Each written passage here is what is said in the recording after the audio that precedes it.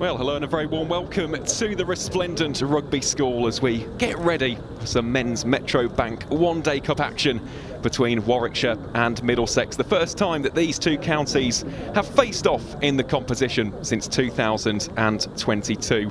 My name is Aaron Viles. Alongside me, I'm absolutely delighted to say that we've brought out the big guns for this fantastic Friday. It is, of course, the man, the myth, the legend himself, Adam Bridge. Adam, how are we? We're good. What a place this is. My first visit, and it's absolutely stunning.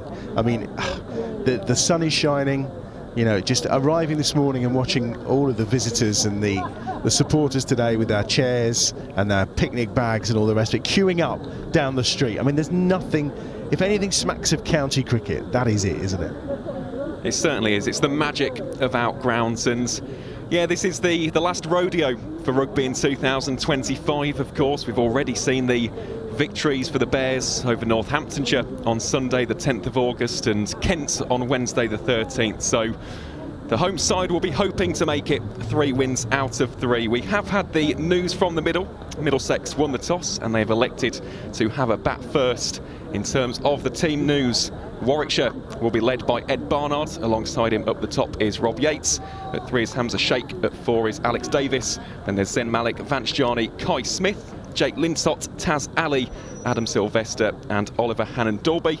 As for Middlesex, they line up as follows: Joe Cracknell, Josh De Caires, Sam Robson, the captain Ben Gedders, Jack Davis, Luke Holman, Nathan Fernandez, Toby Rowland-Jones, Henry Brooks, Nathan Gilchrist and finally Jamie Feldman. Two sides who would love a victory, and here is Oliver Hannon-Dalby with the first ball from the Oak Street end. They were starting early. Are we allowed to start early? Is that allowed? 10:58? We had a clock start at 11, but we're off and running. And our two umpires today, by the way, Steve O'Shaughnessy and Naeem Ashraf, for the two men in charge. And I mean, the scene here is just majestic. And seeing our good friend, the tall man himself, coming in, the sun is shining very brightly off that head of his today. He's up to his mark. Here he joined you on Wednesday for a bit of a chat. Has he had a rest on Wednesday? He certainly did. He's always good value for a chat, is our OHD, and he's good value here because he's found his line and length immediately for Warwickshire. And that is so often the case, isn't it, with Oliver Hannon-Dalby, one of the most reliable and dependable seam bowlers, especially in red ball cricket, for year in, year out, especially since 2023, getting those 50 wicket plus seasons. And as you said there, Adam, just consistent nagging, line and length with the new ball, whether it's the red cherry or indeed the white kookaburra. Someone who you want in your side.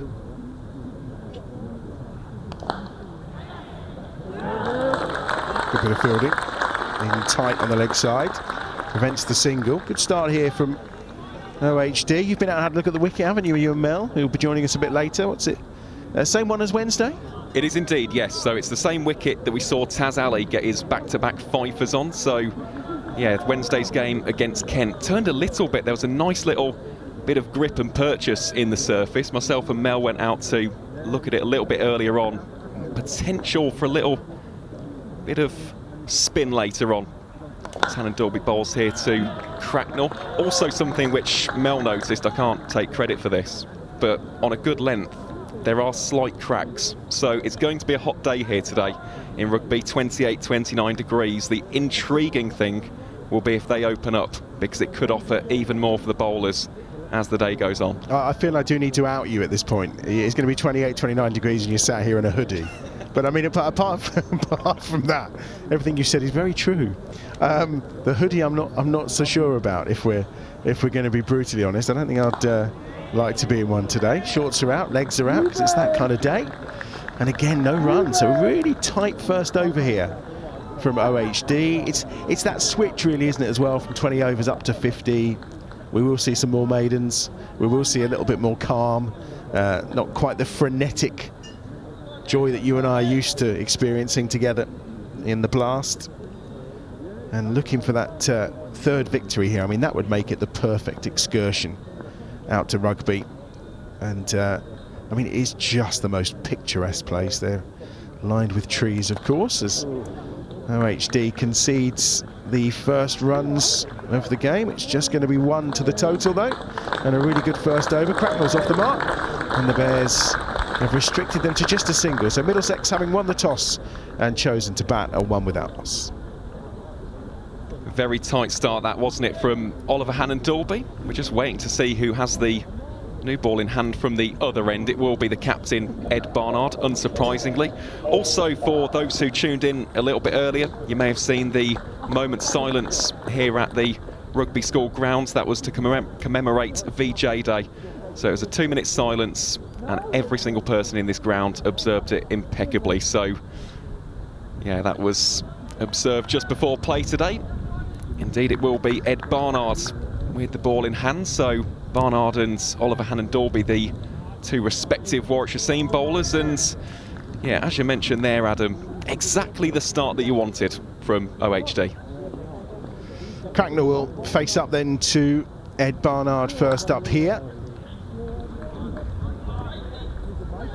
He's going to pick one single up again. Move the score on to 2. Jake Lintop doing the fielding this time round. Taz Ali, I mean, his 2 performances, the last 2 games, just quite outstanding. I mean, we know the potential he's got, and the fact that he's just starting to realise it. I mean, and this, you know, you can say what you want about the 100 and all the rest of it. What it has done is it's allowed these young cricketers these opportunities for their counties in these kind of competitions to really shine through. And, you know, this feels like breakthrough moment for him, doesn't it?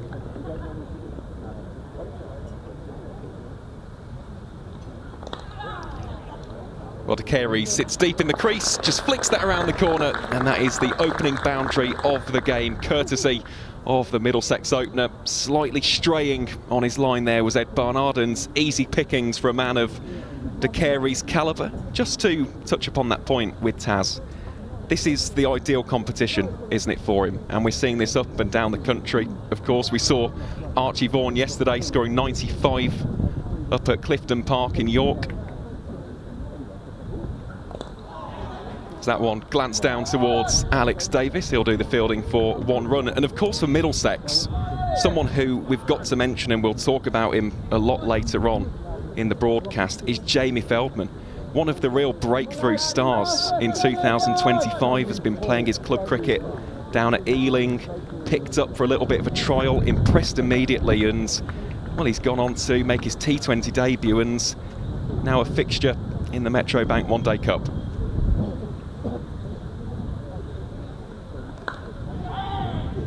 Brilliant bit of fielding again. It's an excellent stop. The thing is as well, I think it's about the growth of these youngsters and the opportunities they're being given.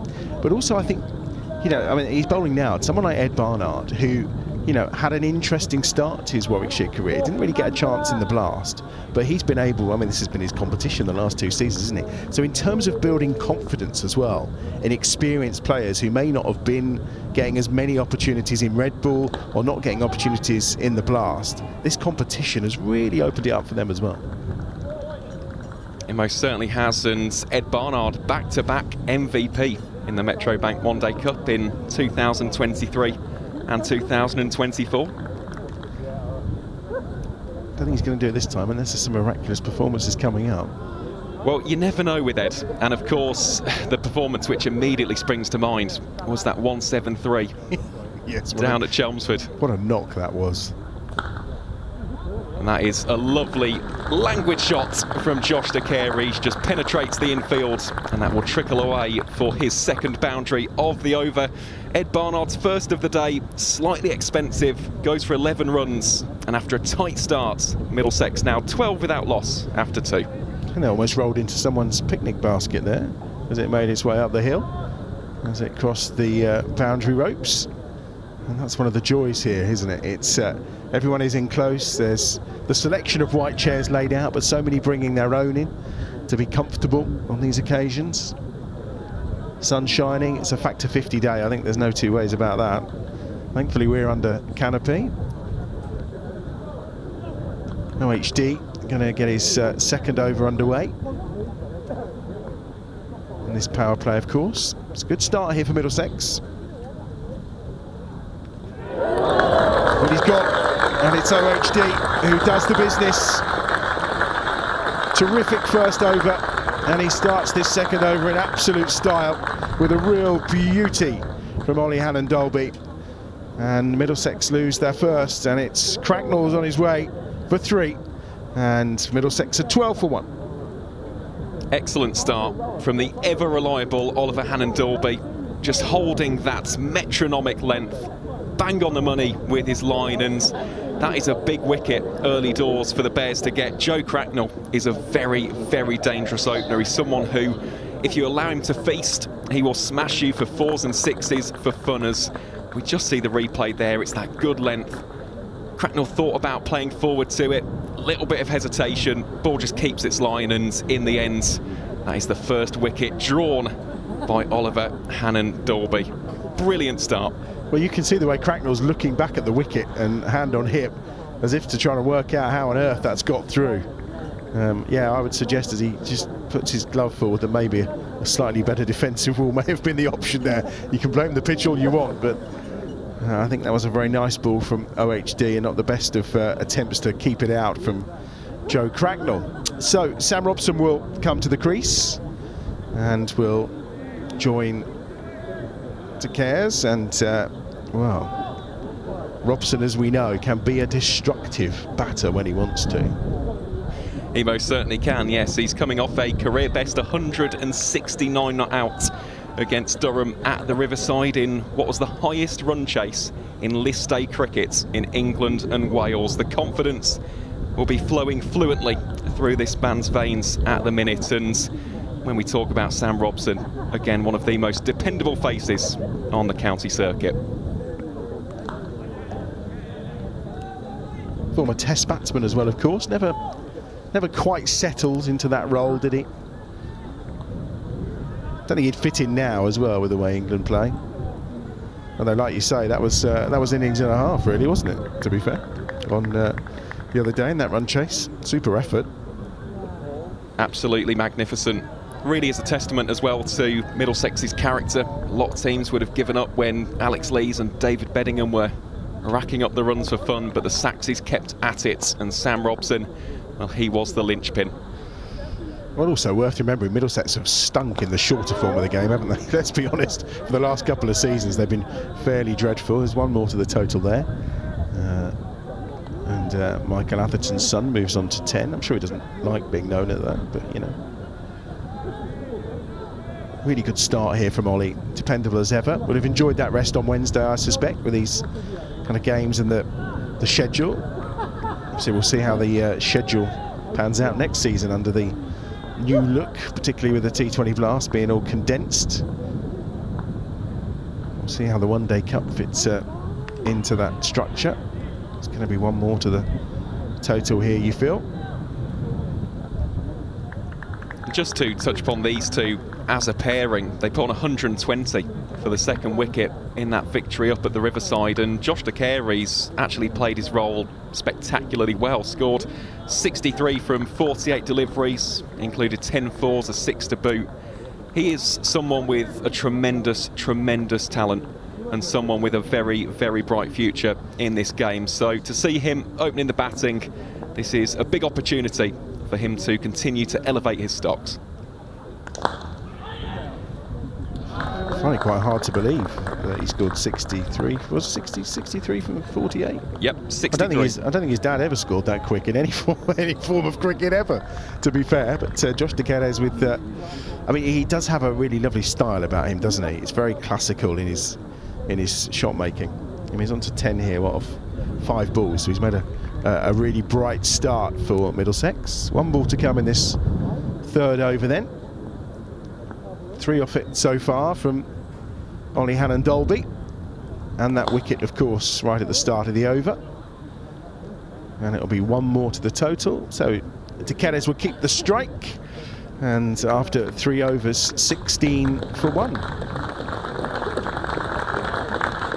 Yeah, it's a very even start this so far. We've seen the 1 expensive over courtesy of Ed Barnard. He'll be looking to bounce back strong now as he takes his mark at the Chapel End. But real game of chess taking place as Warwickshire look to force those early breakthroughs. We have seen that actually in the, well, especially in the first game here against Northamptonshire. The Bears batting on that occasion were 32 for 4 within 8 overs. So it's one of those wickets, if you can push a side back early doors, it really does make those middle overs very difficult indeed.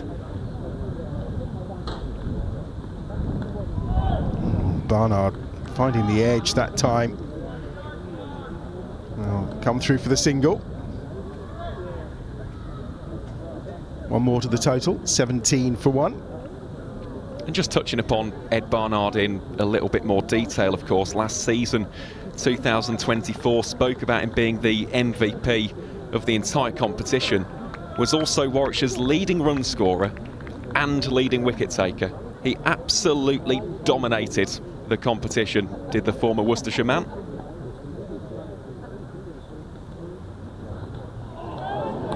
I think they were tempted to rename the competition, weren't they, just for Barney.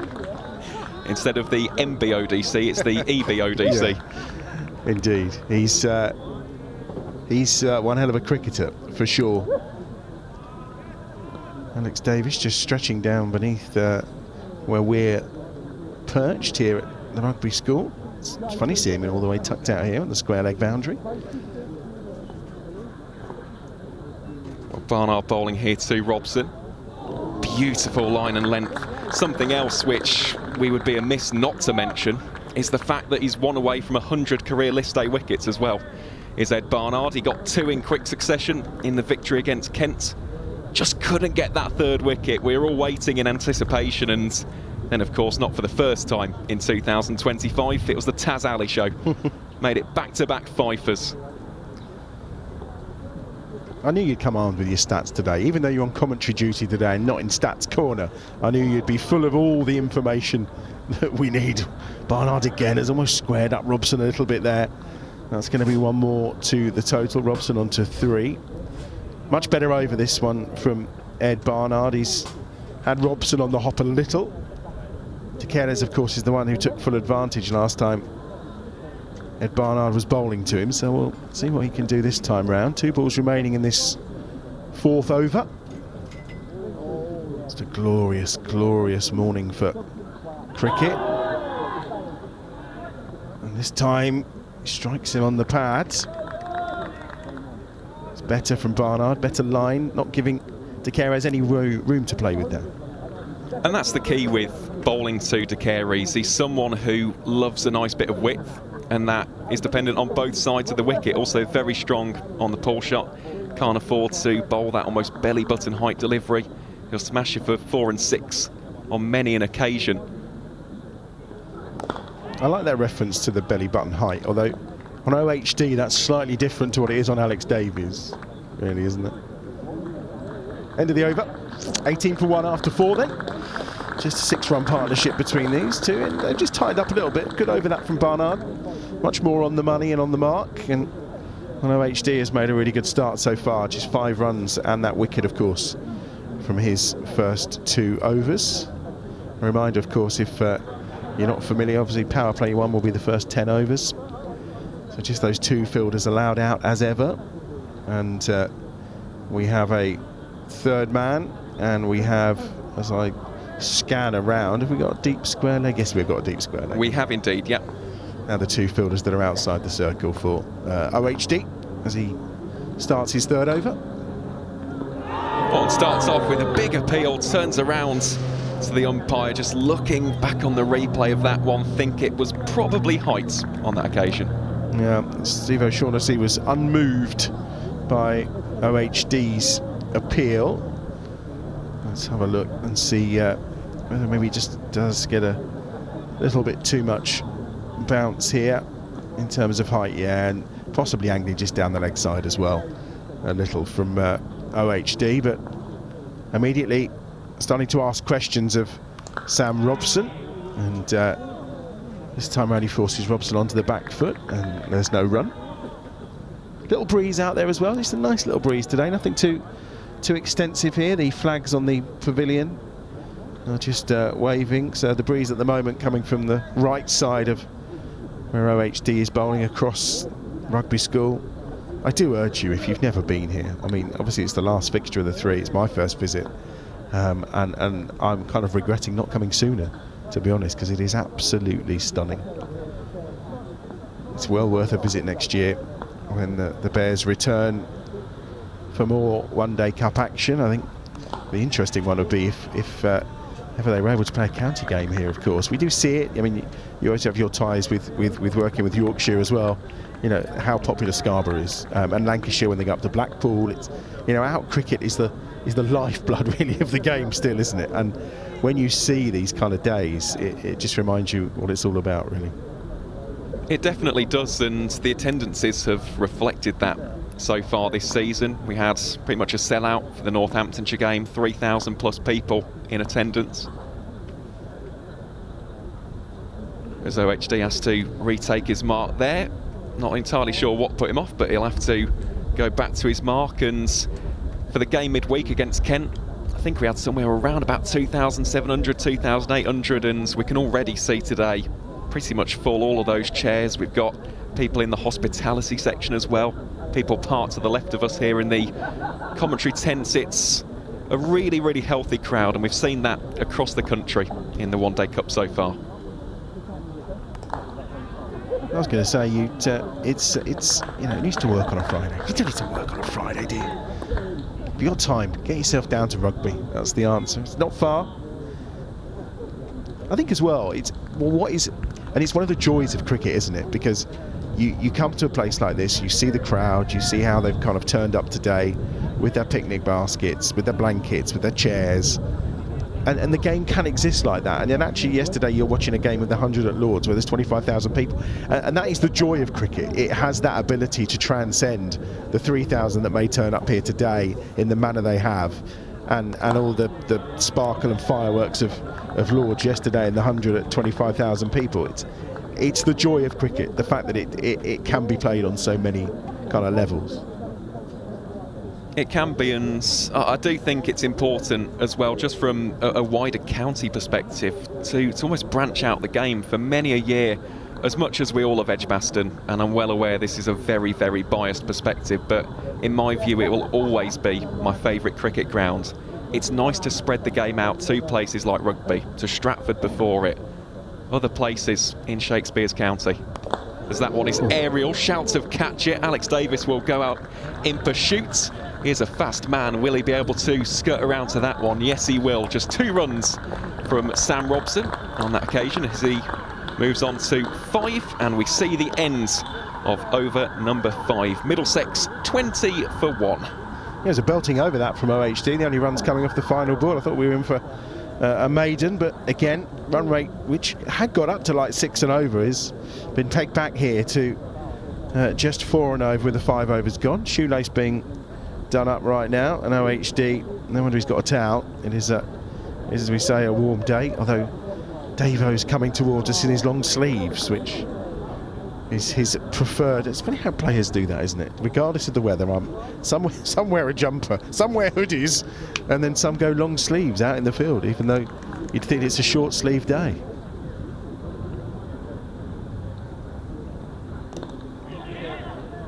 Ed Barnard's to continue. Well, it's been clipped round the corner. Chase is on for Alex Davies, but he's not going to get there on this occasion. And it's to the boundary ropes, just straying onto the pads that time. Ed Barnard, similar problem we saw in that first over.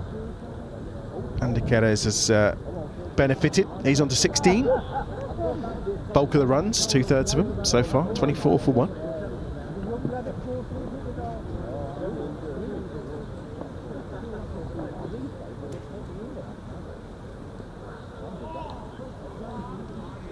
Left alone.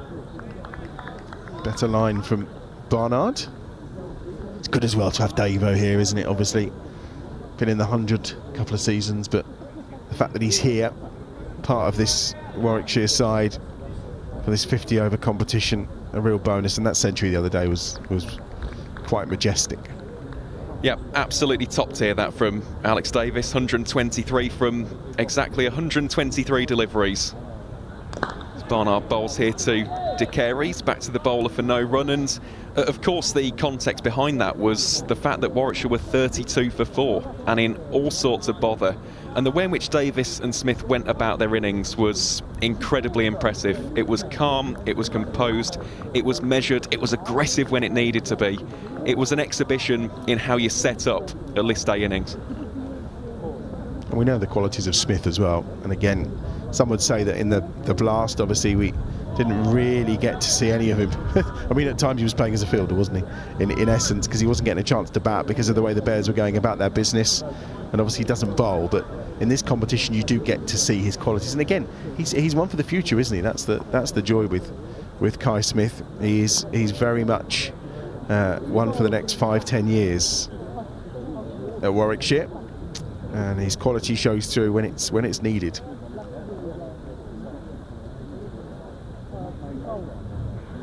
And obviously we are not too far away now from T20 quarterfinals as well. That's cut away. Just going to be one more to the total.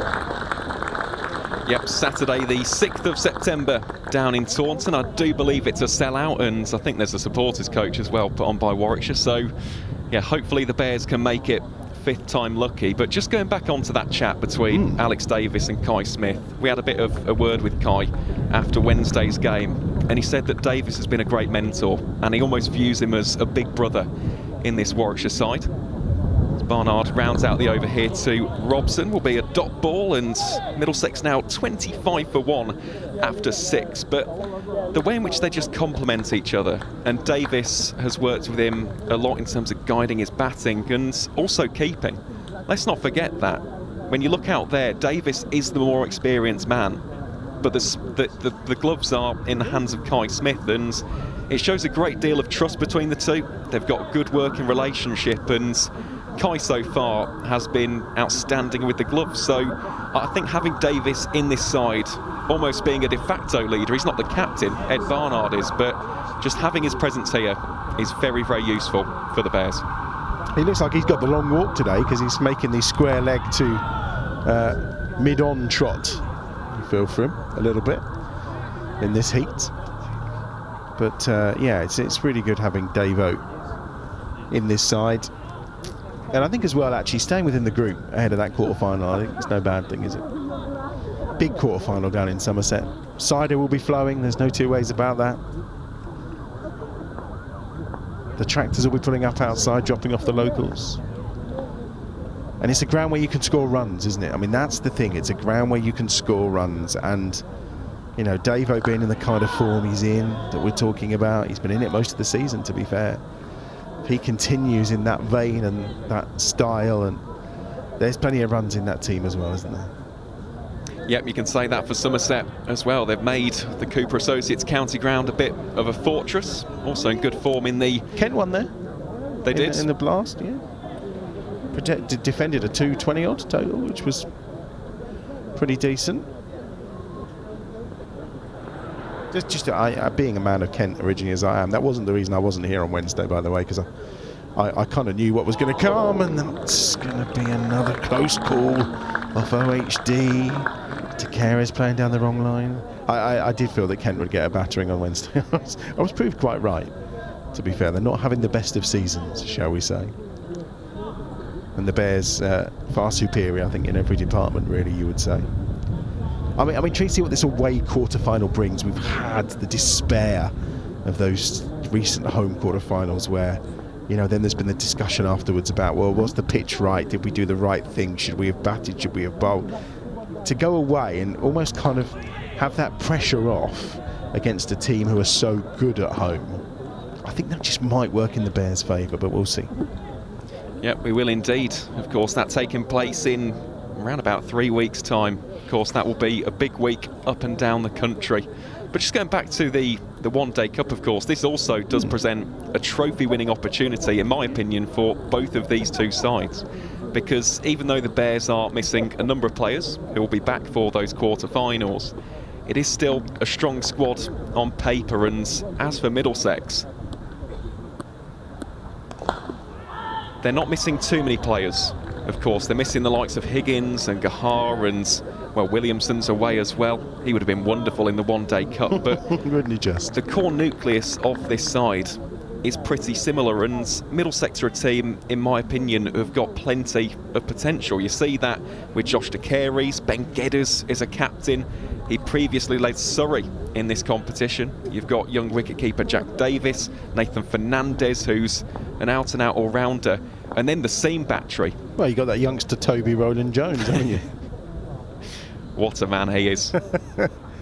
Oz, that one just lofted over the top absolutely splendidly. Takes 3 bounces over the rope, and that will be an excellent way for Middlesex to round out the 7th over. The Saxes 29 for 1 here at a sun-drenched Rugby. Same story again with OHD, 5-dot balls, and then they decide that they really need to do something off the final ball. He's only conceded 11 from his 4 overs so far, so a really smart spell from Ollie to start today for Warwickshire. He's gone for the floppy hat. Love that. Love a floppy. Don't see why more cricketers don't wear a floppy hat. Must be better than a cap. We saw Michael Booth on Wednesday wear one. Oh, Booth had one too. Excellent. So he gone are the days when it was just what's his name from Northants? Graham, spin bowler. White. Yeah, he used to wear one. He was the only one that seemed to wear one in the blast, actually. But OHD's got one on. He's sweating a lot as well, bless him. He's just rubbing his face with his sweatband. Gone for the shades as well. I've left my shades in the car, which was probably a bad move on my part. Oh, that's up in the air. Safe though. not going to reach the boundary rope, just be 2 to the total. Slightly full shot from Sam Robson. Yeah, it was just through the hands a little bit early, but a man of his experience, he won't be too fazed by this at all. It's a long format, 50 overs, and team after team after team in this year's competition are realising that now. You need a bit of a springboard for the final 20. It's no good being 250 for 9. You've got to have wickets in the shed. As Barnard bowls here to Sam Robson, better approach, and yeah, ideally heading into over 30, you don't want to lose more than 4 or 5 wickets. I was going to say, it's interesting actually, because looking through some of the scorecards as I have as the days have been progressing in this competition, there's been a lot of teams that have been around the kind of 130 for 4 mark after kind of 30 overs, which feels, in the crash bang wallop of cricket that we see so much nowadays, you think, oh, okay, they're only nicking over about 4.5 and over, but actually that gives you that platform to go and score your 280, your 290, which a lot of the time, I mean, the exception the other day, that run chase between Middlesex and Durham, of course, they're winning scores. 280, 290 in this competition this year looks a lot of the time like a winning score. It does, and something which I'm really encouraged by as a big fan of spin bowling is the fact that young spinners are really coming into the game. And of course, even fringe players, so someone like Liam Travaskis, for example, at Leicestershire, producing a match-winning contribution the other day. You look at someone like Liam Patterson-White at Nottinghamshire. Barnard bowls here to De Carey's. Plays that one compactly for no run. And then the youngsters like Taz Ali, who's gone back-to-back with 5-wicket hauls. Joe Pocklington for Nottinghamshire as well. I mean, it really is wonderful to see, and this is the height of the summer. It's when you want your spinners to be involved, but the fact that captains in the modern game here in England and Wales are throwing the ball to their spinners and saying, you know what guys, you win us the game, that really is a great positive for the future. You're like a cricketing AI, really, aren't you? I'm just sitting here thinking you must go to sleep at night with these numbers just being fed into your brain for them to stay there. Barnard has conceded 2 more off the final ball of the over, 5 from it in total then. 8 overs gone, 34 for 1. Robson on 8, De Carey's on 23. 22-run partnership between these two. It's taken a while, 35 balls, but they're ticking it over quite nicely. No, I'm just impressed by your knowledge every time. You astound me on a daily basis. Although when I arrived today, you could have picked your phone up so I didn't walk halfway around the boundary. I mean, you're usually glued to it doing numbers, and I thought this time, well, where is he? He's not answering his phone. This is not how it's meant to be. I've got no idea where I'm going. Well, it will be Oliver Hannon-Dalby to continue from the Oak Street end. No, I just love the One Day Cup. Absolutely adore this competition. As Hannon-Dalby bowls here to Robson, just wristily flicks that away on the onside for 1 run. I know. Unlike when we're on Bears TV for the T20 stream, I know I'm allowed to ask you all these statistical questions because that's fundamentally your job. But when did Middlesex, just out of curiosity, when did Middlesex last win a one-day trophy? I'll get that for you. You can do it in your break. Yeah, don't know about it now. You've got a little break coming up. Because it's like you say, there is so much quality in these youngsters in this side. And I remember when I was growing up, Middlesex were a powerhouse of cricket. I mean, your Emburys, your Gattings and the like, they were an absolute powerhouse when it came to providing players for the test match team, you know. There was always that talk about if you didn't play for Middlesex, and Middlesex and Surrey, you weren't getting in the England team back in those days, of course. But it feels like they've been in the doldrums for a little while, but almost like they're coming out the other side with this group of youngsters. No, I think that's a fair comment, to be honest. They won the T20 Cup, as it was known then, in 2008, but before that, from 2000 onwards, other than Division 2 in the old National League, as Hannon-Dalby just cramping up Robson for a little bit of room, inside edge back onto the thigh. As you mentioned, it was the 90s and also the 80s, so List 8 victories in 1977, 80, 84, 88, won the Benton and Hedges in 83 and 86, but in terms of Middlesex's white ball cricket in recent years, it hasn't been going the way in which the club would have wanted. It's not been going the way our good friend Artif Nawaz has wanted it to go as well. He's always in a state of immense frustration when it comes to Middlesex's performances with the white ball. Even a bit heartened this week, I suspect, by some of the way they've been playing. And it's not like they've not had good players in the white ball format for the last few years. They've had good batsmen, but who have just not quite delivered when the heat's been on. And talking of delivering, that's a beauty from Ollie Hannon-Dolby again, into his 5th over. Just wonder how long you bowl Ollie for. It is a hot day. Obviously he's bowling very well. Do you just stop at 5 and then look at Sylvester, obviously, to come into the attack as well, and then get the spinners on as well once we get out the power play? Rob Yates, I'm guessing, will turn his arm over today too.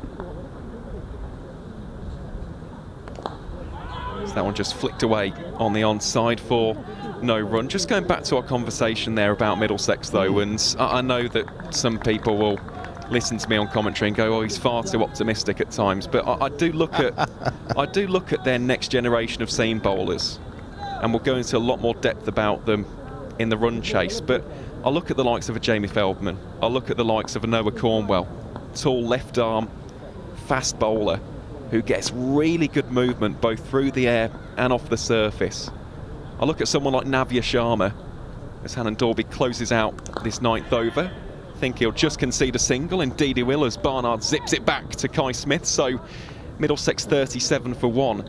I don't think there's anything really stopping Middlesex from almost finding their groove again in white ball cricket, but it will take one breakthrough season, a little bit like 2019 when they had the inspired signing of AB de Villiers. It just requires one of those seasons for people to go, you know what, I want to play T20, I want to play one-day cup cricket for Middlesex, and it's a very desirable club. You get to play at Lord's, which for many people is the home of cricket. Lovely outgrounds as well, down at Radlett and Merchant Taylor's School. I can't quite put my finger on where it's gone wrong in recent years, but I look at the future, I look at where this club is going from a pathways perspective, and I do think there is something to be hopeful about in the format. New coach now as well, of course, which always helps. Yep, Dane Villas, the former Lancashire man. Absolutely. Rob Yates is coming into the attack, so we're going to see a bit of spin in the power play. 37 for 1. Now, as part of my education here, that end is called? That is the Chapel end. So he's bowling from the Chapel end. And the other one is the Oak Street end, as Rob Yates will indeed bowl. That's where my car's parked, Oak Street, I think. Over that way. Here is Yatesy.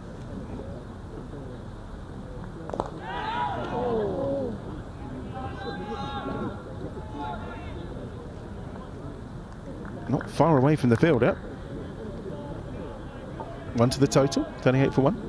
Yep, nice start that from Rob Yates. Of course, in a batting perspective as well, someone to watch out for in the future from a Middlesex point of view is Aryan Sawant as well. He has been racking up the runs for the England under-19s. Serious cricketer. Product of the Merchant Taylor School, as that one is just whipped around the corner for 4 runs. Loose delivery that from Rob Yates, and a man of Joshua de Carey's class is not going to miss out on such easy pickings. Middlesex 42 for 1. Yeah, he pulled that down, didn't he? Easily dispatched. Poor ball from Rob Yates, who's yet to settle here. We've had a full toss and one far too short in his opening 2 deliveries. See if we can get better this time. Yes, that's more like it. Better line, better length. Crashing into the pads. Takero's up to 28 now off his 25 balls so far. It's a little bit better from Rob Yates. Robson on 11. 3 balls remaining in this 10th over. Going to be 1 more to the total. Alex Davies doing the fielding. Yep, and at the end of this over, we'll have our first change in the comms box. I will make way for the ever-smiley Mel Farrell, who's grinning as soon as I say that. Such a positive character. Delight to have her company in the comms box. Well, comms tent, I suppose. Say, yeah. And do you know what? I was thinking today, we're not going to have the air conditioning of Edgbaston, but the breeze is lovely. Just wafting across us. It's very enjoyable. Oh, it definitely is. Here is Yates then to round out his first over of the game. and will do so by conceding a single down towards Vanchjani at deep mid-wicket. So I will make way from the comms tent, and I'll leave you with a few words of wisdom courtesy of Adam Bridge. I don't know about words of wisdom, but we'll do what we can. So that's the 10 overs done. The power play is complete. 44 for 1 then. Robson on 12. Takeda's on 29. And we are going to see another over from Ollie Hannon-Dalby. Well, we did wonder whether he would branch out beyond his opening 5, but he's bowling particularly well. Just 1 for 14 so far in those opening 5 overs. And he's going to get a 6th, which, as I say, we did wonder if in this heat 5 would be enough, but he's going to bowl here to Sam Robson. 12 off 24 so far for Robson. And OHD to start his 6th over. So far he's not been punished at all, but this time he is by Robson. Just too much room, and cut away to the boundary for 4. Mel's here. Hello. Good of you to drop into rugby and join us. Nice, it's lovely. Must say it's been very enjoyable being down here all week. Beautiful ground, some very entertaining cricket. And I'm told as well, the good news, so there's an ice cream van, isn't there, which apparently was lacking the other day. It has been lacking on both the days, and it's worked out so well because we get vouchers for lunch, and I actually brought my own lunch today, so I'm going to spend my vouchers on ice cream. How many do you think you can get for your voucher? That's the question. An hour? It might be pricey. It is an ice cream day. I think there's no two ways about that today. It's definitely an ice cream day. So 5 off the first 2 balls of the over so far from Ollie. That's better. They're getting the 6th over in this heat. We're lucky enough to have him on commentary a couple of days ago, and he was saying he felt that the key here was bowling the cutters.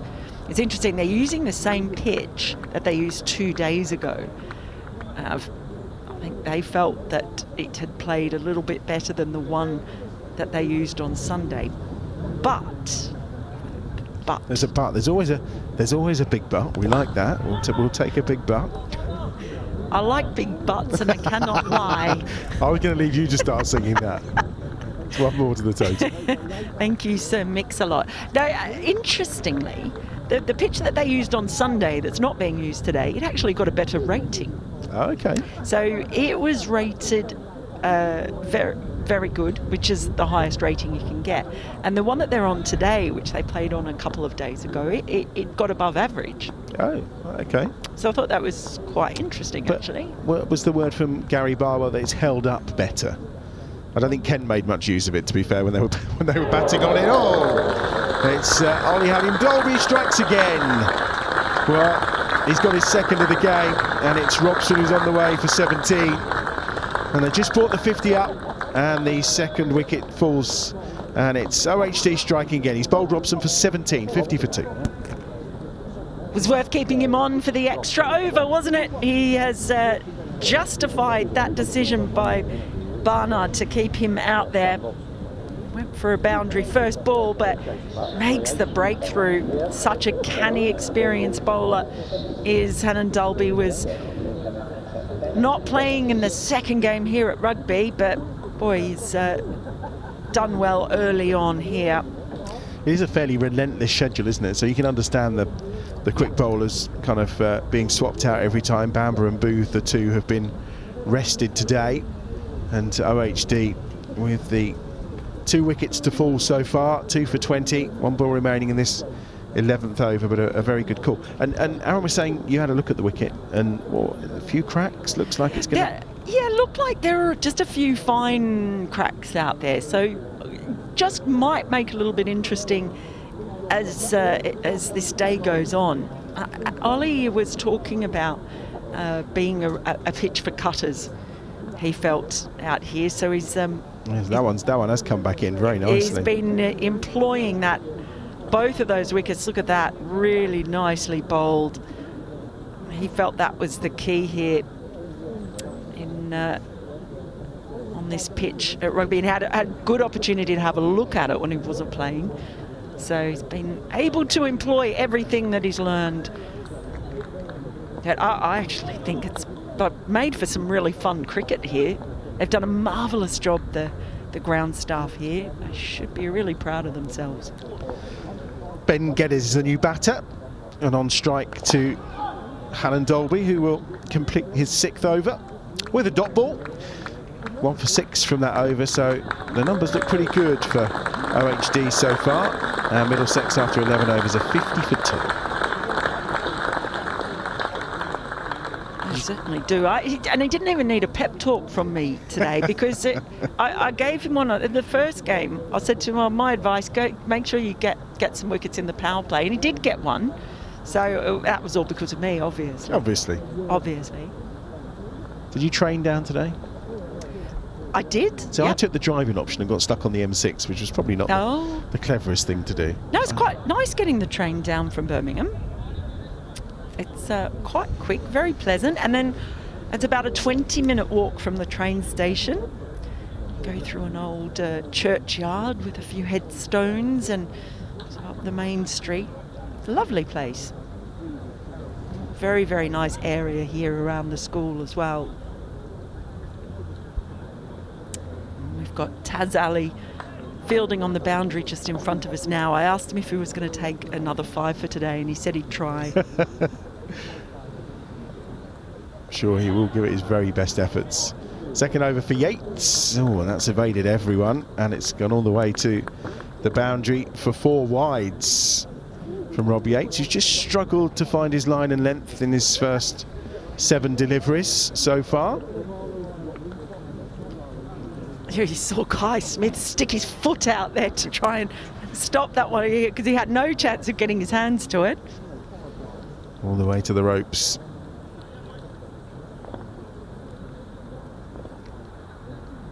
Takeda's on strike.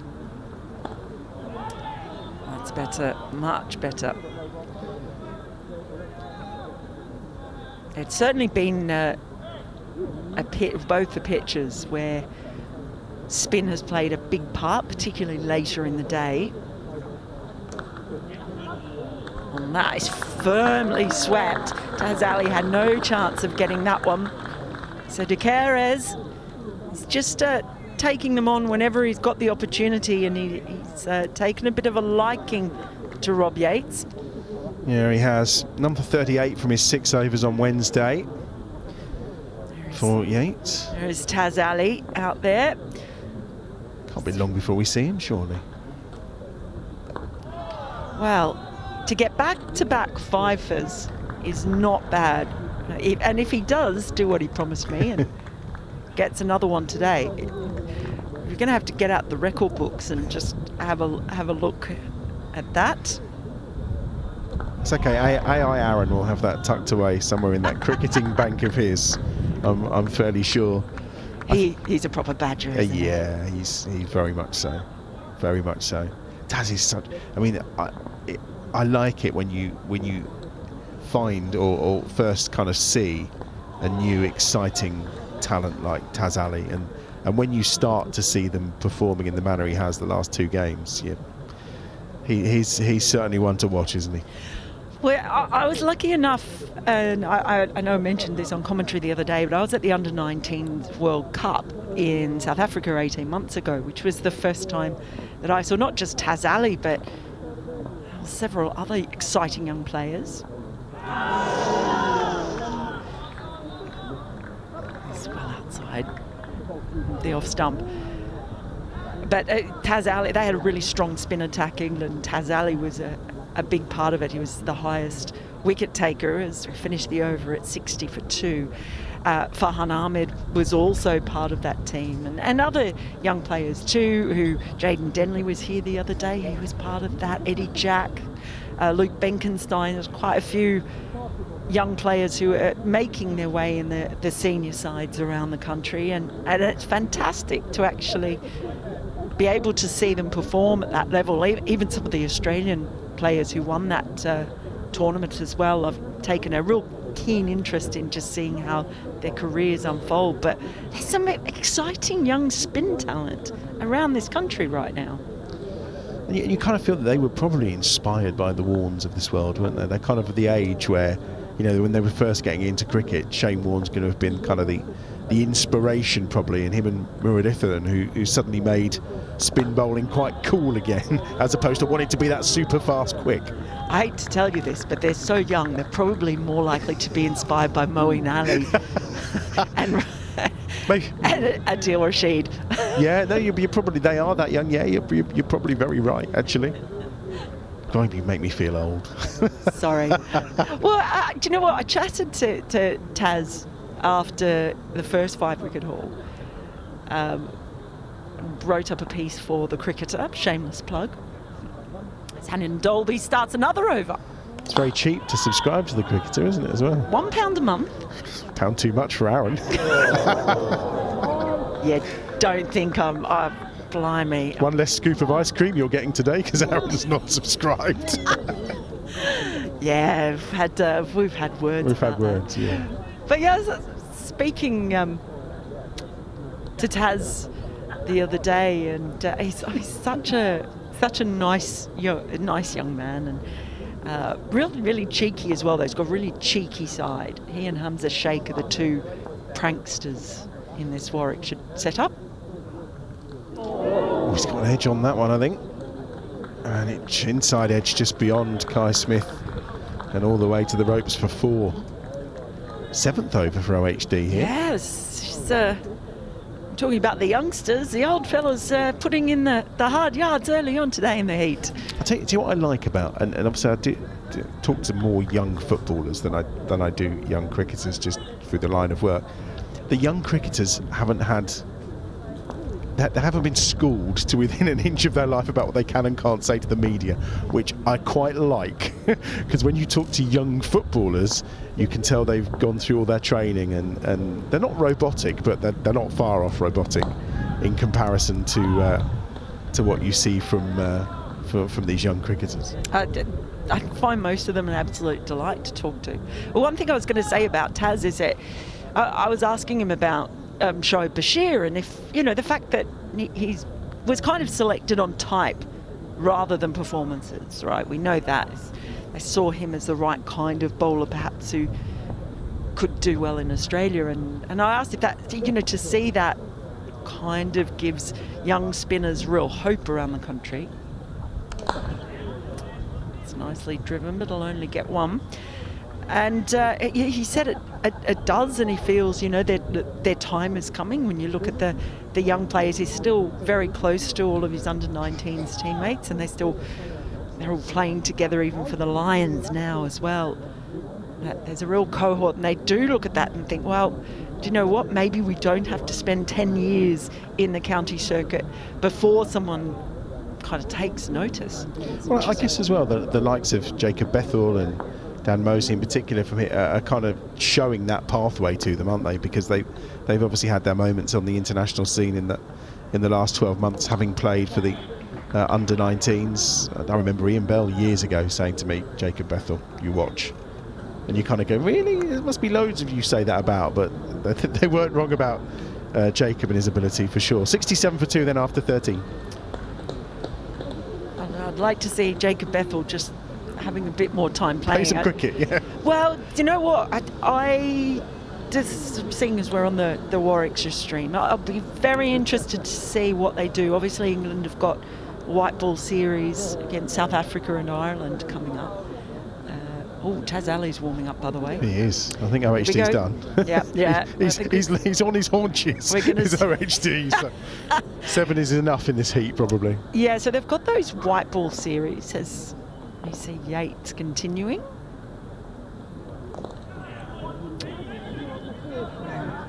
Taz is going to cut that one off. So I actually asked Ben Stokes in a press conference at the end of the test at the Oval, would you like to see Jacob Bethel playing in the county, batting at number 3 in the county championship for Warwickshire? And he's always very careful in how he answers these things is Mr. Stokes. And he said, but he did say it'd be good to see Jacob playing for Warwickshire, which I thought was very interesting. Yeah, because one would assume as well, and I know they need to keep a spare batter because of concussion and all the rest of it. Yep. But there was 2 or 3 games when you felt that he should have come back to Warwickshire to play cricket and didn't.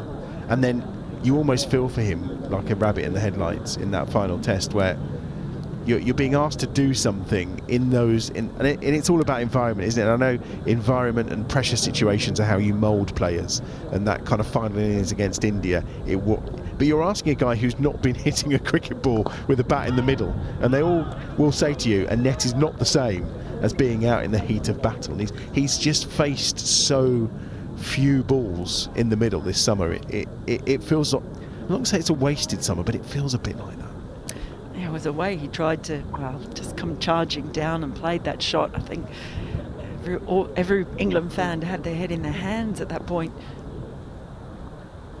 Oh, that's fine. Too fine. Well, I think it's wide. No, it's a wide. It hasn't got anything on it. It's a bit difficult to tell from where we are at times. We get caught out a little bit because we're basically it's square leg or point, depending on whether it's a left or right hand batter. So it can be very, very difficult to see, but he's struggled a little bit with his radar today, has Rob Yates. Seen a few wides, and that's the second one that's gone for 4. It is. We'll get another ball. We've actually had 5 balls in this over, and we've only had 3 legitimate deliveries so far. Apparently, my colleague at the Cricketer, George DeBell, has reported that earlier on in the season there was a point where Jacob Bethell could have gone back to Warwickshire, and they were prepared to bat him at 3. Interesting. And apparently the England management weren't keen for him to go back to Warwickshire because they thought he would be batting down the order. And so whether there was some miscommunication there, it's very odd. And that's going to be a dot ball to finish the over, but it's been expensive so far from Rob Yates. 3 overs for 27. And we're going to see Taz Ali. Here's the moment. Do you know, it says something when, and I was like this the other day, when you're dead excited to see a spinner come on. I mean, it might go all wrong, but to see someone like Taz Ali come in and you're waiting for it. And that's great, a great thing. It's exciting, isn't it? It is. It is. He's the second highest wicket taker in the comp with 10. Alex Green is one above him, but he might go top today. I was going to say though, I think one of the discussions was surprised he's not in the top 10 for the MVP, given those performances so far. But yeah, Jake Lintott was talking about that, saying it's all the all-rounders, the spinners union getting together. It's more of a it's a batter's game, isn't it? Well, he certainly has been an MVP for a Warwickshire side. He missed the first game when they got absolutely pumped by Yorkshire. Here we go. We've built up the anticipation now. It'll be a filthy full toss or a wide first up. First time I've got to see him live, so I'm looking forward to this.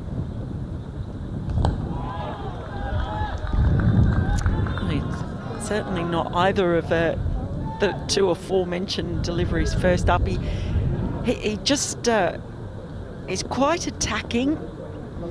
Varies his pace quite a bit. He hasn't been getting prodigious turn. Put a slip in for him as well. Yeah, it's attacking. Yeah, and he does like to set attacking fields. He talks quite a bit about being brave, which I think you have to be if you're a bowler of his ilk. Chase Simmons is out fielding, so someone's off the field at the moment. Is that Hannon Dolby? I can't. No, he's there. He's there. Can't miss him. He's the one you can't. Without even scanning, I just thought, I wonder if he needs a little a little wee rest. Done a fair bit of work. You can see the confidence there, Taz Ali. He knows what he wants.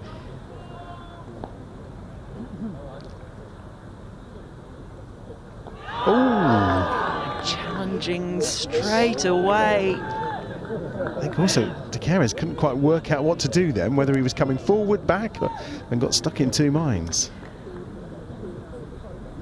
He really is fun to watch. I really, really like watching as we have a look again. It's down the leg side. Down the leg side, but he's already causing a few problems.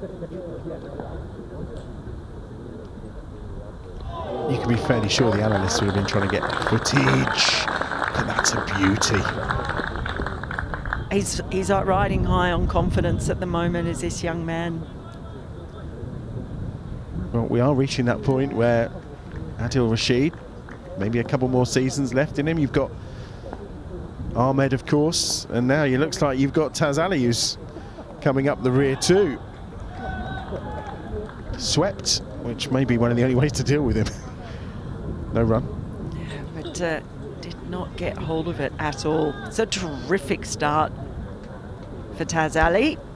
It is, and putting on the brakes after a couple of hefty overs from Rob Yates, going for 27 from his 3 so far. So Ali just trying to now finish this over in style, and he does with a dot ball. Excellent start from Taz Ali, 1 off the over. So 15 gone, the score 78 for 2. I'm going to leave you in the capable hands of Mel, and Phil Britt's coming in for a bit after Mel tells us some more wonderful things about Taz Ali.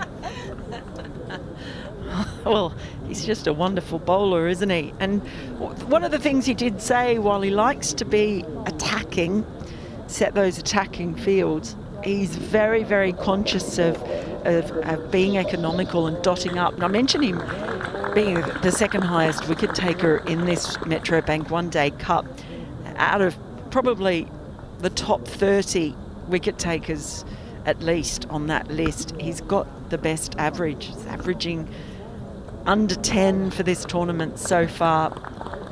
Great talent, wonderful young man as well, really exciting. And someone I know who'll be excited to watch him again is Phil Britts. Morning, Mel. I thought you were talking about me. Actually, I'm going to start talking about how wonderful Alex Davies is, because he's fielding right in front of us. I know he's got half an ear on us. Scored a magnificent century here on Sunday. It's not going to make him turn around and look at you. But new over, and it is Adam Sylvester, and I'm excited. Took his first wicket here the other day, and I just love watching him. And you know why I love watching him? Already, first time I saw him the other day, it's his run-up. He's got the arms, the short arms and the way they move. He looks like a T-Rex running in. You know, look at it. Here he comes, the T-Rex. I don't think I've ever seen a T-Rex come into bowl. Well, you have now, and his name's Adam Sylvester. That is exactly how a T-Rex would run. They've got those little arms, and he kind of looks like his elbows are glued to his torso, and then the arms sort of can't move very much. I'm sure his mum and dad are really pleased about that description. I've actually had a conversation with him about it, and he's quite okay. He's quite okay with it. Bowling coach Stuart Barnes likes the T-Rex comparison. That one has got through though, and all the way. So after a couple of good balls, he's just got a fine edge and it's run away. I also saw his little toddler. Well, I didn't realise that it was Adam Sylvester's child standing. The cutest thing I saw the other day: tiny little toddler wearing a Bears shirt, at least 5 sizes too big, holding a bat and ball, and looked at me, and I was like, "Oh, hello." And the response I got was, "Ball, bat."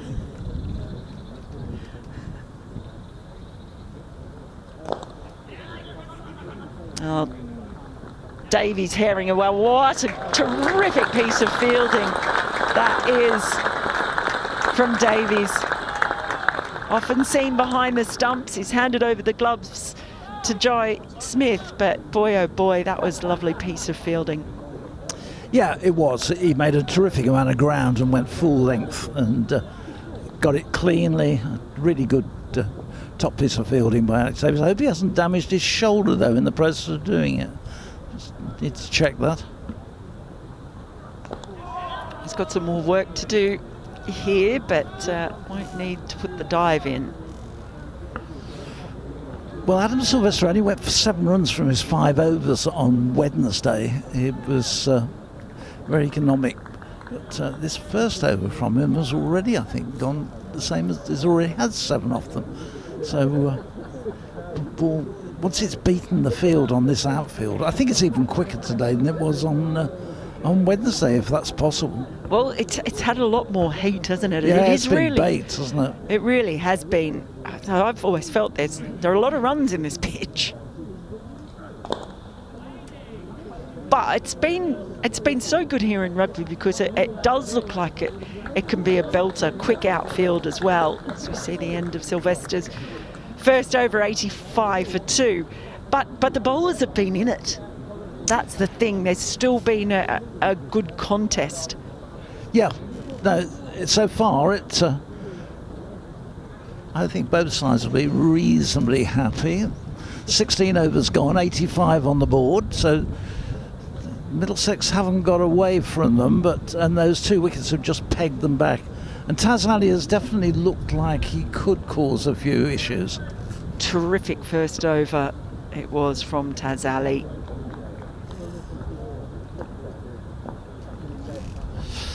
So Taz Ali will continue from this Oak Street end, the end he's had all the success from this week, with 5 on Sunday and 5 again on Wednesday. He's in and bowls, and this one, he's off the outside edge and just evades slip, diving across to his right. He'll get back for a couple of runs.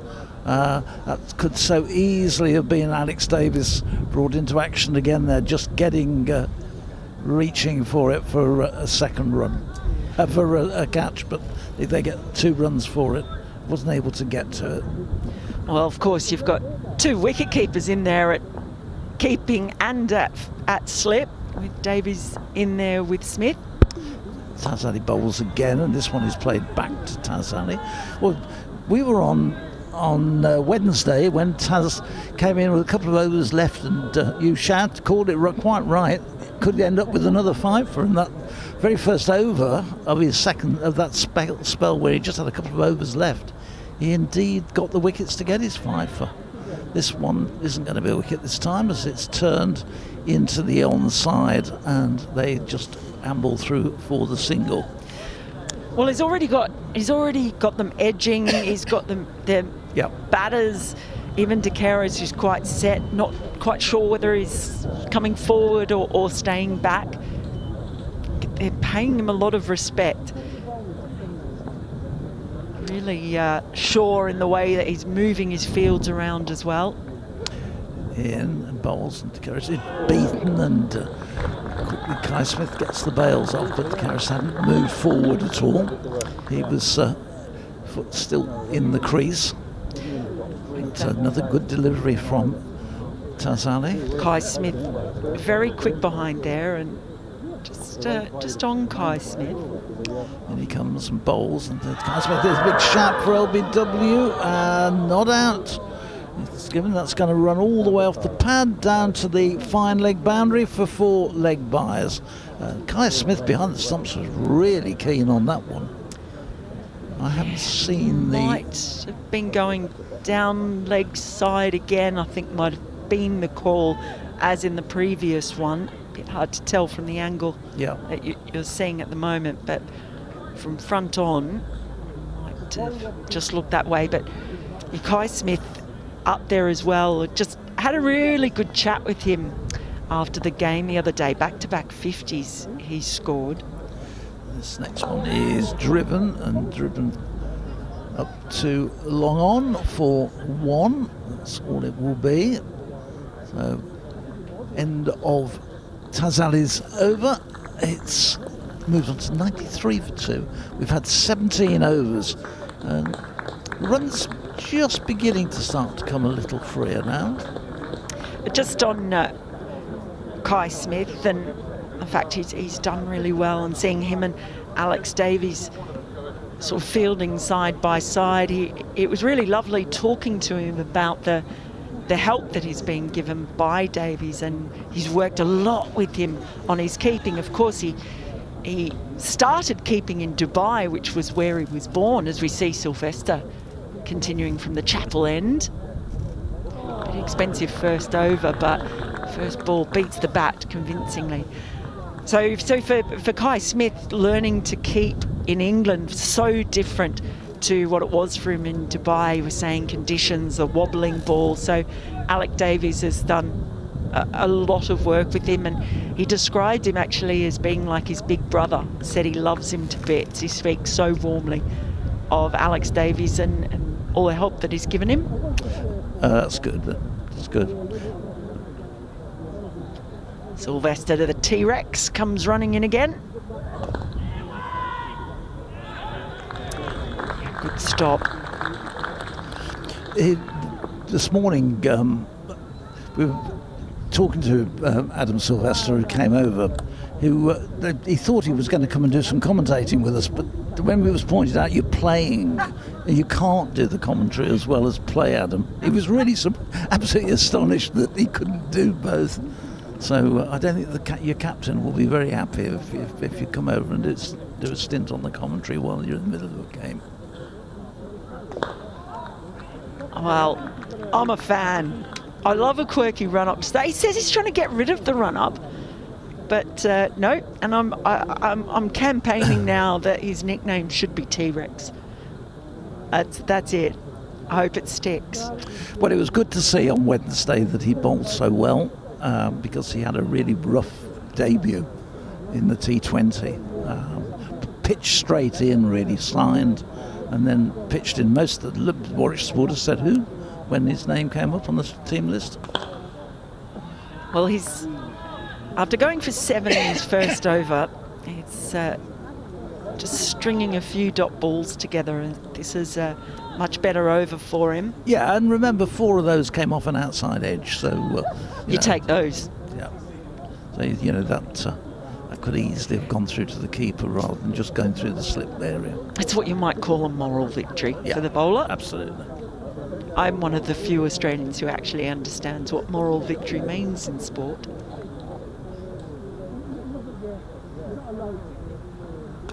Is it the word moral or victory that Australians don't understand? Well, they don't understand it has nothing to do with morality. It's got nothing to do with morality or moral superiority. You're not too used in sport to victory, though, are you? Don't start that. I think that you're on shaky ground there. Yeah, just very shaky ground. No. Poor old Harry Brook. I felt very sorry for him. I thought he was hard done by. Not just cricket, you know. Terrific over. 5 dot balls so far.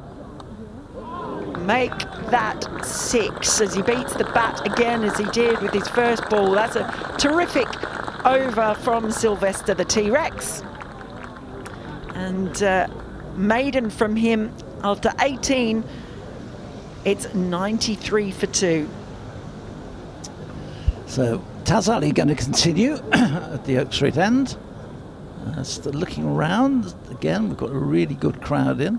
It's been blessed with wonderful weather for the 3 days, and at the moment the crowd sat out in the sun on the far side, right opposite on the sort of mid-wicket boundary, mid-wicket and cover boundary. But as the day goes on and that sun gets hotter, they tend to graduate towards the shade of the trees, and everybody's trying to grab a spot under the trees, and I think those are pretty much taken. So 1 or 2 people are going to be hoping it doesn't get too hot. Ali starts a new over, and this is driven up to long on for just the single.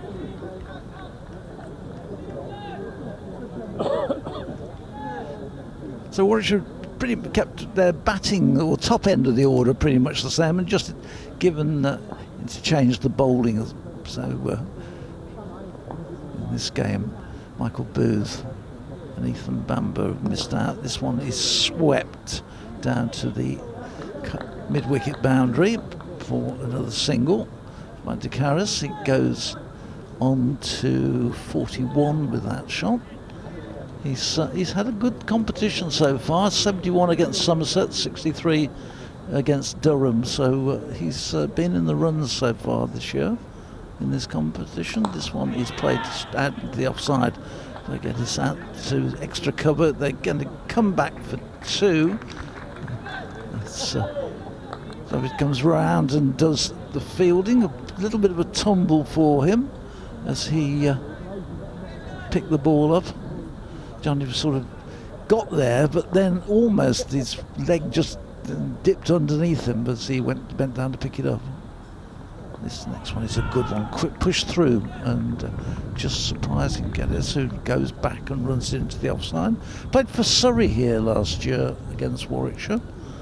Made the move in October, joining Middlesex. I think on a 3-year contract for them. So very promising cricketer. This one is again played solidly up to long on for another single. The total goes on to 98 for 2. And it's quickly moves on to 21, 41 to De Caris. Tazali in. This one is punched to short mid-wicket. End of another over from Tazali. No success for him so far today. It's 98 for 2. We've had 19 overs. Wicket's coming. I'm convinced. There's going to be one there.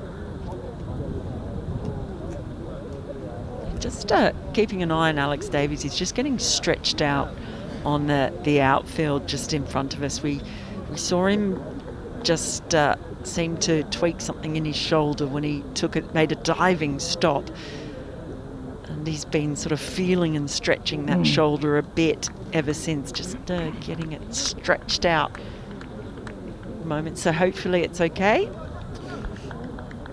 The ground at the moment just doesn't have any give at all, does it?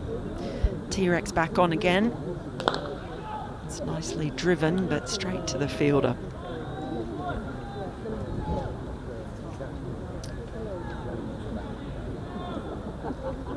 Yeah, he's definitely got a problem with this, with that shoulder, and he's still holding it and talking to the physio.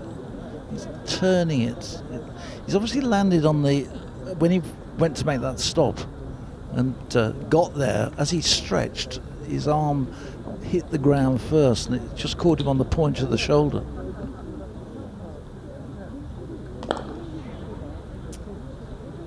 This time putting good pressure on the fielders and get a single as a result.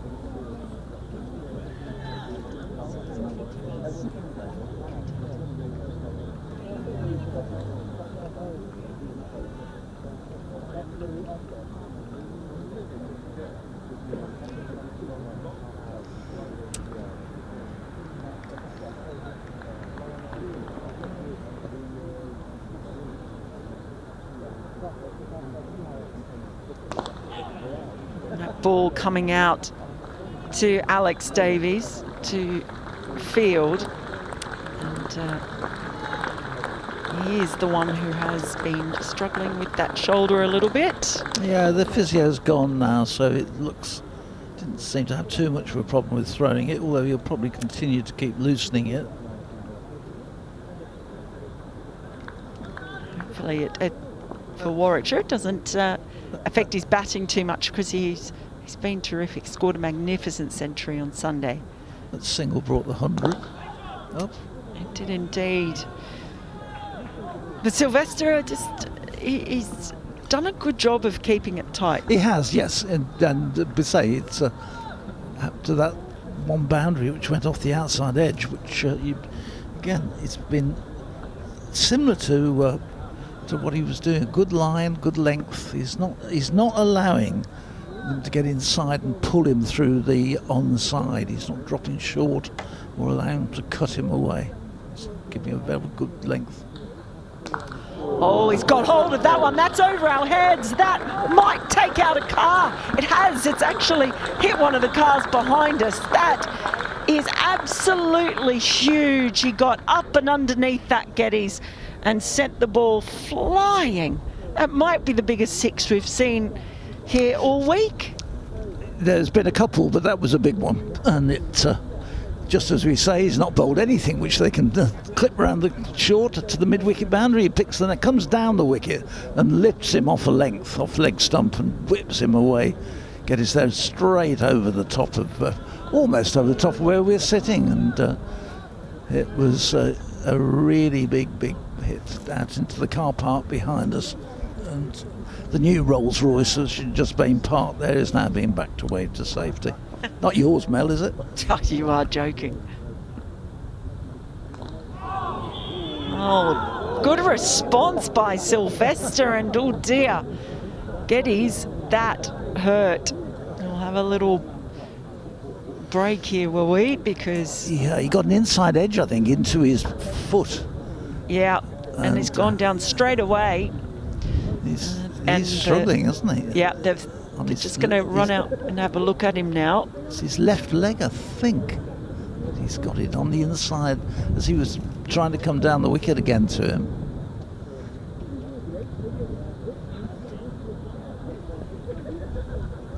He's still in all sorts of pain.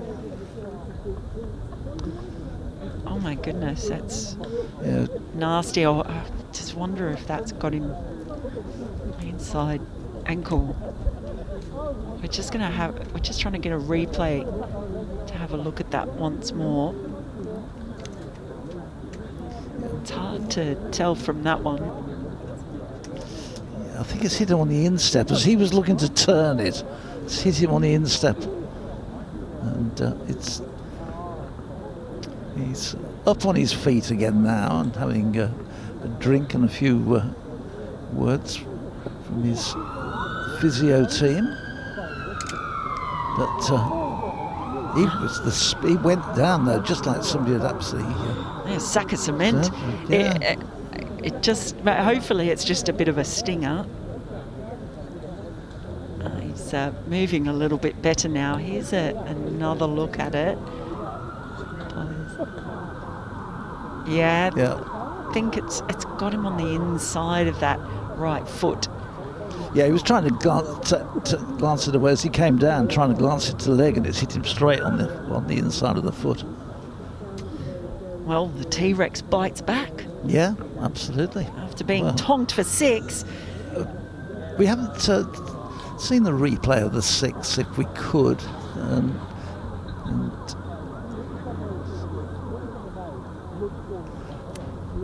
Apparently we don't have one of that, unfortunately, but what a good response that was from Adam Sylvester. I think looks like he's okay. Geddes after all that excitement, and in the meantime that's the over done. It's 106 for 2. 20 overs have gone, and I'm going to jump out now and leave you with Phil Britz. Thanks, Mel. Mel will be back with us in just a few minutes as Taz Ali starts a new over from the Oak Street end. He's in and bowls, and this is hit in the air. It's down towards deep mid-wicket. There's a man down on the deep backward square leg who gets running round to do it, but in the end drops down perfectly safe. And it from Decoris, and it brings Geddes back onto strike. And Geddes seems to have recovered as Taz Ali is in to join him, and bowls back, and across goes Geddes and drives it into the offside, hammers it to short extra cover where Rob Yates goes down goalkeeper style and parries it and saves a run. In again, bowls, and this is driven up to a deepish mid-off. Barnard does the fielding. Again, another top ball. Oh, steady at the moment, isn't it? They haven't got away at Middlesex, but probably Warwickshire, Aaron, would probably like another wicket or two at this stage, I would have thought. Oh, definitely. Yeah, the partnership building nicely here for the London-based outfits. Currently 57 between these two, doing an excellent job out there in the middle. Just saying, Geddes batted here for Surrey last season and did really well. He looked very impressive, and he limited opportunities, I think, for him at Surrey, obviously with their strength of their batting. So moving across here was a really good move, and made the captain for this competition. This next one he plays back into the onside, but Taz Ali goes and picks up a tidy over from Taz Ali, and total moving on to 107. We've had 21 overs. Yeah, very nice start indeed, and just to touch upon that point with Ben Geddes, it was down to opportunity. Made the switch from South London to North London, especially to play some more red ball cricket. Yep. And he's done that, and he's a fine young cricketer. I think in many county squads he would get a go, and for Middlesex he's making a name for himself. He is a fine 50-over cricketer and has also got that captaincy experience in the past, as Adam Sylvester continues here from the chapel end. That one pulled. Is Davis in? Yes, he is. Great catch that from Alex Davis. And Adam Sylvester continues his excellent start with the ball at Rugby School. Strikes with the first ball of his 4th over, and that is the end of the partnership. Middlesex 107 for 3 as Josh De Caries departs for 43. Yeah, in the end, a very comfortable catch for Alec Davis out here, literally in front of us at deep square leg, and he just had to wait for it to arrive, and he took it at a nice comfortable catching height. So well done to Adam Sylvester. He's got his 2nd wicket in this competition, and again, benefit of being fairly tight. He had that 6 hit on in the last over, but that's fine. But he was, apart from that, he's kept a good length, and he's made the bat have to think about it, and he gets reward for some accurate bowling. So 107 for 3 Middlesex. Remember, they won the toss this morning and chose to bat, and they will. That partnership was beginning to look as though that could be a tricky for them. So, having broken that, Warwickshire will feel that they've just got the initiative going with them again. Most definitely. As we see the new man in the middle, it will be Jack Davis. Now, Jack Davis has had some form this season. He's had a couple of 60s.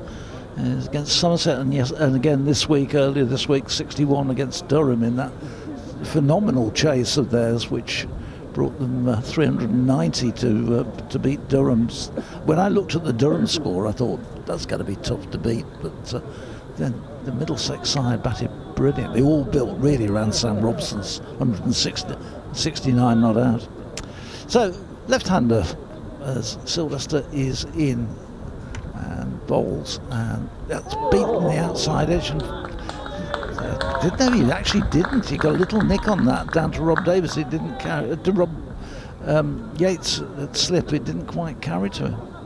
Yeah, genuine edge there from Jack Davis. Little bit of a nervous start, but as you said, Phil, fine young cricketer, been in decent form in this competition, and someone who, again, would love to continue to contribute. You look at the rest of that Middlesex batting unit, and we go back to that Durham run chase, the record in List A cricket in England and Wales. Luke Holman also got 47 in that game, as Sylvester in here too. Davis once more, big swish of the bats, but no connection on it. And I'm just so happy for Adam Sylvester, because he had a difficult start to life in a Bears shirt in the T20. Was quite expensive and came in, didn't he, against Kent on Wednesday, List A debut. Well, I think he was almost thrown under the bus, to be honest. because I would suggest that 99% of the Bears supporters never heard of him before when he actually played. It was like, who? I know people came into the museum and said, who's the guy playing at Derby? Well, that one edged again. I think it's fallen just short there of Rob Yates. He is like a Venus flytrap in the slips.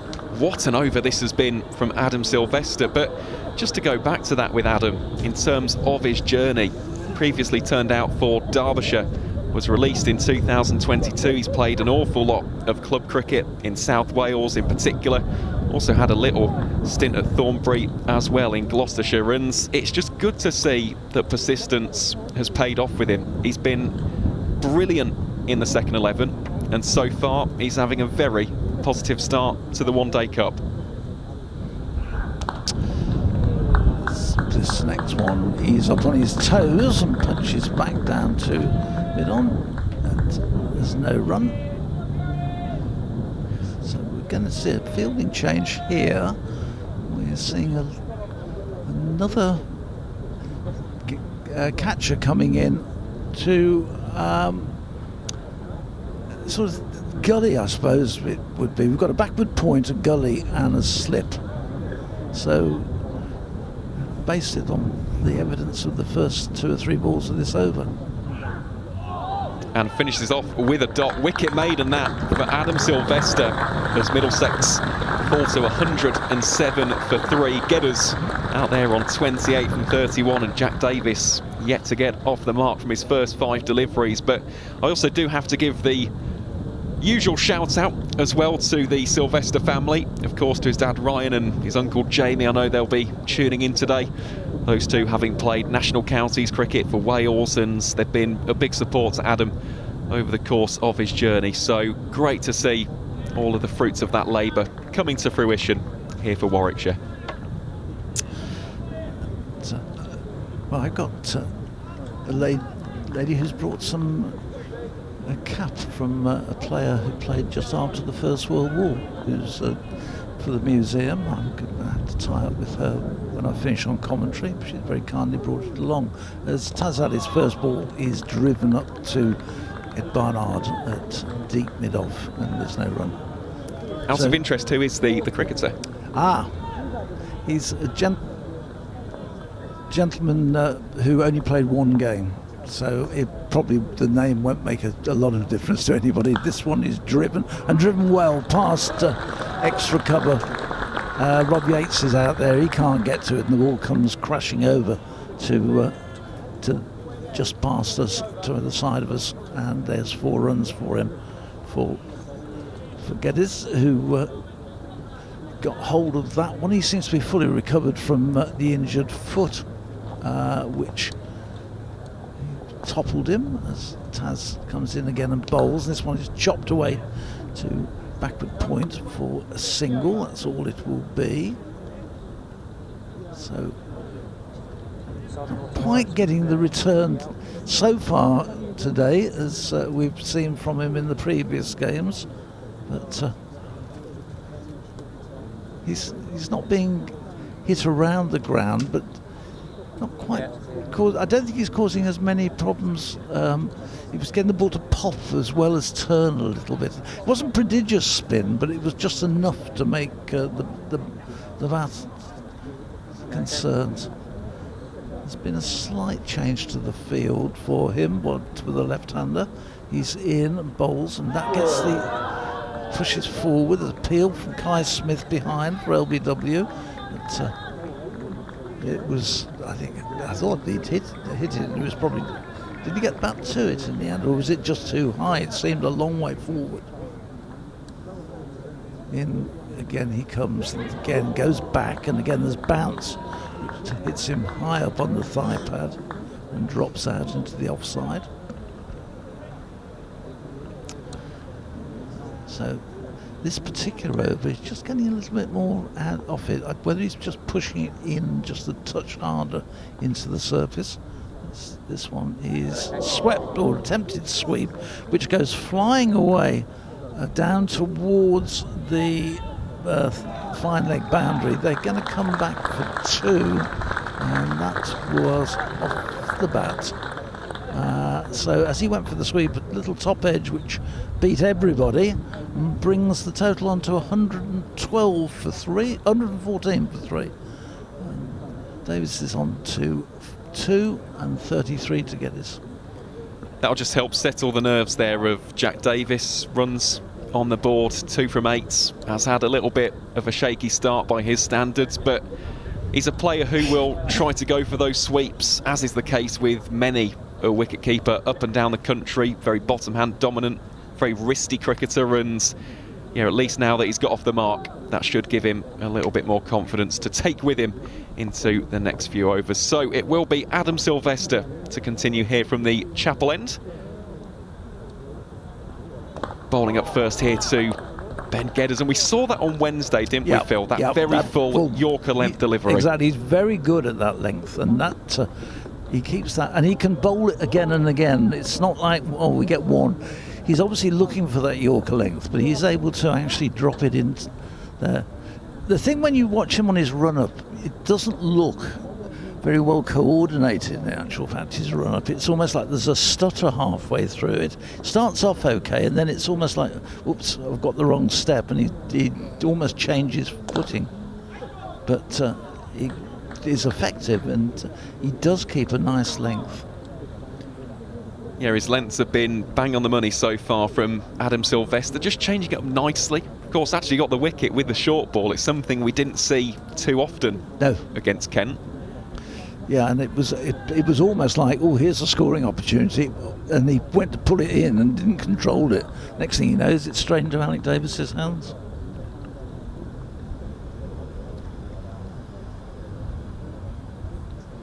Well, Geddes advances down the track. Davis was interested for a split second, takes it on the bounce and on the swivel. Really outstanding stuff that from the Bears red ball captain. Restricts it to just 1 run. Yeah, fantastic. He saw that right from the word go. He was moving, as he moved into position to pull that one, Geddes, Davis was already starting to move to go and cover the ball. He was never going to get absolutely underneath it, but pick it up and the throw to the non-striker's end. They were thinking of a second, but once they saw that the ball was actually in his hands on his way, stopped them. Terrific fielding. Davis plays that underneath the eye line. Just looking at the field place here for the Middlesex keeper. Davis out at almost deep cover point. Oliver Hannon-Dalby down at deep third, and Jake Lintop patrolling out at deep backward square leg. It's an intriguing field because Davis is a player who does love the late cut shot. I think that's why OHD is down there in that region. Of course, could bring Zen Malik in at backward point into effect as well. Just got to keep the line nice and tight here to Sylvester.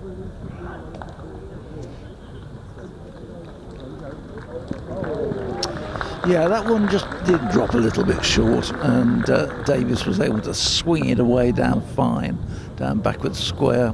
There's a man down there, but that was hit cleanly and was well placed between the two fielders. We've got one at deep backward square leg and a sort of fine leg, but he put it perfectly between them, and both of them had got a large amount of ground to make to get to it. So Davis picks up the boundary, 119 for 3 in the 24th over.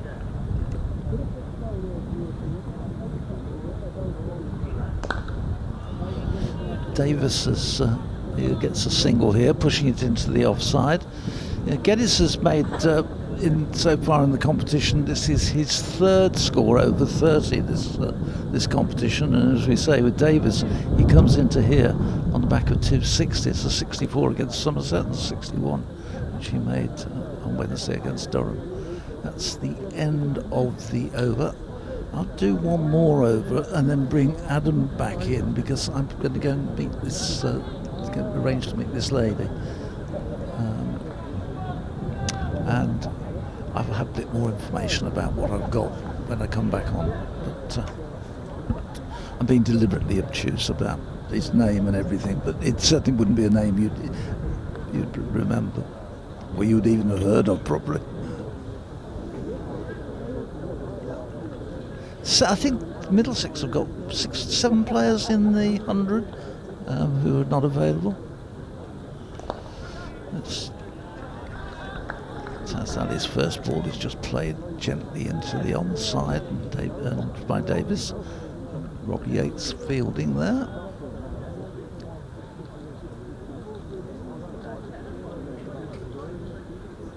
This one is launched hard and high. It's going to drop down in front of Oliver Hannon-Dolby, running in from fine leg. It was in the air quite a while. He didn't really get hold. In fact, he may be lucky he didn't get hold of that, because had he have done, it could have gone straight into Hannon-Dolby's hands. He was absolutely perfectly placed for the shot.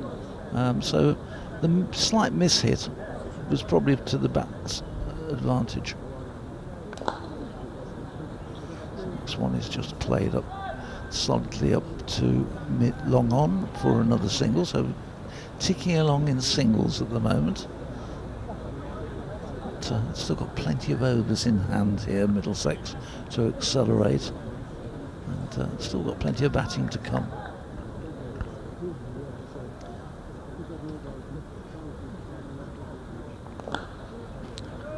This one is full and driven away through extra cover. They'll get a couple of runs this time.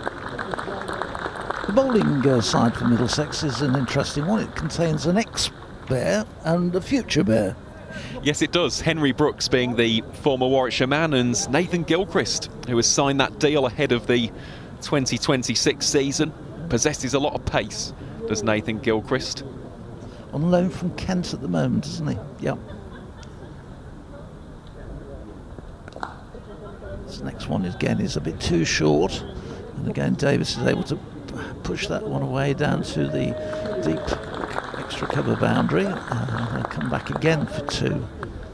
So sounds like perhaps just a little bit too short in this over. Total gone on to 126.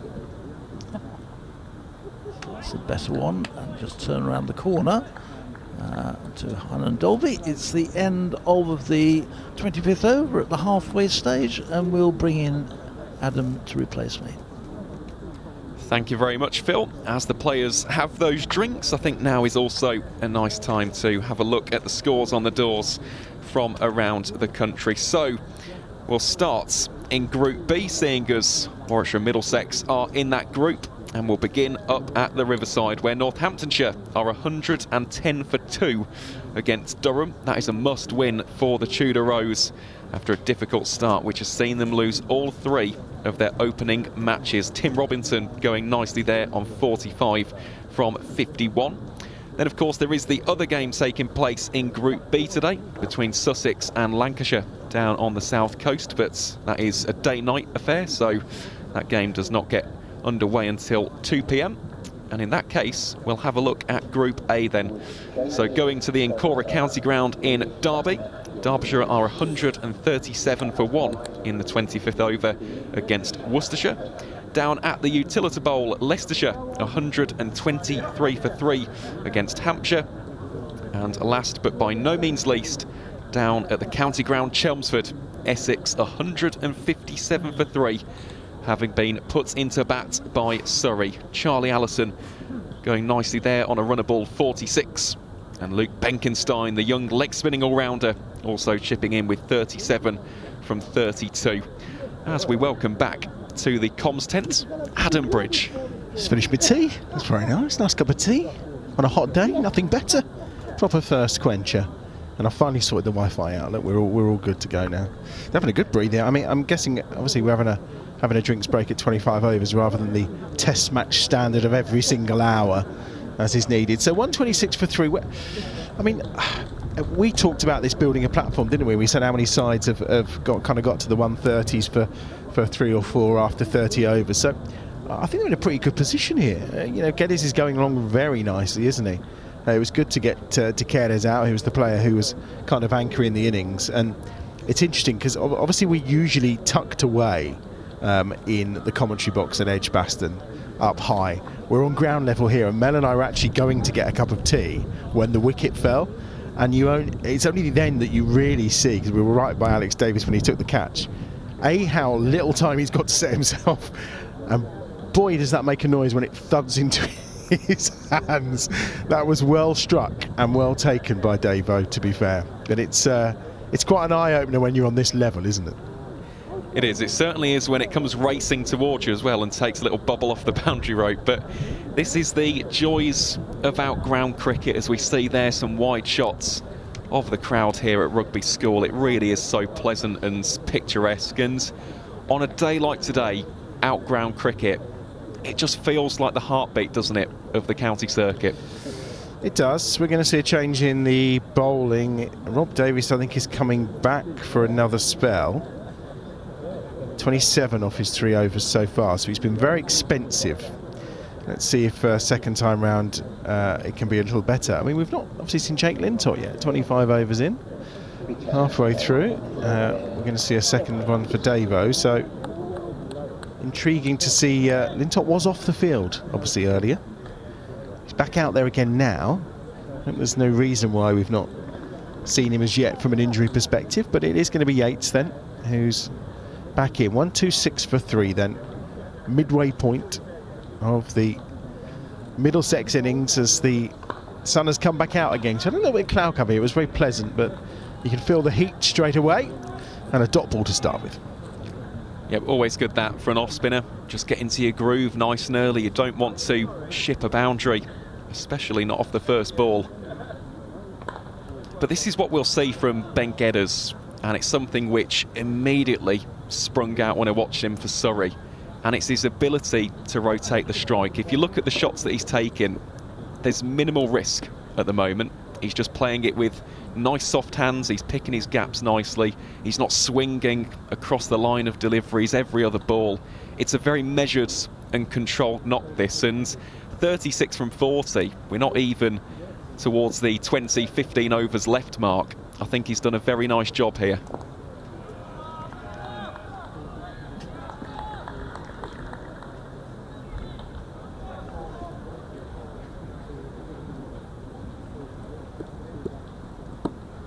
Certainly better from Rob Yates in terms of his line and length. Racing through for a quick single. That's well run. No real right to get a single there. Davies up on to 13.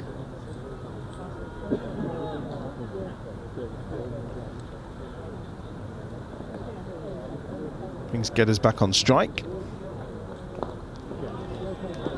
Very cautious to Rob Yates. This is much better compared to those first 3 overs. Fair play to him. The first over was, of course, in the power play as well. Rob Yates' spell. He bowled the 10th over of the Middlesex innings. But with that run rate ticking around at just under 5, they have built a really good platform here. Good over from Rob Yates. Just 2 from it. Yeah, very good indeed. And it's almost the old school way of looking at it, but once you get to over 30, this has been said a lot across the country, but you almost just double the score. At that point, you treat it as what in modern cricket would be a T20, and there is still plenty of batting still to come. Of course, Luke Holman got that 47 up at Durham. Nathan Fernandez, who opens the batting in red ball cricket.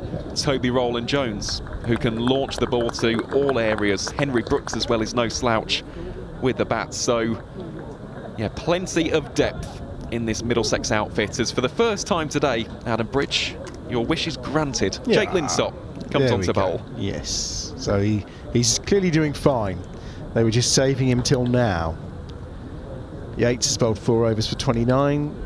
Taz Ali's 6 overs today have cost him 24. I think he's been unlucky. Could have had a wicket or 2. He's bowled very well for sure. One of the things I've noticed, first time I've seen him live today, that kind of rotation, the extra spin that he gets, and also sometimes just really kicking off the surface, making life very difficult for Kai Smith behind the stumps. And talking of kicking off the surface, look at that one from Jake Lintott. That is an absolute beauty, and it's just a stock ball. That's his leg break, which has just bitten off the surface. Nice degree of additional bounce, and actually that's something which I think Josh De Carey's might like with his finger spin a little bit later on. Nice start from Jake Lintott, of course, and straight into his groove here. There's no run.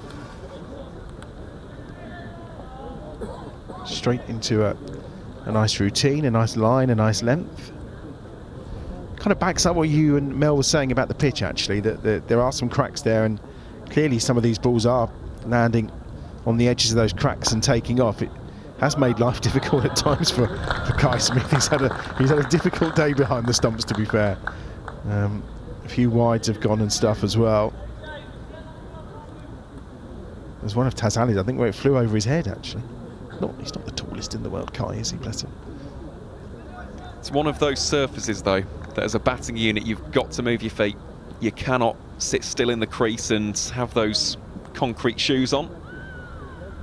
And you can see there Davis looking to adopt the back foot approach, looking to play it with a little bit more extra time, and gets the single as a result. But with that extra degree of bounce, what I want to see from both sides today is a little bit of not shuffling too far down the track, but just meeting the pitch of the delivery, keeping the strike rotating, not allowing the spinners to settle in, because so far Jake Linsott will be very happy. 1 run conceded from his first 4 deliveries. Yeah, a lot of flutter that last delivery, with a bit more pace from Linsott. I have much admiration for Jake Linsott on so many levels, not only his qualities as a cricketer and as an individual, but I think we've seen as well the work he's done this summer following the integration of the Bears women's team with both Hannah Baker and Millie Taylor. I mean, as bowlers, them two are absolutely coming on leaps and bounds, and are going to be tremendous assets for the Bears women's team moving forward. And I know Jake's been mentoring them and helping them a lot throughout the early part of the season and part of the winter, and I'm sure with his experience and his knowledge, you know, that's all rubbed off on both Millie and Hannah. It's an impressive start here for Jake Linsott, just 1 off the over. Good couple of overs for the Bears there, 129 for 3 off 27.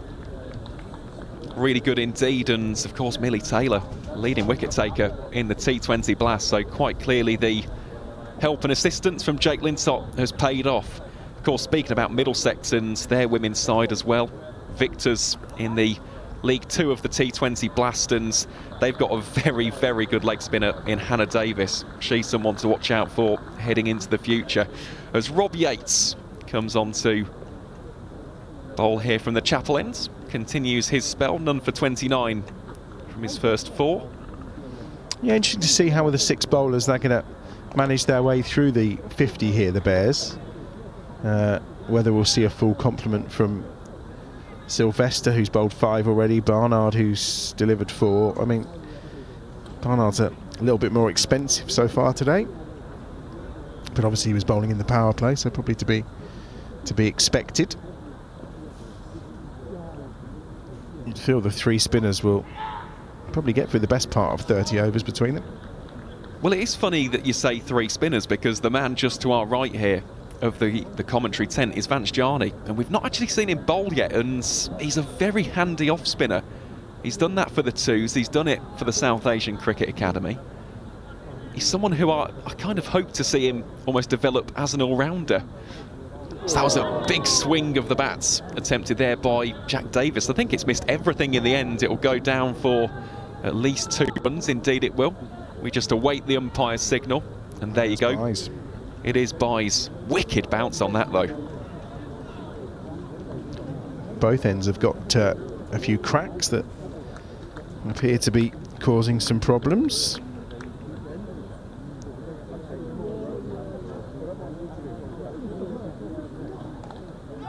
So the Bears only got through 40 overs on Wednesday. So the over tally was fairly well spread between them, of course.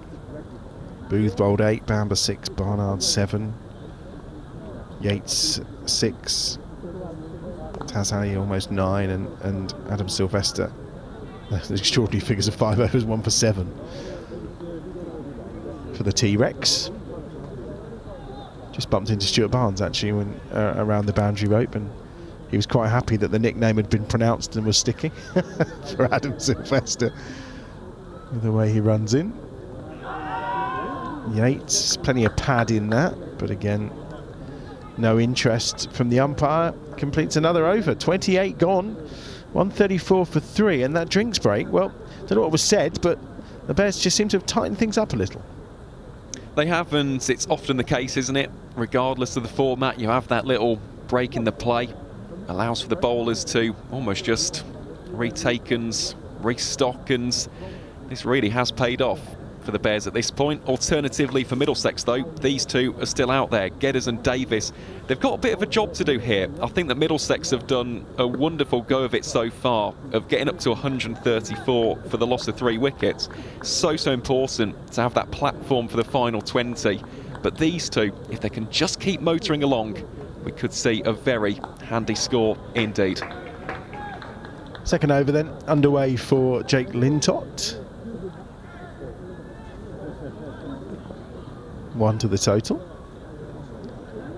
135 for 3. We have a very small digital scoreboard away to our right-hand side from our commentary position here beneath our marquee or gazebo, whatever you like to call them, of the many that are scattered around the edges of this wonderful park here in Rugby at the school. OHD on fielding duty. Had a quick word with OHD as well. It's quite warm out there. We were very complimentary of his bowling. He said, you don't have to say nice things. Okay, fair enough. I don't think I'm capable of being horrible to OHD in any way, shape or form, to be fair. Full toss from Lintott, and it gets the treatment that you expect. Just blasted that beyond the diving Yates, and it's 4 to the total. Just relieving a bit of that pressure. 139 for 3. Well over pitched by Lintott. Yep, easy pickings there for Ben Geddes, very strong through extra cover. How does Lintott respond? With another very full ball this time in towards the pads. A little bit of flight. Mixing it up. 5 off the over so far.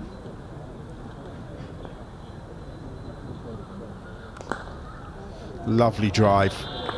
Overpitched and dealt with brilliantly by Geddes. 4 more to his total. He's on to 44. Not too far shy of a runner ball as well. And he's becoming problematic here for Warwickshire, you feel? He is, illustrating my point very nicely there as well, about his area of strength. It's something we see all the time in red ball cricket. Of course, in the occasions when he's played in the T20 Blast as well. Certainly an eye-catching cricketer, at least from this commentator's perspective. End of the over. Expensive one for Jake Lintott. 9 from it in total. 143 for 3 then after 29 overs. So we're almost at the point where you look to what double your score after 30, isn't it? That's the theory. So, and to be fair, something around 300 you'd feel would be about right par for what we've seen here.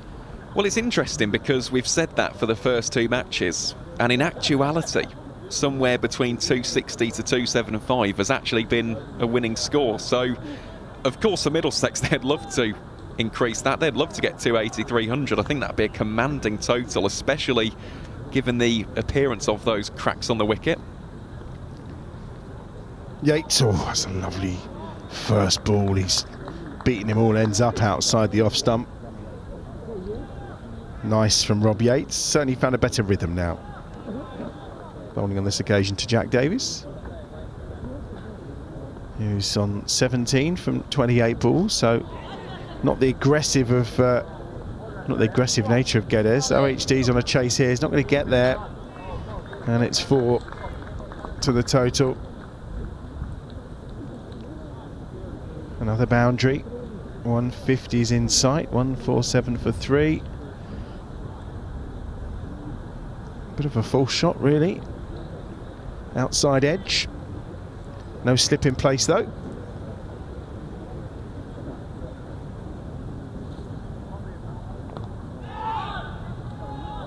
Confidently getting forward to Yates with a big stride.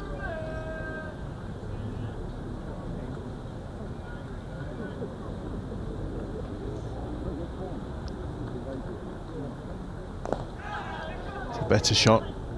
Into the gap as well. Are they going to get one? Are they? No, they're going to come back for a second. 2 more to the total. 149 for 3. 2 balls remaining in this over from Rob Yates. 37 from his bowling so far. One more dot ball.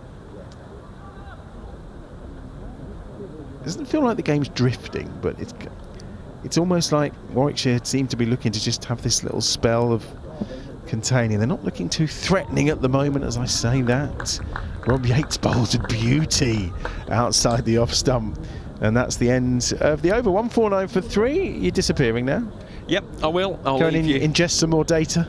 Yeah, basically, go and watch MV play for a little bit. But yep, I'll make way, and yeah, Mel Farrell will replace me in the comms box. Yeah, indeed. So Aaron will return in a wee while. Jake Lintott is going to bowl his 3rd over in the sunshine here in Rugby.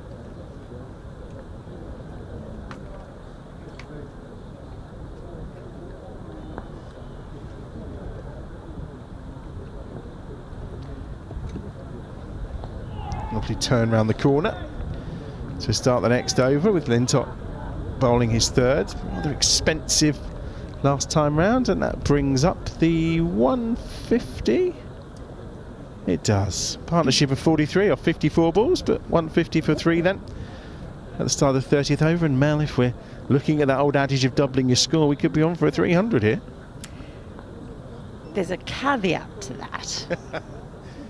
There's always a but. Are we on big butts Well, again? this is a little but, is it? Well, it is, and that, statistically speaking, in the history of ODIs, apparently that old adage does actually hold up the doubling after 30 overs. But we have seen here, even when Warwickshire were batting first a couple of days ago, they looked like they were well on for a score north of 300. Beating the field up. That's going to go for 4 runs, is it? Nope, it's actually going to hold up.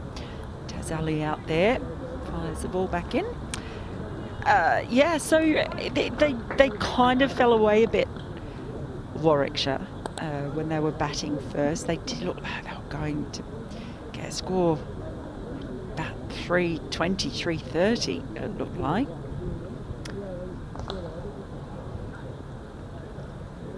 But I do have wickets in hand, Middlesex, and that only 3 that have fallen so far. So they have set themselves up nicely, and it is the great thing about the one-day format, isn't it?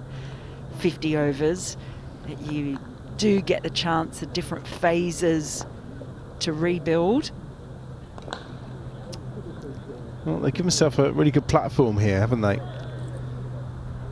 I suppose for them it's now one of these, Geddes in particular, probably going on to make the big score, isn't he? He's on to 46, Davis on to 26. We've already seen Takeros, who got to 43, did a lot of the hard work before getting out. Lintott here has just dropped a couple short and then over pitch, not quite found a really good rhythm at the moment. 5 off the over so far, and it will stay at 5. Now whizzing through the overs here, 154 for 3 after 31. And Jake Lintott as well, just undoubtedly wanting to really make an impact today. He hasn't played in the last couple of games to be played here at this Rugby Festival of Cricket, and with the spinners playing such a big role, undoubtedly wants to be part of that. Well, Yates is going to continue.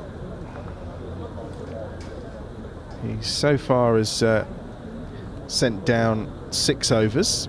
We're saying the makeup of the 50 overs is going to be quite interesting, with obviously Yates looking like he's going to take a large proportion here as well. Certainly bowling better than his opening spell. So 1 more to the total. A little bit of cloud cover for the sun as well, just to give a little breather. We saw OHD on the way round while we were collecting a cuppa, didn't we? He looks a bit warm today. He is closer to the sun than everyone else, though, as well. Well, he is closer to the sun. He likes fielding at fine leg because there are the trees down there, you see. there is actually quite a hefty tree, and the roots of the stump you can see under the ground have made a nice mound. And I like the way that the boundary rope actually has to come in a bit here. The vagaries of the ground and the various tree roots. And yeah, just a little dent in the circle. Well, trees and cricket grounds, having been brought up in Kent at the St Lawrence ground, have played a very large part of my life. When I was growing up, it felt quite normal to have a tree somewhere in the outfield. That was life. That was every Sunday. Well, there are some magnificent ones here. Must be very old. Lovely bit of fielding. Very nicely cut off. Zen Malik on duty. Another good over. No, it wasn't Malik, it was Sheikh. So there's me getting my numbers muddled up as a surprise. Anything from being down here, I did say this earlier, I feel like I should have brought my binoculars today. Because when we're up high, you do get that better kind of perspective, don't you? When you're on ground level, who's in the distance, I wouldn't have a clue about. Oh, that's a nice ball. Nice bit of bounce. There's a few that are taking off, actually, yeah, aren't there? we saw Taz Ali bowling from the oak tree, and he's got a couple to really kick up off the surface. It's the end of the over from Yates, 157 for 3 now, so still just building nicely. This partnership has now reached the 50-run mark as well. Between Geddes and Davies, we saw Geddes absolutely hammer one over the fence behind us and then get hit in the inside, looked like the inside part of his foot. He's in all sorts of trouble, but he stayed out there and he's now approaching his half century.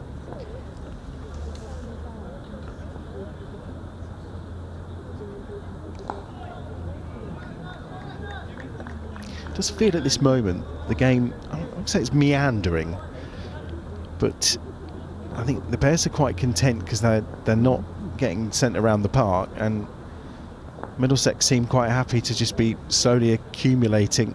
Oh, and there's a strike. Oh, yes, it is. Lintott strikes, and he's gone. Geddes has gone with a score on 48. Well, just as I thought the game was meandering away, along comes Jake Lintott and does the damage, and it's the wicket they would have wanted as well. Geddes has looked very dangerous, but he's on his way for 48, 157 for 4. Yeah, well battered by Geddes, but Lintott will be very happy with that. I was just saying, it's come into the side, getting the chance to bowl here at Rugby, where we've seen a lot of wickets falling to spin. So he strikes in his 4th over. Now, does that open the door for the Bears? We're talking about that score of above 300, but now if they can start to chip away, just tried to turn that one on the leg side, full delivery. It looked like it was pretty much on the money as well. Yeah, good decision, not much hesitation. I think Lintott was celebrating before the umpire's finger even went up. He was so convinced about it, yeah. It was almost one of those showbiz appeals. We're not even going to bother turning around and asking the question. Wow, the official terminology, the celeb appeal. No, it's the one, isn't it? Yeah, celeb appeal. You do get carried away sometimes, but then he suddenly thought, oh, actually, I better ask. It's one of the great politenesses of cricket, isn't it? You may be celebrating, but, oh, hang on, no, is it? Yes, it is, thank you. New batter coming to the crease then, Luke Holman. And it was just as that partnership had reached 50 as well, so now they have to start again with Holman out there alongside Davies. It's kind of been the story as well, hasn't it? We saw a 38-run partnership for the 2nd wicket, then there was a 57-run partnership for the 3rd wicket, and a 50 for the 4th. So partnerships are building without that kind of real acceleration.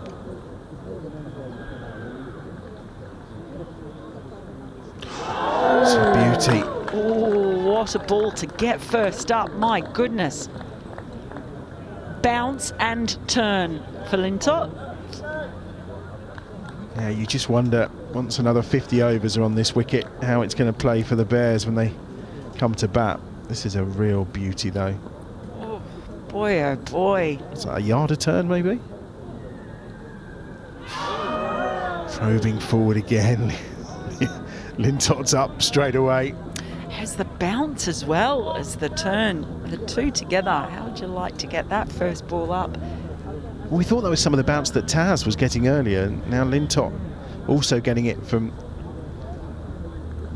Is it Oak Road end, is it? This one, is it? The Oak Tree end. Oh, the Oak Tree end. It's fine stand. I wonder of why oak it's trees. called that as I look to my right and see a row of oak trees. Could be the reason.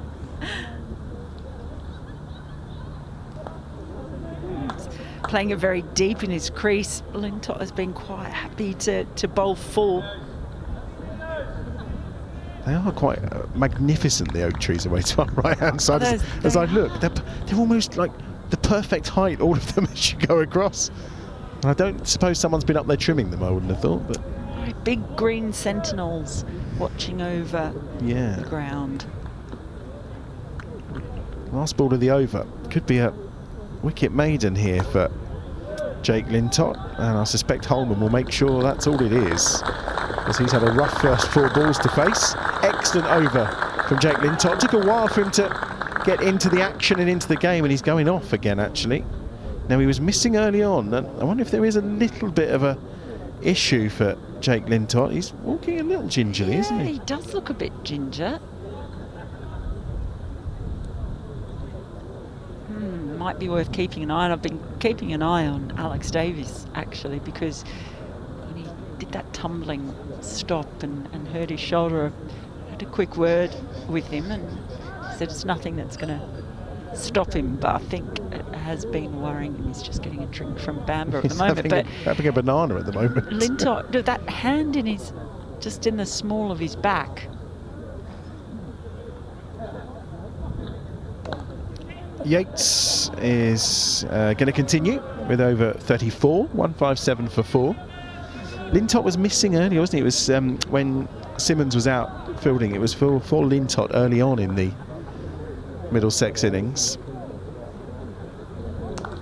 It would be a shame if he ends up out of the attack having just started to find that bounce and looking like he'd found a really nice rhythm. Hopefully for the Bears, they can just do some running repairs on Lintott. Well, the physio not attending to him at this moment.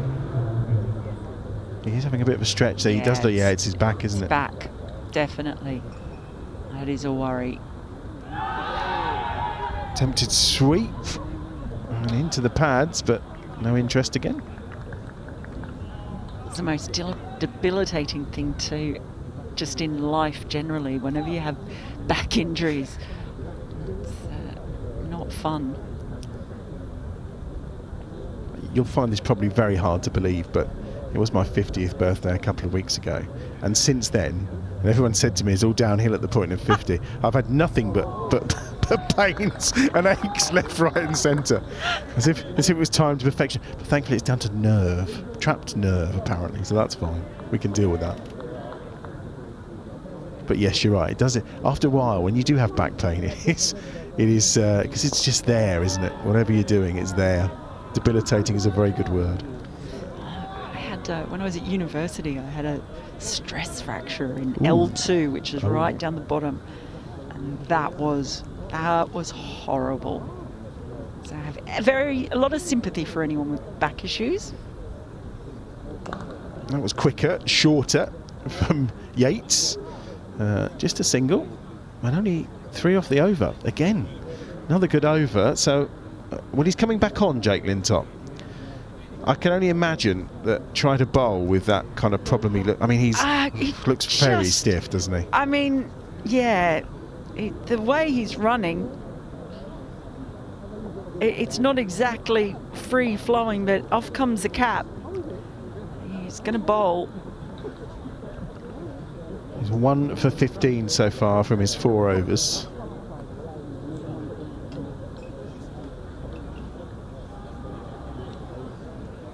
Well, I was going to say, is this a subtle hint from Vanchjani, who Aaron's been telling me he wants to see him bowl. He wants to see him bowl. Maybe it's going to happen. Just keeping an eye on Jake Lintott. I think he's in quite a bit of pain.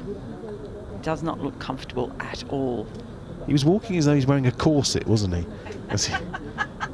Not that I know what it's like walking wearing a corset. Hello. Yeah, look, I'm not sure this is wise. He's obviously going to see this over out, but after, just really uncomfortable as he picks the ball up off the floor. I was meaning more surgical corset.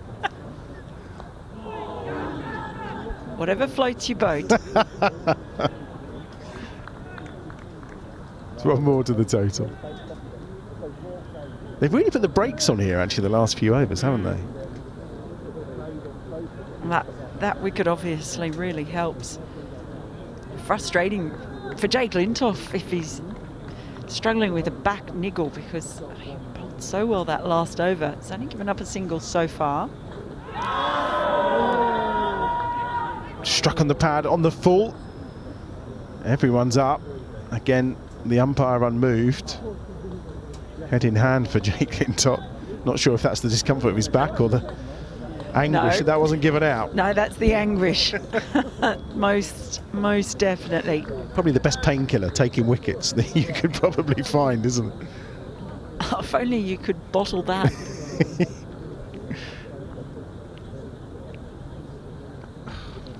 I mean, to be fair, the umpire's head's in the way, but it looked fairly straight and full, so there was never going to be an issue over height. It was probably just line that was the question. They've smuggled through for a single there. I'm not sure how they've just managed that. I mean, gutsy effort, though, from Lintott, because, I mean, you could tell even just by the way he ran out that he wasn't right, but determined.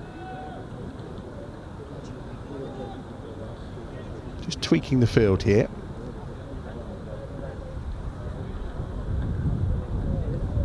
Sylvester now has gone out on the boundary.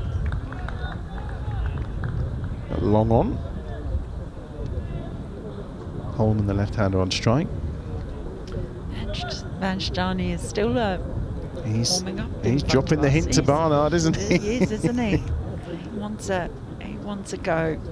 But we're swapping round again now. Sylvester's coming back inside the circle. Are you happy with the T-Rex nickname? I do like it, yeah. I was just telling Aaron that we had the nod of approval from Stuart Barnes as well. He was glad it's out there now. It's a dot ball to finish the over. Good over again from Jake Lintott, but he's got to be leaving the field. Has to be going off here, surely.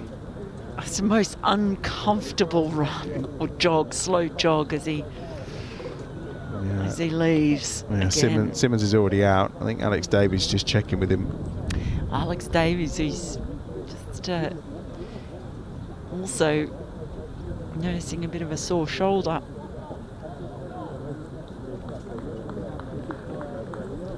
Still took a catch though, mind you, in the outfield. Good catch as well. Stinger in the old hands, that. It was. You were saying it was right in front of us as we walked around. It's the case, isn't it? It's a nice thing about this. It's like when you are watching on TV, or when we're watching, so often you watch the bowling from behind the bowler's arm, which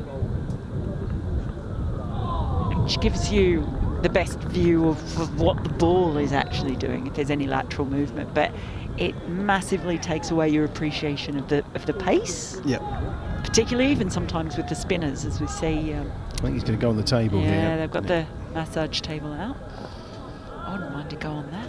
Just see if you can free something up. But yeah, it's one of the things, and even like you say, it's when you're down here and appreciating how quickly the ball is coming to you sometimes in the outfield. I think it's like that with so much sport, isn't it? I was lucky enough. I took my son to Wimbledon this year, and I've not been for I don't know how many years, and we were on court too, and his first reaction as he walked in, he's 23, he loves his tennis, he was like, it's so small. not like on the telly. And also the sheer power at which they were striking the ball. I think only when you get kind of that up, we were right on the baseline, so only when you get that kind of closeness like we've got today as well, do you kind of really appreciate kind of how fast the ball's travelling, how little time these players have to get themselves set to take catches and stuff. It's a real eye-opener sometimes. That's a nice sweep for 4, that first boundary for a while as well. But Jack Davis just dispatching Yates, only runs off the over as well. Prior to that, it was an excellent over from Rob Yates, 5 dot balls, he's back again. Wow. In the old days, you'd have put the Benny Hill music to this, him going on and off time and time again. I think Benny's been cancelled though, so that's we have to use some other music instead. I think the music's okay, isn't it? Yeah, we've been attacked by a wasp here as well. Oh no. Well, so we are. Yeah. It's So all you right. I'll protect you. I was hoping you would say that. Have you had your lunch? I brought my own lunch. Oh, you have, haven't you? So I have had that, and I've got my little vouchers here. For your ice cream? So I'm going to go and find the ice cream van when I next get off. The only thing I wonder, I was going to say it's going to be a tricky one there, isn't it? Because if one chooses to eat at the interval, everyone else is probably going to be queuing up at the interval as well. Well, yeah, that's so I've been going just before.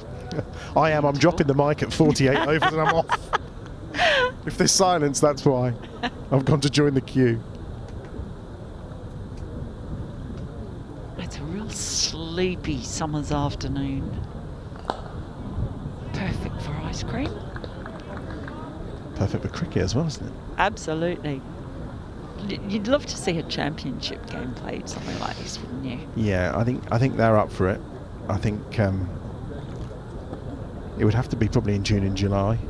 There aren't many home championship games, as we know, in June and July. But they had one this year, the Bears, didn't they? Which they played at Edgbaston. So maybe that there is one that might fit. And I'd argue the wickets are good enough. I think the pitches here have been great. They've been a lot of fun. I think they've been good cricket pitches. Definitely been runs in there. Very, very quick outfield, but particularly the spinners coming into it. I think they've decided that sweeping is the best option here to try and deal with Yates and Lintott at the moment. Yeah, the only thing you have to worry about is that bounce. There's the reverse. HD's in close. He's taken that in the knee, I think. Yeah. A, it's a long way down, and B, that was off the kneecap. I felt that. Walking wounded out there at the minute. He actually took 2 catches on Sunday fielding in that position to the reverse sweep when Northants were here off Taz Alley. Couldn't believe it being in the right spot. And on that occasion, though, he's copped a blow. I don't feel this is a scene from Band of Brothers. We've got Davo with his shoulder, Lintott with his back, there's OHD with his knee.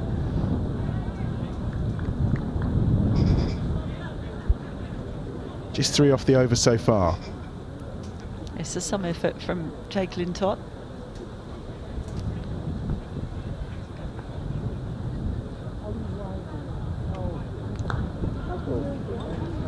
In a vague attempt to offer some statistical analysis, the other wicket fell at a 32.2 overs, so we've had 4 overs and 4 balls since then, and they've only scored 14 runs. So you're right, that loss of wicket has really kind of slowed their progress up quite dramatically. I mean, no need to panic, of course, for Middlesex. They've still got 13 overs, so a chance to post a big score. But all of a sudden, the 300 plus starts to look a little bit harder, doesn't it? And that seems to be it. It's a sort of pitch where if you can't make the most of it in that power play, we've seen a couple of times in the power play, the batting team really has got going. It can become a bit harder to score towards the back end. Rob Yates is going to complete a full complement of 10 today. This is his 10th over so far. None for 46 from his 9. Warwickshire in the other 2 games here, they batted first, bowled second, defending, and bowled Northants and Kent out, which would have pleased them, no doubt. It's a lovely ball again. But the pitch has tended to do more for the bowlers towards the back end of the day after the sun has baked it for a while, particularly for the spinners. I don't think whatever total Middlesex set here, certainly not going to be a walk in the park. I think that, so the issue here is whether Kai Smith, I think, got hit on the helmet then after that ball from Yates, which did spit out the surface once more, but I think Kai Smith said no, it didn't hit my helmet, it's fine. The umpire was quite keen to get the concussion check done, but not happening. Have I plugged my Kai Smith story in the Cricketer with you today? The Cricketer. Now, just remind me, how much does that cost per month? Oh, we'll get in so much trouble. £1. £1. What does Kai say? Anything interesting? Well, he's a fascinating cricketer. It's got an amazing background because he was born in Dubai. His parents were from South Africa. They're both dentists, so he's got excellent teeth. And that's the essence of the article, isn't it? No, it just starts off that way. But no, because he was born in Dubai, and saying this earlier, that wide signalled. Is it? Nope. No. Why Nope. was that umpire with his hands out there then? I was thinking, why is he signalling wide when he's hit the ball? Maybe he's just freeing his arms. That's straight onto the pad. Yes, he can. Ollie Hammond-Dobby was yaring as he came charging in from the edge of the circle immediately, and Yates strikes with a final ball of his spell. And they've lost another here, 173 for 5, and they've lost the really set batsman as well, Jack Davis, who was on 38. I mean, it took 60 balls to accumulate them, but he's on his way. It's another man down, 173 for 5. And some reward for Yates too, who's toiled pretty hard today. The last ball of his spell, finally getting that wicket. And just every time they start to build a partnership, Warwickshire have been able to just winkle one out. So 12 overs remaining for Middlesex to try and pile on some runs and get themselves a big total. It's not being made easy. Yep. So it was the last ball. Oh, it's absolutely plum, isn't it? Yeah. Nice bit of drifting as well. Nice bit of drift. Yeah, very much so. It is again the spinners having a say, and particularly when they toss it up. We saw Lintop take one that was very full, and you can see Yates using the crease there, coming in from a really wide angle as well. Very full. Interesting as well, because obviously his first 3 overs went for 27. His next 7 overs, 1 for 21. So much sharper, much better, 3 and over, and really turned the screw in that second spell. Okay, so Physio's out. The batter is having a bit of running repairs as well, it would appear. It's been a tough one for everyone today. So we were talking about Kai Smith. So his parents were dentists from South Africa. They moved to Dubai, and that's where Kai and his siblings were born. And so, because he has represented the UAE, 2 under-19s World Cups. First one when he was just 15. But he learned to keep on wickets in the UAE, which of course very low and slow, lots of spin, and so it's been the biggest challenge for him coming over. He was spotted because Dougie Brown, of course a Bears legend, was the coach of the UAE from 2017 to 2020, and he recommended him to Warwickshire, and Kai went to boarding school in Kent and ended up at the Warwickshire Academy after he was recommended by Dougie Brown. So, and has got his eyes, although he's represented the UAE, I can tell you he has his eyes well and truly set on being another Smith who might be able to keep wickets for England. Wow. That saved me £1. It's much better when you read it. It's quite convenient, actually, as well, that your parents are both dentists when you're a wicket keeper. That's quite handy. Yeah, very true. Ali said they were very strict with him. Brush your teeth, make sure you floss. Save you a fortune having parents as dentists. I like that. You're not wrong. So Yates has bowled out 1 for 48 from his 10. Over 7 incoming now from Jake Lintott. Interesting to see how they bowled out these last 12. OHD's got 3 to go.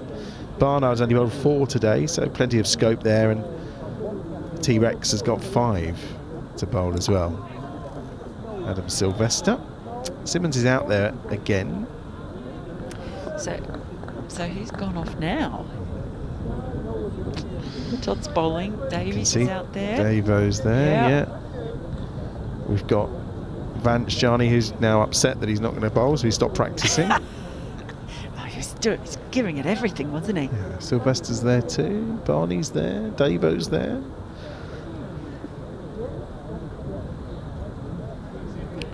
HD is there. I'm going to go Robbie Yates, who's just finished his spell and is not out there anymore. It's a fair shout too. It is the time where I do need my binoculars though, because that would answer that. Yeah, I can see him actually now. He's in the pavilion. Fernando's getting very deep in the crease. He's playing Lintott very cautiously. Just drops that one a little bit shorter. Not able to put it away though. The boundaries have really dried up for Middlesex. I'd also say a lot of their boundaries today feel like they've come from byes or wides as well. There's been a fair number of those. In fact, let me have a look. Yeah, there's been 12 wides in total, actually. Yes. 7 leg byes. Well, there've been a few edges that have gone. Yeah, well, the Sylvester, boundaries. there was in his first over, there was one edge that ran away for 4. Taz Ali early on, there was a leg by that went for 4.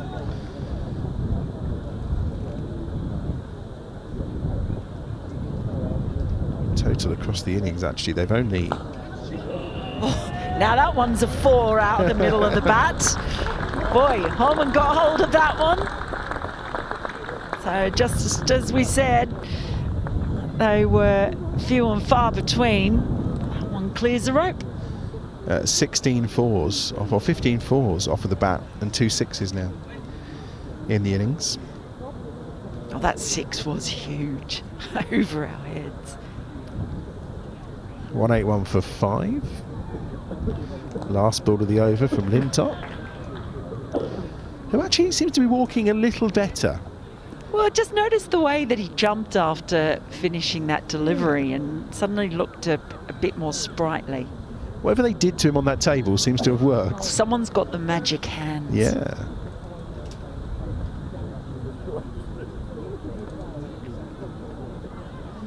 Oh, no, look, we are going to see Vance Charney. Aha! The dream has come true. Aaron's excited. Look, Aaron's diving forward at this moment. I was going to say, it's probably about time one of us disappeared. We've been on for ages, but we just quite merrily sat here chatting, having such a nice time.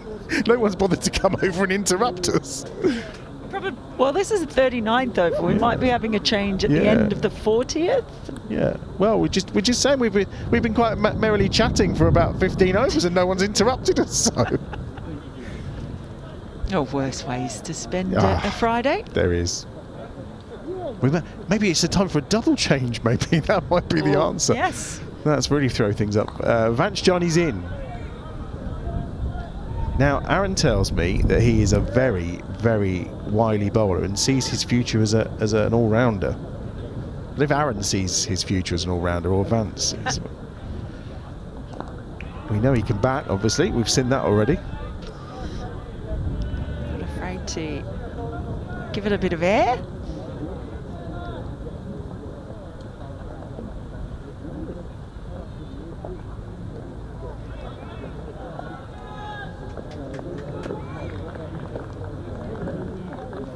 doing a really good job of pulling this back and keeping it tight too. Yeah, the they Bears. have, haven't they? Well, when we talked about that halfway score, what was it, 150, wasn't it? Yeah. So yes, if we were 150 at 30, sorry, at 30, wasn't it? So it's 10 overs to go at 30 odd runs. I mean, that's certainly how you put the brakes on, isn't it? Exactly. Yeah, that's why I said that doubling is a little bit deceiving on a pitch like this that seems to get harder to bat on as you go on. But I absolutely agree with you that whatever they do put on, it's not going to be a walk in the park. No, and I think it's quite clever as well that, and obviously it's probably, I'm going to guess, a change in plan to have Vanchjani bowling. They're reacting to the fact that Wicket has taken the spin and they've struggled to score just 2 off that first over from Vanchjani. So 40 overs gone, 184 for 5, and here comes Aaron, which is good. I'm going to go first, and then you can go second because I think Phil's going to come after us. I think yes. I think have an over together, you two. Oh, we're having you one two over have an over together. together, and I'm going to go and find the food. I don't think we've been on together today, Aaron, as he gets in. What I will say is that I did give him quite a talking to because he is wearing, on the hottest of days, a hoodie like an absolute pelican. I've already had that from Adam as well. As soon as we came on, I'd done a lovely intro to set the game up. First match between these two sides in 3 years, and suddenly it was, Aaron, why are you wearing a hoodie? Anyway, here is Jake Linsott then, bowling up first to Nathan Fernandez, just lofted back down the ground for 1 run. And I'll tell you what, for someone whose back has been obviously giving him a lot of trouble, he had a fair old attempt at leaping up to go for the caught and bowled. It's well out of his reach, going the wrong way as well. But it's been a really good effort from Lintoff, going off, bowling an over and then trudging off to get on the massage table and then back on to bowl an over. Well, that one swept, shouts of catch it, flies down towards fine leg. Sylvester will cut that off for 2 runs. He's generally been bowling quite full, has Lintott, and on occasion he's been getting some wicked turn and some lovely bounce as well, but he's sort of decided that fuller length works. Well, there, this time he pulls it back a bit, but you can see there the turn. A really, really nice delivery, jagging away from the left-hander.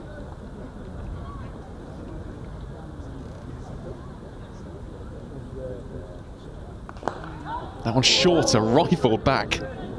Almost, in fact, it does hit Fernandez, so that will be single taken.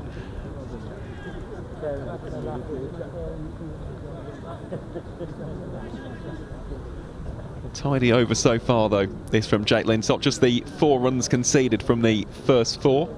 Well, it's been the theme, as we said, they reached their 150 30 overs, and we were talking about the possibility of a 300-plus score again, but the Bears have really dragged it back these last 10, 11 overs.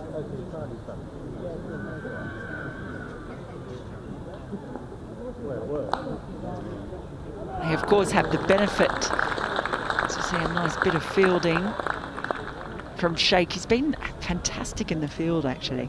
Something that we've sort of said a few times. I think they've had a good few games in the field, the Bears. There's that full length again. Hard to get away. Actually dealt with it pretty well.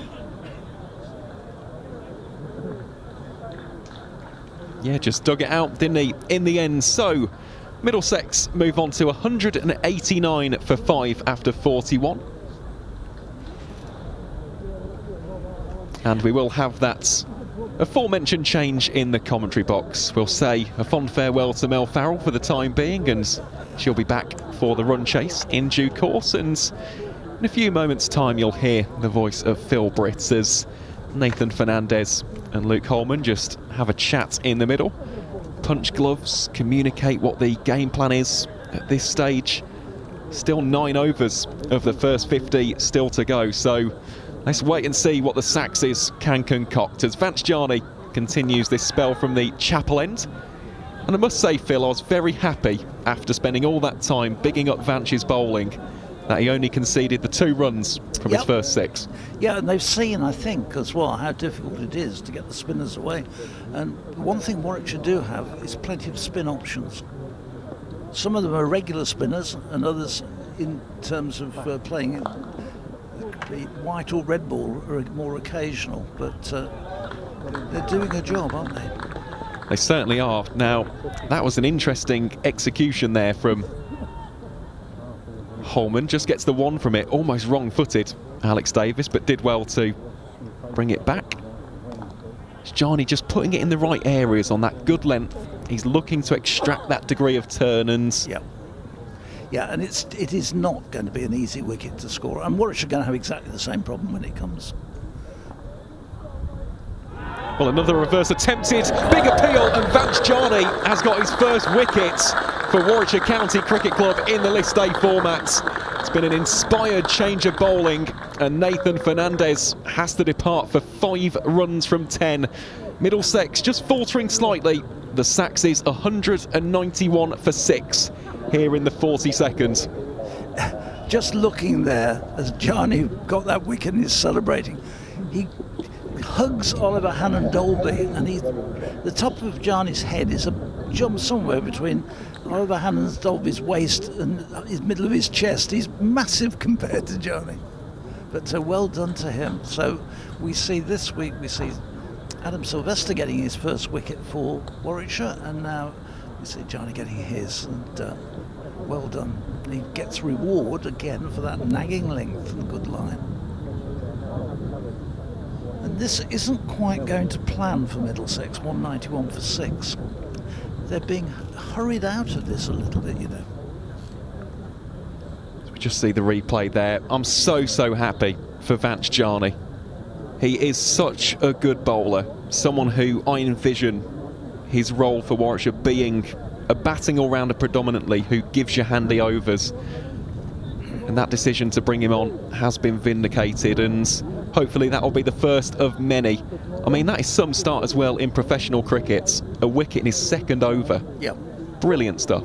Yeah, he's not had the opportunity to have a bowl in the very few games he's played, but certainly taken it this time.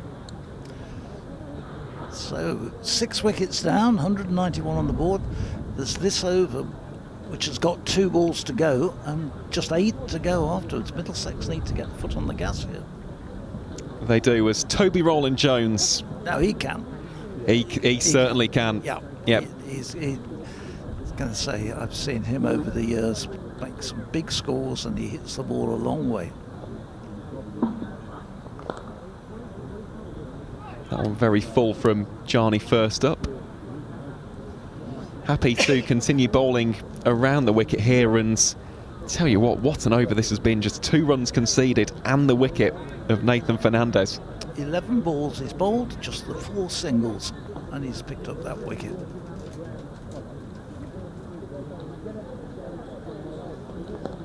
That one just pushed forward by Toby Rowland-Jones, and that will bring about the end of a very productive 2nd over from Vance Jarney.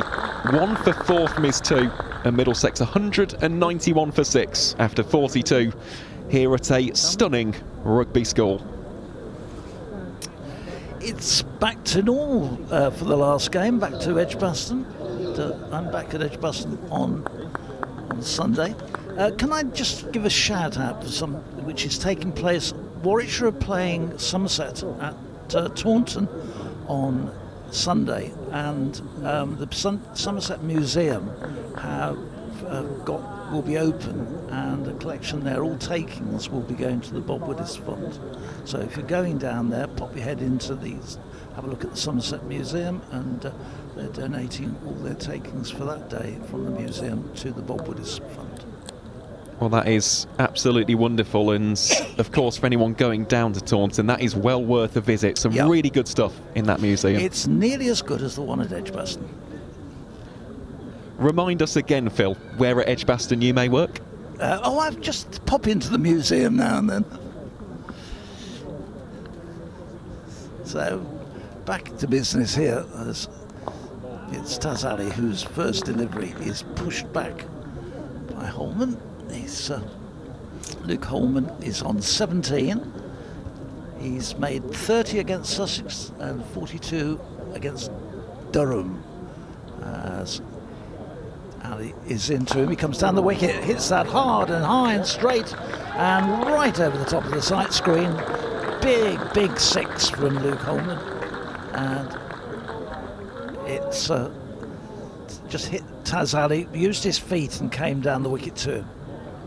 Yeah, lovely stuff that, wasn't it, from Luke Holman. Just meets the pitch of the delivery and straight away puts Tazali under a little bit of pressure. You can see now the conversations being had between captain and bowler, and it's that kind of intent and approach which we haven't seen either of the previous two teams display against Taz. It felt like Northamptonshire and Kent just allowed him to settle into his groove. He's done well so far today, but a shot like that just sows a few seeds of doubt. Yeah, you're right, absolutely right. It's the first time in these 3 games here at Rugby that anybody's really had a go at him. I think probably, don't take anything at all away from the way that Taz has bowled. He's bowled beautifully. But I just wonder whether both Northants and the game on Wednesday, that they just gave him that bit too much respect. And that is the cardinal sin, isn't it, against any leg spin bowler, because someone of Taz's talent is going to look at that and go, right, I'm in the game here. Yeah, I think Kent will. We said Northants would be disappointed with their score, and I think Kent exactly the same way. And they went down at the end like a pack of cards, and it certainly he had them bemused almost. This one is just run away to backward point, and they amble through for the single. So Luke Holman moves on to 24, 198 for 6. In this, the 43rd over. And today have really raced through these overs.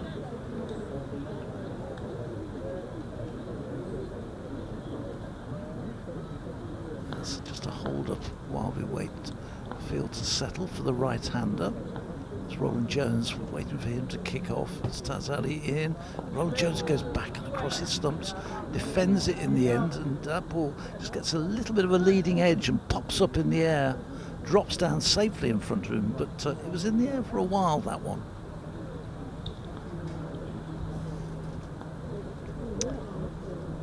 Still got a slip in place, which at this stage of the game is unusual. Again, this one is defended. There's a much better ball from Tazali, and Roland Jones sure that he plays it solidly. Now the slip has moved back to the edge of the fielding circle, so we're on the last ball of this over. In goes, and this one is glanced wide of Jake Linton, who's down there, does the fielding, but they come back and get a second run. So just an outside edge. They put the fielder back for it, but wasn't able to quite get down and do the cutting off. End of another over. 200 comes up with that shot, and it's 7 overs remaining. Yep, and it will be Vance Jarney to continue here into his 3rd over of the game. 1 for 4 from his previous 2, and just shuffling about the field slightly here. Going to have to start, I think, having a go now, aren't they? They're going to have to start coming down and trying to get hold of Jarney and knock him off his length. They'll know that he's a relatively inexperienced bowler at this level. Well, here he is bowling up first to Luke Holman. He straight away just pushes that one back to Hamza Sheikh for no run. It does feel like, even though Roland Jones has got that reputation of being a big 6 hitter, Holman will be the more aggressive of the two at this stage. We've already seen him take the attack to Taz Ali. He goes for the sweep, just tries to paddle it around the corner for no run. But what a start this has been for Vance Jarney. As you spoke about earlier, Phil, just the 4 singles conceded, yep. Exactly what the Bears would have hoped for. Absolutely, yep. Oh, that one has just beaten the effort of Adam Sylvester. He punches the turf in frustration, and that is another boundary off the bats of Luke Holman. Takes Middlesex up to 204 for 6. Yeah, that he was annoyed that he missed that, and probably should be, because that was hit straight at him at this level. You don't really miss those. He's pushed himself. He's gone back now to the edge of the circle, just giving himself an extra couple of runs. It was swept along the floor.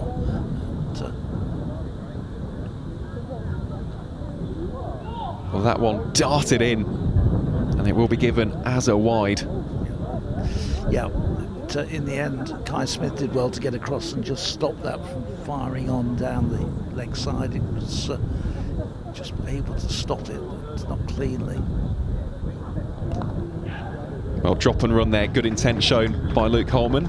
Puts Roland Jones on strike for the next delivery, and I must say Luke Holman's evolution as a cricketer in recent years has been so impressive. Started off almost as just being that leg spin only option, but his batting has really come to the forefront in recent seasons. Don't you think though that the game these days calls that you can't just be a bowler, you have to have several strings to your bow?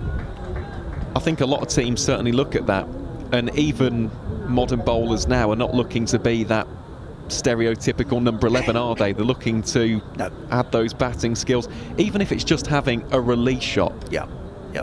Nearly everybody now can bat and knows how to handle it. That one swept very firmly, will be cut off by Taz Ali.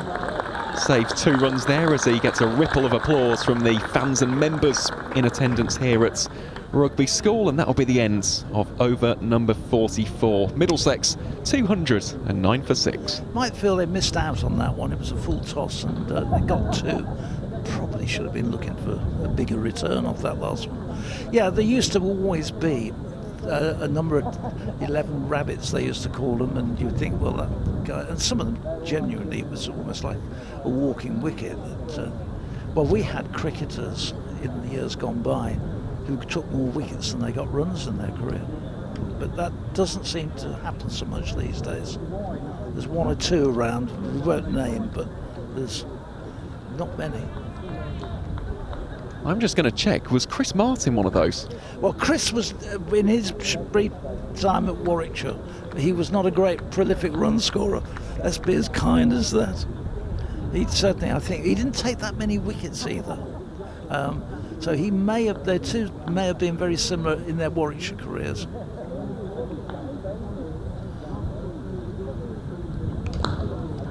Taz Ali starts a new over, and his first ball, which was quite short there, is punched up to long on for a single. I was right in terms of overall career, 599 first-class wickets for Chris Martin, of course, not the Coldplay singer, the former New Zealand international, compared to 479 runs. Yeah, I think he's held the most ducks, the record for the most 0 scores. This next one is pulled, not where it was intended by Holman. He gets a single for it, trying a reverse time sweep shot. I'll tell you what though, with his bowling, Chris Martin, of course, 233 test wickets up there for New Zealand, just deadly accurate. Yeah. No, he was not the man you'd want batting for your life. This next one is dug out by Roland Jones. Great bowler though. Yeah. Really good bowler. Yeah, he was at Edgbaston a few years ago. Taz Ali in his 8th over in bowls. Roland Jones goes back and across and plays this one to mid-wicket.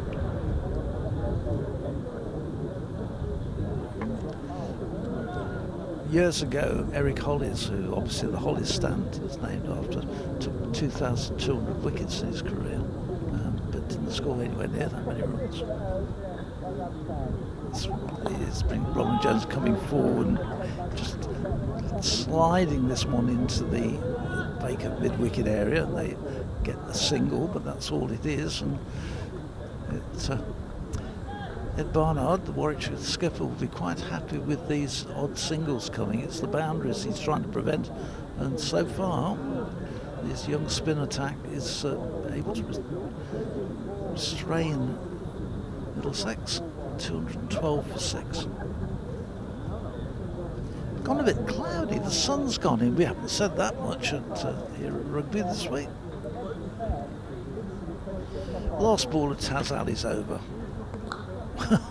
And Holman comes down the wicket looking for a big hit, and the end has to readjust it and just dab it out to deep point for another single, but it's another over ticked off. 45 gone, 213 for 6. Yeah. Needs a 5 over dash this, doesn't it, from Middlesex, although I do think somewhere around about 250 would be very, very competitive. There's been plenty on offer for the spin bowlers as Jake Lintop has ball in hand from the Chapel end, so changing tactics here from Ed Barnard and the Bears. That's an interesting change. Just 13 runs off his 3 overs for Jarney, bringing the experienced Lintop back into the attack. Well, look at those figures. 1 for 36 from 8. He has bowled tremendously well today as the left arm wrist spinner. Of course, one of, I think, just 3 in the circuit at the minute. Freddie Heldrich at Northamptonshire and Tom Hinley at local rivals Worcestershire as well. Of course, the Bears in the women's game have Millie Taylor, the only professional left arm wrist spinner. Lintop just gives it a twirl. Here we go. Holman straight away goes for the attacking option, turns it around the corner. I do think you'll see now with Luke, he'll be targeting deep mid-wicket. That is why the Bears have got the man out on the fence. It's a real area of strength for his. That big, strong, muscular slog sweep. And that's probably the longest boundary. Got Lintop on the right end for that shot. Well, goes for the reverse this time. Can't quite beat Oliver Hannon-Dalby. And there again, we see the anticipation of Alex Davis. I'm not sure if that would have picked up on the camera, but straight away, as soon as he saw the change of the bat, he sprinted across. Really good work, that.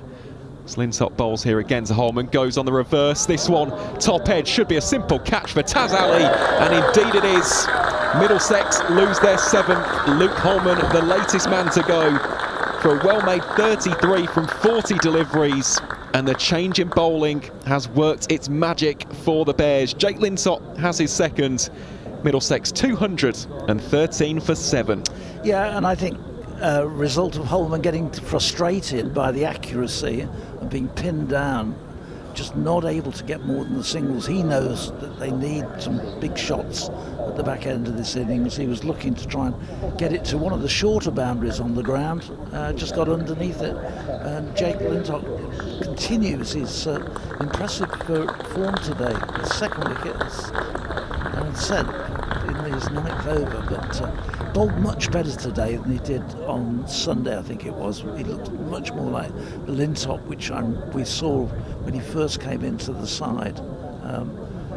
I thought on Sunday he was much too short and gave too many hit balls, but today he's kept a much better length, flighted the ball beautifully. He most certainly has, as Henry Brooks, the former Warwickshire man, enters the middle. He'll have a big role to play with the ball in hands. Up top, you imagine, just set the tone with the extra pace. But of course, for Luke Holman, I think he batted nicely there for his 33. Oh yes, yeah. Take nothing away, it was a useful knock, and good runs from him.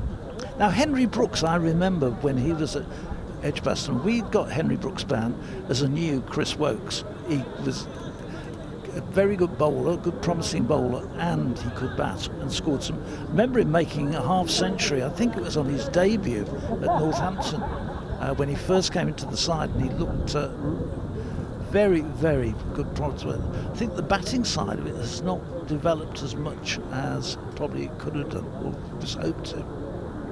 Well, here he is on strike against the confident Jake Lintop. Strides into the first one, and that will be no run.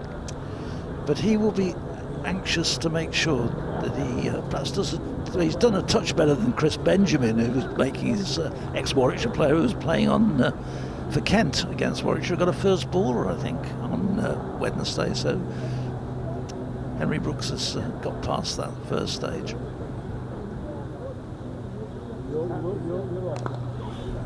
This next one is just played back to Taz Ali, who's now being moved.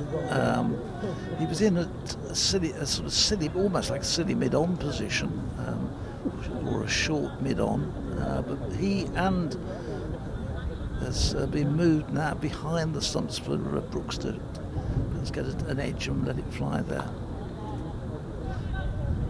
He gets off the mark with a shorter ball, which is cut down to deep point, but it's a terrific over from the Bears spinner, Jake Lintop. It's 214 for 7. Just a ripple of applause. I would have thought there'd been a bit more applause for that over than he got. Was a fine 6 deliveries, wasn't it, from Jake Lintop? I imagine we'll see Taz Ali on from the Oak Street end. Indeed it is. Currently wicketless, none for 37 from his 8, but he's been dangerous, hasn't he, with the extra turn-ins and bounce he's offered. He hasn't had quite the look today. I don't think his line has been quite as good as it had been for the first 2 games. We were scurrying around trying to find, did anybody ever take 3 5s in this competition in a week on the same ground? He's going to have to go some now to get he can't get a 5 for there in 3 wickets left, so that run's come to an end and all that research is for nothing, Darren. Yeah, I was looking actually, in terms of ODIs, we'll give a shout out to 2 bowlers who got it in 3 consecutive one-day internationals. Wanindu Hasaranga of Sri Lanka, and of course the great Waqar Younis for Pakistan. Not quite in the same week and at the same ground though, so yeah, the hunt for that record continues. I think you'd probably have had to look a long way, if it at all exists. Well, here is Taz Ali from the Oak Street end, bowling up first to Henry Brooks, looking to bring those stumps into play right from the off.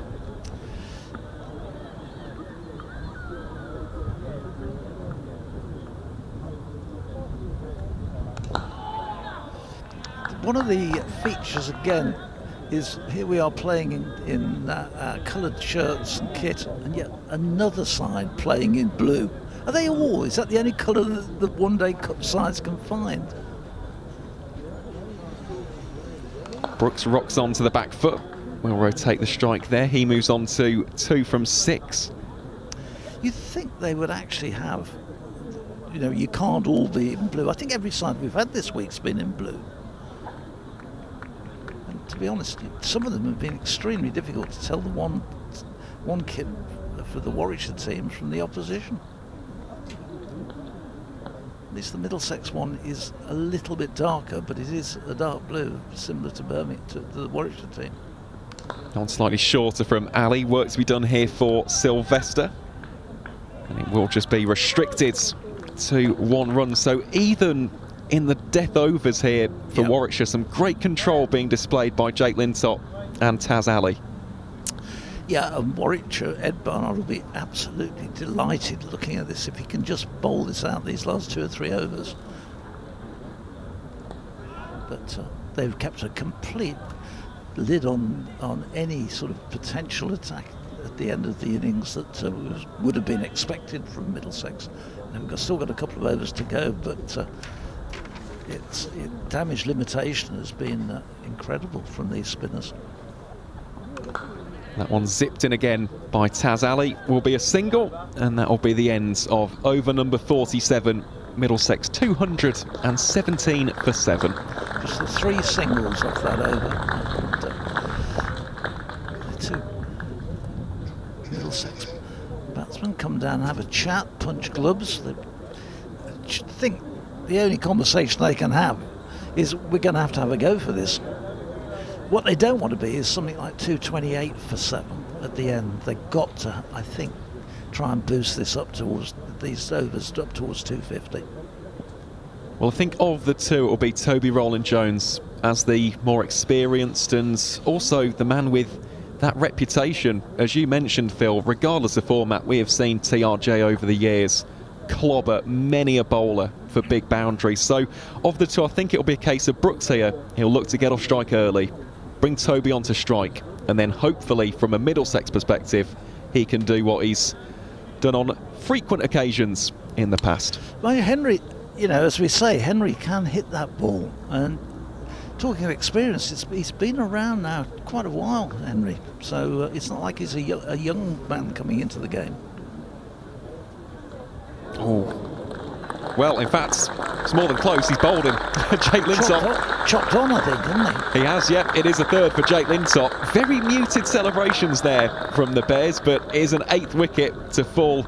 Almost fooled us here in the comms tent, and Middlesex now 217 for 8. It was a short but sweet stay at the crease for the former Warwickshire man, Henry Brooks. He goes for 3 from 9 deliveries. And next into bats, we believe it will be the soon-to-be Warwickshire seam bowler, Nathan Gilchrist. Yeah, Nathan Gilchrist, the man with no number on his back.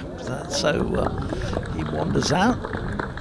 We'll be able to have a look at him. Warwickshire fans will get a good look at him if you've not seen him play for Kent. Well, he's playing for Middlesex on loan, so he's actually a Kent man, and but he's on loan to them for this competition. So. It's kind of strange the way he's happened to get here, but that wicket was strange. It was almost, in the end, there was very little reaction. Lintop went across and put his hands up to celebrate, but it was fairly muted from behind the stumps. In fact, Kai Smith and Adam Sylvester, who were sort of behind the stumps, didn't even bother to put their arms up or sort of even look. It was just like, we're going to go and pick the ball up and get on with it.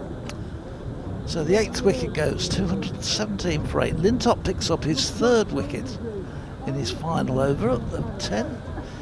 So he's got 5 more deliveries to try and get himself a 5-foot. Well, he's bowled tremendously well here. Got the new man, Nathan Gilchrist, on strike. Plenty of catches in the circle as well. Lintop into bowl, big appeal and given. Jake Lintop makes it 2-2. Nathan Gilchrist departs for a golden duck. And not only is Jake Lintop on for a 5-wicket haul, he's also on for a hat-trick. And welcome to Warwickshire, Mr. Gilchrist. It was a long walk for not very much, wasn't it? So he walks off, bat under his arm. David Lloyd type when he demonstrates how you get out. So the last man is in, and this has been disappointing from a Middlesex point of view, that they have really not been able to push on at all. I thought they'd set themselves up for a score, you know, which you would have been expecting in the sort of 250 plus. I don't think they were ever going to get the big 300 or so, but I expected a lot more than the 200. It looks at the moment about 220. Well, as you may be able to hear from our ambient microphone, there is a slow clap going around Rugby School at the minute. This would not be the first time that Jake Lintop has got a 5-fer in List A cricket, but it could actually equal his career best figures, 5 for 37. So not only is Jamie Feldman facing off against what could potentially be a 5-wicket ball, could also be a hat-trick. Here we go then. Lintop shuffles his chess pieces. It's Lintop versus Feldman. Bowling here, and as you can hear from the reaction, well played there by the youngster. Yeah, so all that build-up came to nothing in the end, I'm afraid. But he's still got 3 deliveries left to try and get his 5-foot, and obviously, more importantly, close the innings out.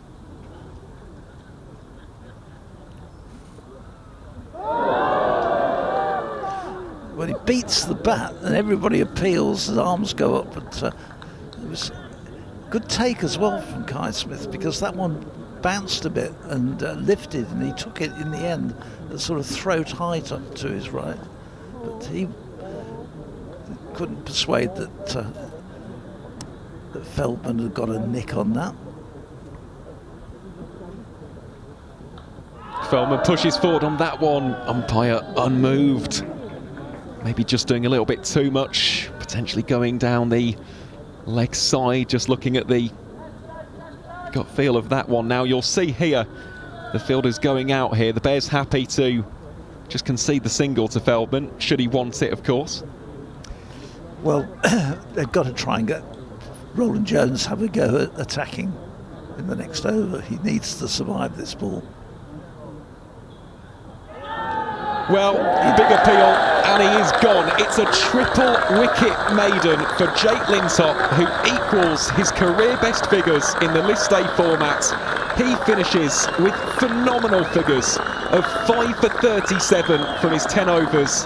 And Middlesex, after a pretty strong start, have been bowled out for 217 runs at Rugby School. They've been dismissed within the space of 48 overs.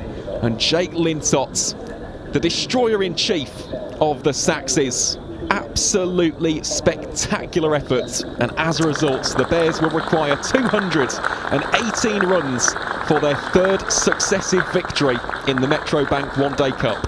Well, terrific bowling from Lintott, and that's really just wrapped it up. They were under immense pressure, but just fallen away. And the Warwickshire spin unit has done a fantastic job. We've been praising Taz Ali for wickets. Jake Lintott says, well, I'll have some of that. So on the 3 games here, we've had a 5 from the spinners in each of the 3 games.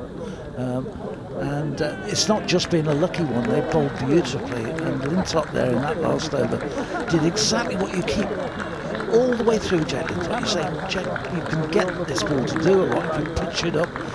He's been, in some of the games earlier on this season, he's been pitching a little bit short, but there, keeping it right up there and getting the just reward. Terrific bowling, but really good bowling, I think, by the whole unit. Really professional, and some good fielding as well. We saw some examples of it down here immediately before us.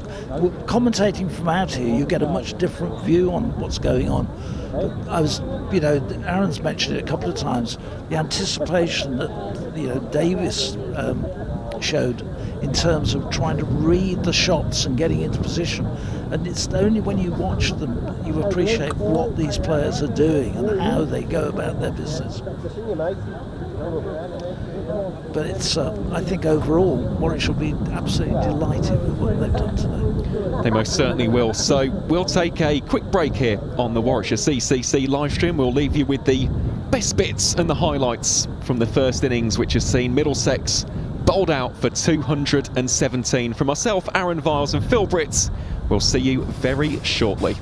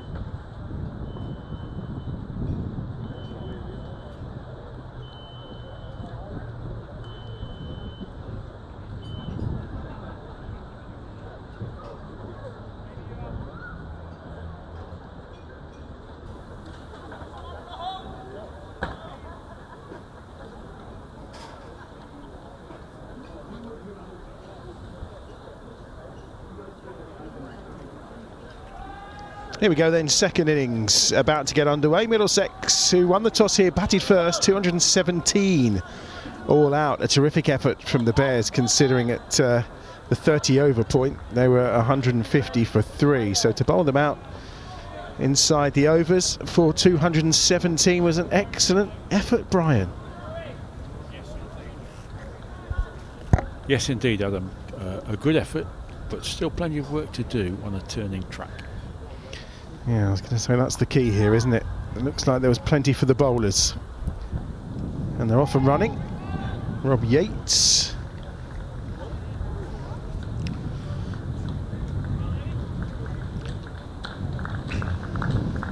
They'll get 3 off the first ball.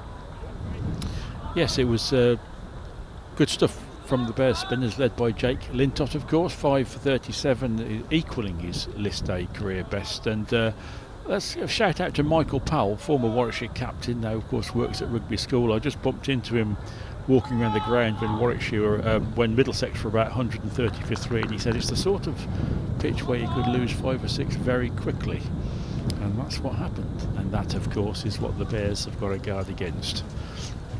Considering his injury he was carrying as well, it was a very impressive effort from Jake Lintott. I'm surprised we saw him beyond the 4th over, really. So the wily old Roland Jones kicking us off. The Bears not under immense pressure time-wise or run rate-wise. They can afford to be quite measured, but also they do need to be positive, don't they? Because wickets can fall in clusters on a turning track like this. And I wouldn't mind a briskish start in the power play. I was going to say, we never really saw that from Middlesex in any way at any point during the innings, did we? There was no kind of real risk taking, you would say.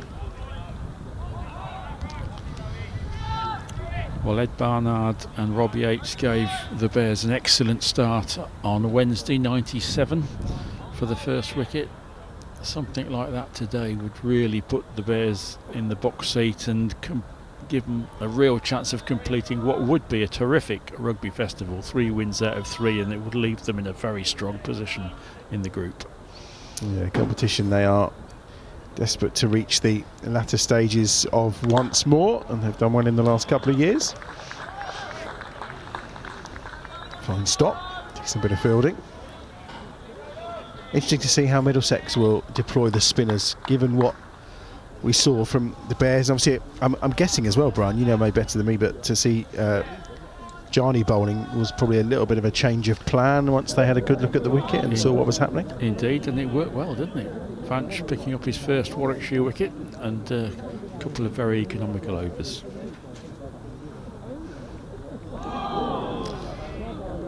Perhaps slightly surprising that the only spinner that didn't take a wicket today was Daz Ali, but that's how cricket works, isn't it? He's got to pull his socks up, hasn't he? Only 2 fifers in the tournament so far, but that's the story of cricket, isn't it? But spin bowling particularly, you can bowl. I remember talking to Jake Lintock earlier this season, and he said in T20 especially, you can bowl really well and end up with 0 for 40, and sometimes you don't bowl so well and end up with a wicket or 2. Yeah, it felt like he had a tough T20, Jake Lintock, this time round. That's a wide ball from Roland Jones, 1 more to the total. But good actually off the back of Taz picking up those 2 fifers to see Jake then come in and grab one today. Absolutely, and how nice it is from a cricketing point of view to see wrist spinners playing such a integral part in the game, and really putting Warwickshire in strong positions in all the games at rugby this week.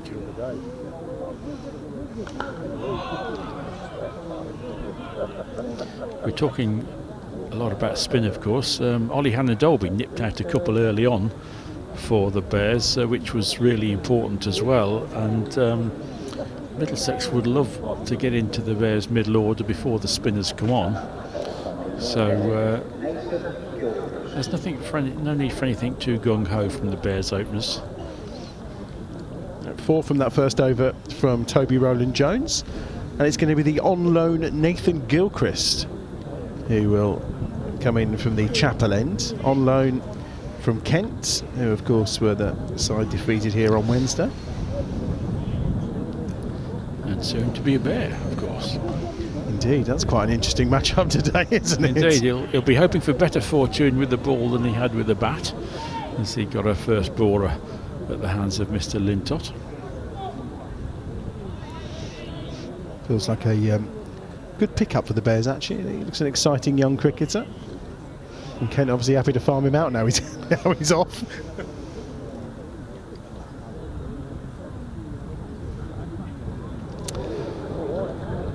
Well, he won't be very happy with that start, will he? 4 wides.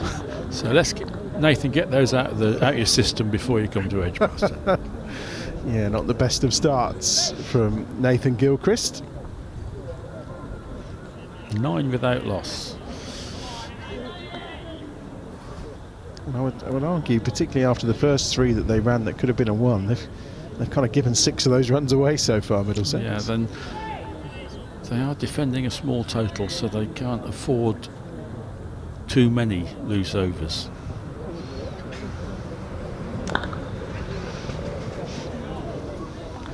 It's a bit better from Gilchrist.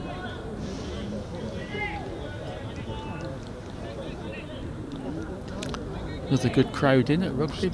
It's been blessed by great weather, super crowds, and Ed Barnard and Taz Ali, all the Warwickshire players we've spoken to actually this week have said how much they've loved playing at Rugby School.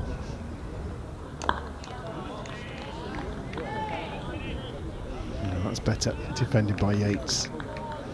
It just brings something else, doesn't it, Ryan? It's a terrific atmosphere.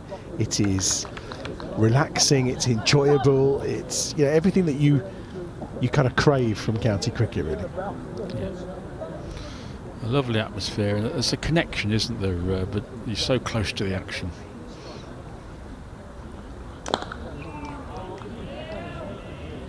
Well, we were talking during the first innings at how sometimes when you're up in the perch in Edgbaston, like we are watching on, you're kind of a little bit detached and it all looks very easy. When you're on ground level, as we are with our commentary position today, it's all far from easy.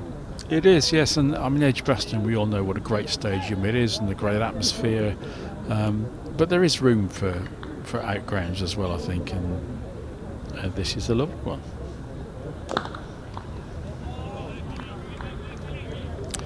The pitches have played well, the crowds have turned up, it's been very well organised. An ice cream van has arrived on the third of the 3 games.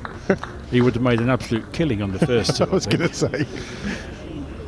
But no, all good at Rugby School, and who knows, this may be the start of a Scarborough or a Cheltenham festival, a long-running festival. Lovely, very helpful folk as well here at the school. Another dot ball. It's much better from Gilchrist after that first disastrous ball. Yeah. 5 dots. Must be quite tricky when you're coming into bowl against your new employer. I want to be good, but I don't want to be too good, do I?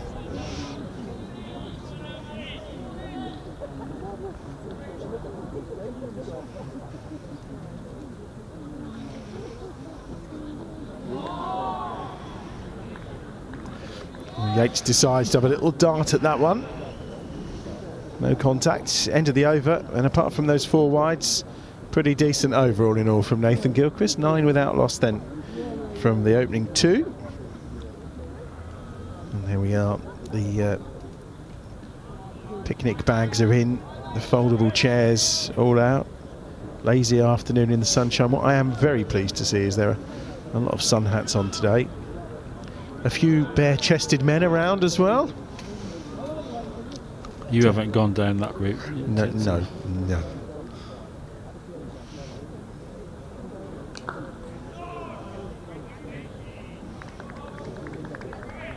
On the spot from Toby Rowland-Jones, you don't really expect anything less from him, really.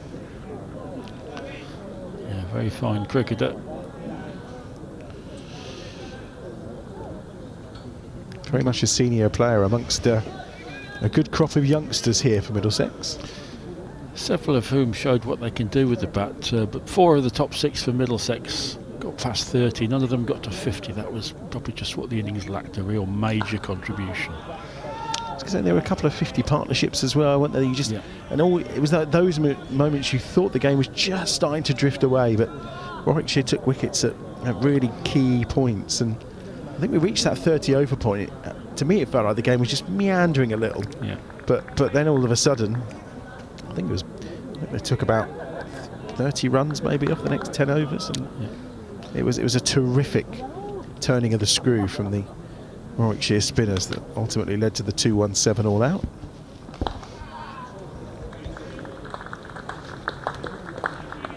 And Barnard taking the initiative. We'll just get 2 for it.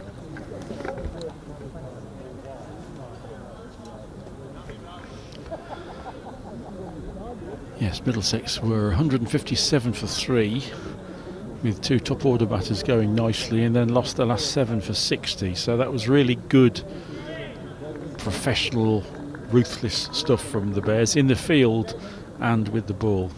Now, can they capitalise on it with the bat?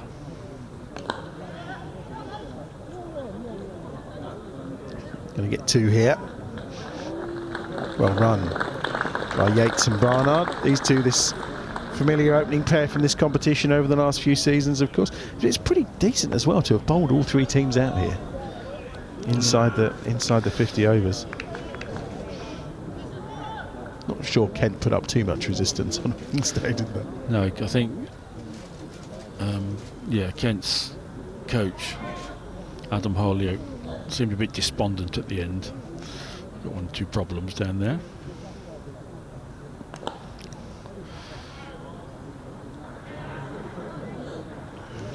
Of course, Bear to be Nathan Gilchrist bagged the first bowler today. Of course, former Bear Chris Benjamin got a first bowler on Wednesday, so it seems a good week to be a current Bear. 2 wins under the belt already, and touch wood, well placed for a 3rd one, but still plenty of work to do. We're very interested to see what happens when the spinners come on.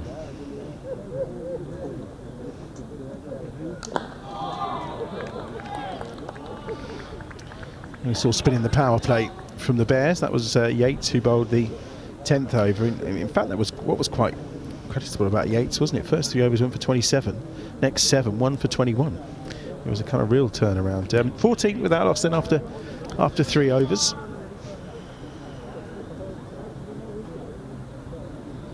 It's fortunate that Middlesex no longer have Edmonds and Embury on their spin attack. They'd quite enjoy bowling on this wicket, of course. Now, I was reminiscing about that with Aaron earlier, about the lack of success really that Middlesex have had over the last kind of 20 years or so, and I was saying that, when I was being fed a diet of cricket in my very early years, it was all about Middlesex, and it was all about Gatting, Embury, Edmonds, and they were the successful side, and they were very much the staple of England, weren't they? Absolutely, and some wonderful overseas players as well, like Wayne Daniel and Vincent van der Bijl. And I think that there were times when Middlesex in the early 80s or the 80s had almost an international 11. Back in the days when top overseas players were with you for the season, of course. Very different era. Am I dreaming, or did Desmond Haynes? Yeah. He was one of their overseas players, wasn't he? Yeah. I do remember on those days they used to say you had to play for Middlesex or Surrey to play for England. That was Bob Willis was an exception to the rule, I think. That was Botham very much. Yeah. Well, Bob, of course, did start at Surrey, so that might have got him he was in. He was in the club by then. Yeah. Oof. He's got something onto it, just about. Yeah. He's got enough of it to reach the boundary. Audacious stuff from Ed Barnard. I'm not sure quite where he intended, but I guess when you're lapping a fast bowler, you do need a bit of luck on your side. Didn't see any of those kind of shots from Middlesex, did we? They never really tried those. They did, but in a very orthodox fashion, didn't they?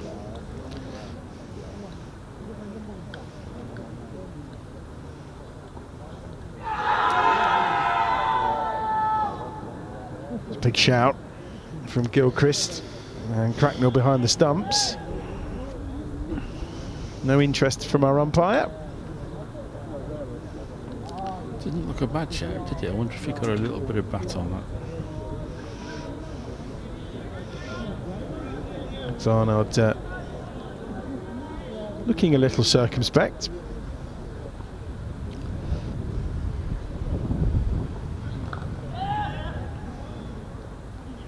Definitely got bat on that one. One more to the total. Steady start. Ed Barnard very quickly has become absolutely pivotal to this Bears side, hasn't he? In all formats. It's only been a couple of seasons since he joined from Worcestershire, but my word, how he settled quickly and is right at the heart of the Bears now. And do you feel, something I mentioned to Aaron, that's 19 after the first 4 overs, it was almost like this competition in that first season was kind of what gave him that lift off and that platform, wasn't it? Yeah, absolutely. And he arrived from Worcestershire. All the lads down at Worcestershire said what a fine player he was, and then he really began to show it in this competition, didn't he? And took that confidence into 4-day cricket, and it's a real surprise, I think, that he wasn't picked up for the 100, to be honest, because he's a gifted player with the bat and the ball.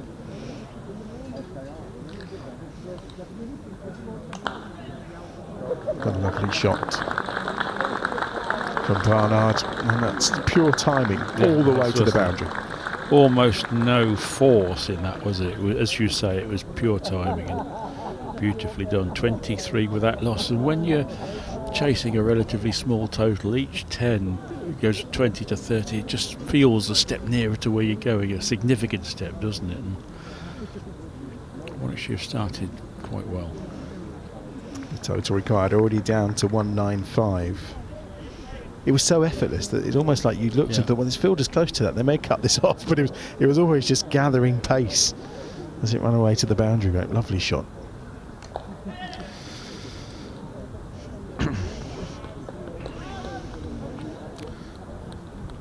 I'm thinking it can't be too long before Middlesex turn to spin.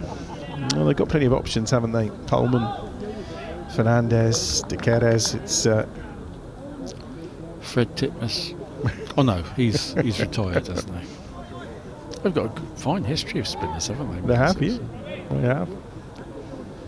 Tell you, I think that the Bears seem to be doing a little bit better here. They're ticking over the runs. They're running between the wickets really well. And when you've got the left and the right in, it's a Fine shot. Magnificent shot from Rob Yates. He came charging down. Rob has got a reputation, of course, and he can bat very long and very orthodoxly and solidly in red ball cricket, but I've seen him play some extraordinary shots in the shorter games. It's a beautiful shot. I don't think we can underestimate how important this power play is going to be today, can we? In breaking the back of this chase, really.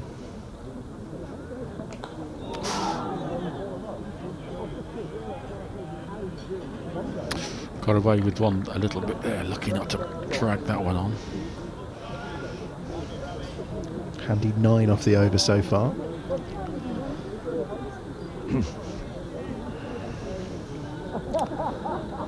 This, of course, concludes the Bears' run of home games. The next 3 all away: Somerset, Lancashire and Durham. So they'd love to go into those 3 tough games with 3 wins out of 4.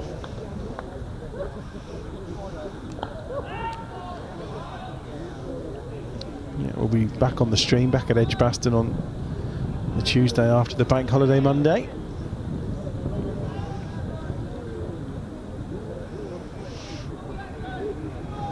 Will be that last home game. And Warwickshire would love to have qualification tied up by then when they face Sussex.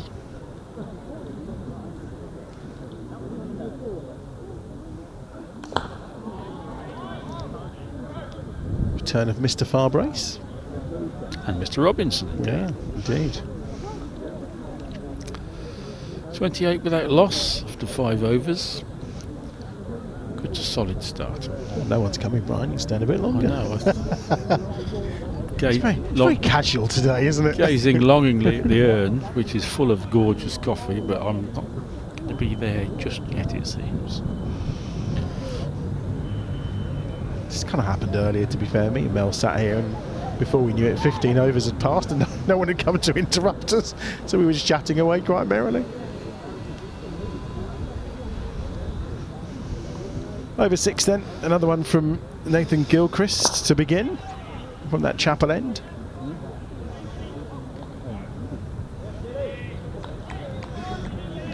Or a dot ball to start with. It certainly feels, I don't know about you, it certainly feels that there's a bit more, there's far more movement of cricketers nowadays than there probably used to be. Absolutely, yeah. Not quite at the football transfer market yet, but it doesn't feel like we're far off moving in that direction. So, lovely shot. Yes, beautifully up on his toes there and guided away. And again, lovely timing there from Ed Barnard. Ticking along nicely at a run of ball here, 19.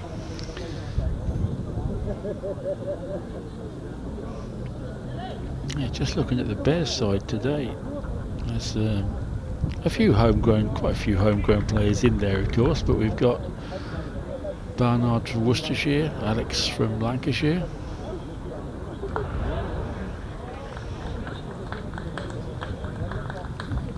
And Big Ollie from Yorkshire, of course. And what a pick-up that was by the Bears all those years ago. What a magnificent servant OHD has been and continues to be. I forget he was at Yorkshire. I think of him as one of ours now. He's been here that long and he's a bit of the furniture, isn't he? He is, and hopefully will be long after his playing career as well. I mean, Ollie already is clearly a very, very good coach and has done a lot of work with the younger players, and is just a great influence around the club and around the dressing room. I think a good move as well to have Chris Rushworth staying on for another year, obviously, and also adding that coaching, because I mean there aren't many better in the county game with the new ball in terms of swing bowling, are there? Not many people can know more about seam bowling than Chris Rushworth.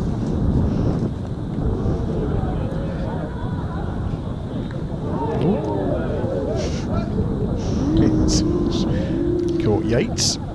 An apology immediately coming from Joe Cracknell. Good job he had his box on. You don't usually wear it for that particular reason. A big hoik initially from Rob Yates. And 1 for 48 earlier on with the ball. So he's already made a contribution today.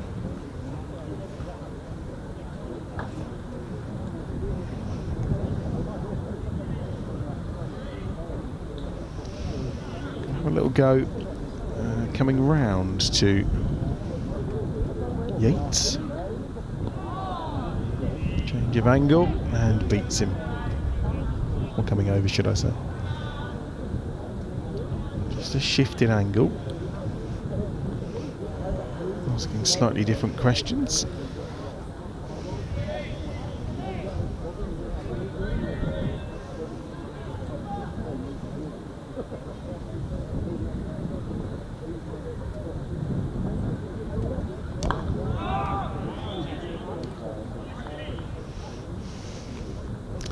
Just 7 from 16 balls for Rob Yates, but that's fine. There's no pressure to score briskly. Barnard flowing nicely at the other end, so at the moment these openers doing it very nicely for the Bears. 35 as we wait for the last ball of the 6th over.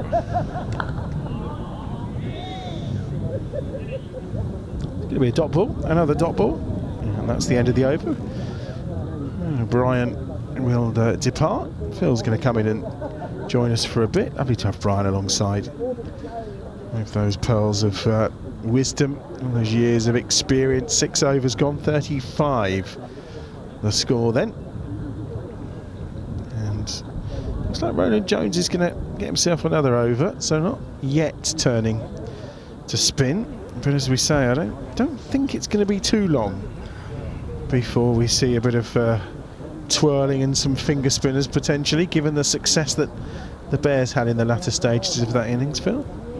No, I think you're right. It's in fact, I thought they might even be on before now, just to sort of check it, because they're going along quite nicely, aren't they? Just the two of them, just the 6 overs gone, with not too much happening for the bowler. Oh, having said that, there's the first wicket. It is, and it's Toby Roland Jones. That's kept a bit low on Ed Barnard. Yeah, it hit the wicket about, third of the way up, and Ed Barnard was looking in the end to dab it away. It was through him and just took the off stump, so perhaps the Middlesex should have brought me into the attack earlier. That's the answer, I reckon, Adam. Yeah, it must have been. So Barnard was looking good. He was on a run of ball, but he's on his way. Bowled by Roland Jones. 35 for 1 then. And again, it's how the Bears approach this. Yes, it's a smaller total. 218 the target, of course, but as we saw with what the Bears spinners were able to do, not the easiest wicket to bat on as the innings goes on. I think it's important that they get the run as many as they can through the in the power play stage. Kept low, isn't it? Keep low, didn't it? Yeah, kept low, and in the end he was just trying to prod at it to keep it out. It completely went through. Not a lot you could do about that. No. Fortunately, we haven't seen many of those over the 3 days here. But I would say that's probably the worst ball we've had insofar as just looking at it from the side on as well. It's a shocker. It's not quite got halfway up the stump, has it? It's done what's required. So brings Zen Malik to the crease. So, yeah, first ball which I'm here for. It causes trouble. I was going to say, Phil, yeah, you'll be ousted if this is going to be the case. Fuller ball this time from Roland Jones, and there is obviously no run. Yeah, we've got other options. They've got plenty of spin options available to them, Middlesex, haven't they? Yeah, so we'll see Henry Brooks getting a chance, I would think, before the ball gets too soft, and then into the spinners, I would think. Yeah, intrigued to see how Luke Holman bowls with his leg spin. Obviously we saw the success for Jake Lintott today with 5 wickets. Yeah, I thought Lintott bowled as well today as I've seen him bowl for probably 2 seasons. One of the criticisms I've always, when we've been on air, is there's always a hit ball every over he bowls, and whereas today he did drop that one in.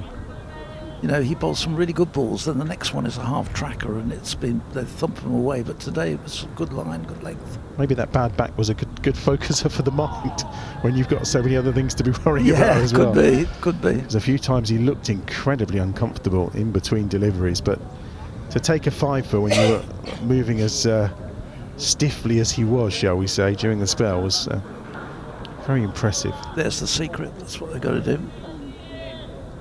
They can do a bit of hard work in the garden the day before a match. Shift those slabs, Jake, would you?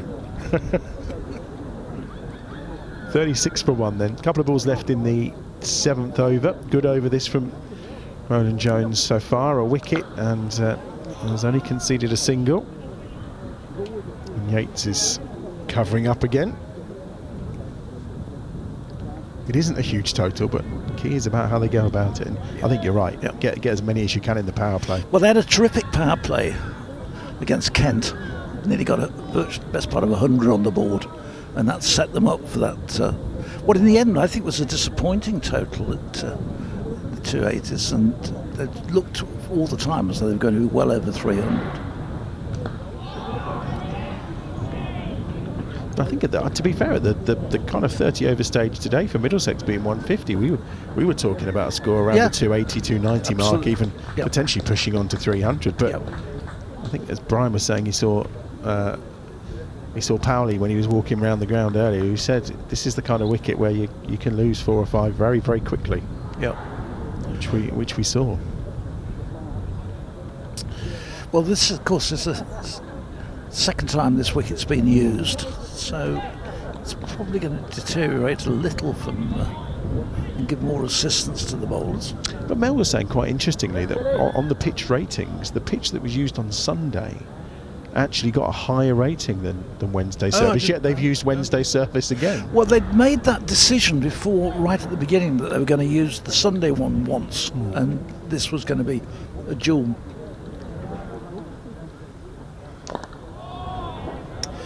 New over, and Warwickshire's player for next season, Nathan Gilchrist's first ball is pushed back. I was going to say it's not his audition. He's already done that. That's the difference. He's.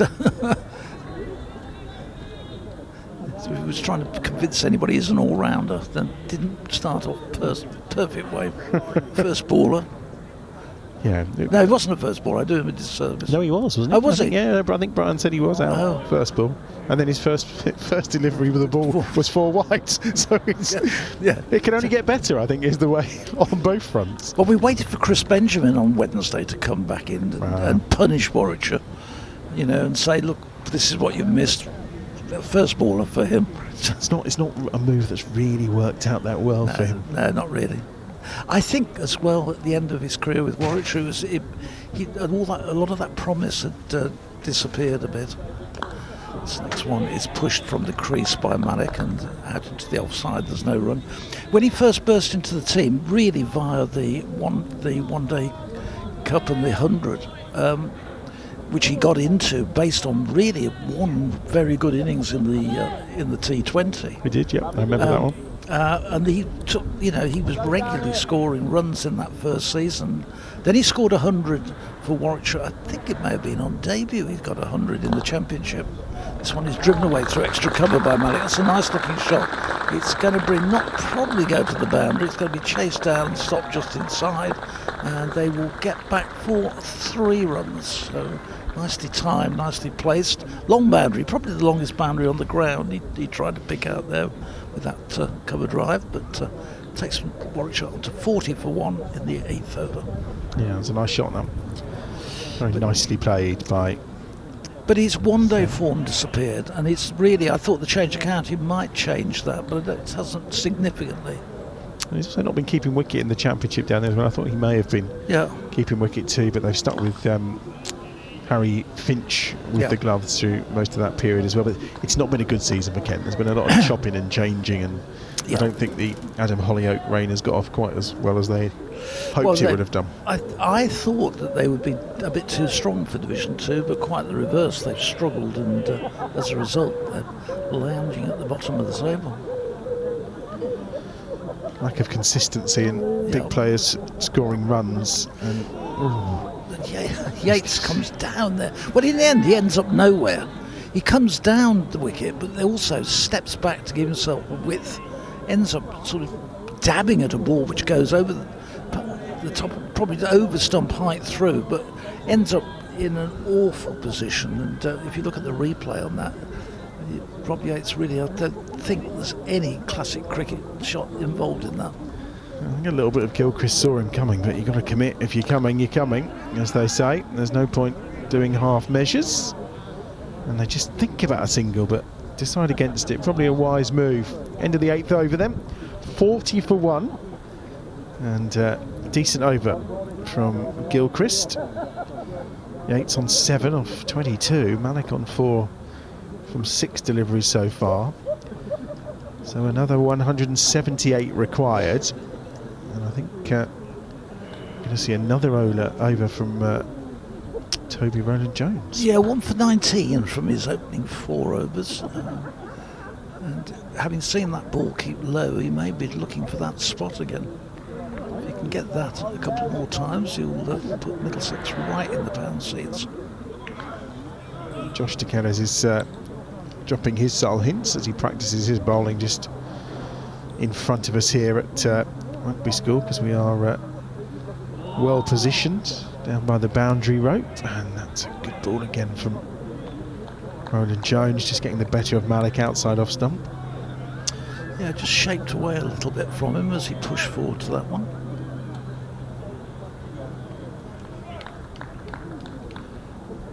Have you seen much of Malik? I haven't, no, actually. He's done terrifically well this year in the Championship with 2 centuries, one against Surrey, the other against Worcester. Oh, it's a difficult chance for Rowland-Jones. That would have been one hell of a take if he'd held on to that. You can hear the anguish amongst the Middlesex players who thought maybe he was a little closer than he was, but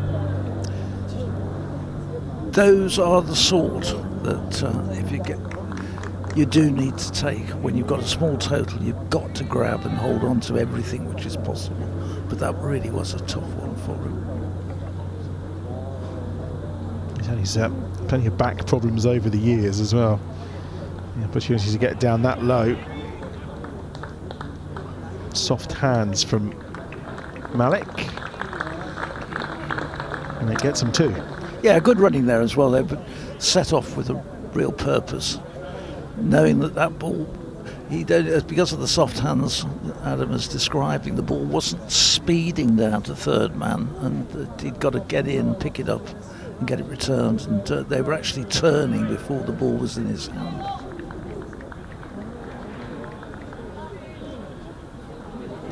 So Ollie Hannon-Dolby chip in with a couple of wickets during his opening spell, and I'll be hoping here, I think that Rowland-Jones can do exactly that for Middlesex. So that's a lovely shot from Malik again, and there's 2 after it, but it's going to beat them all. All about timing again from Zen Malik for 4.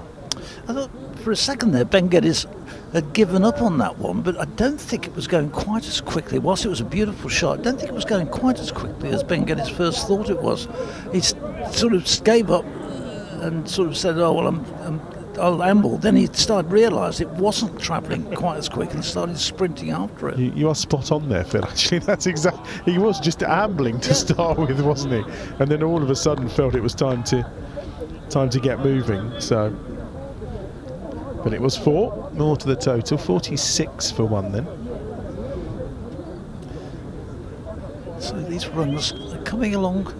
The required rate is now down to 4.18, and they're running along at 5.21, so going along nicely within the required rate, and not taking too many chances either in the process of getting there. They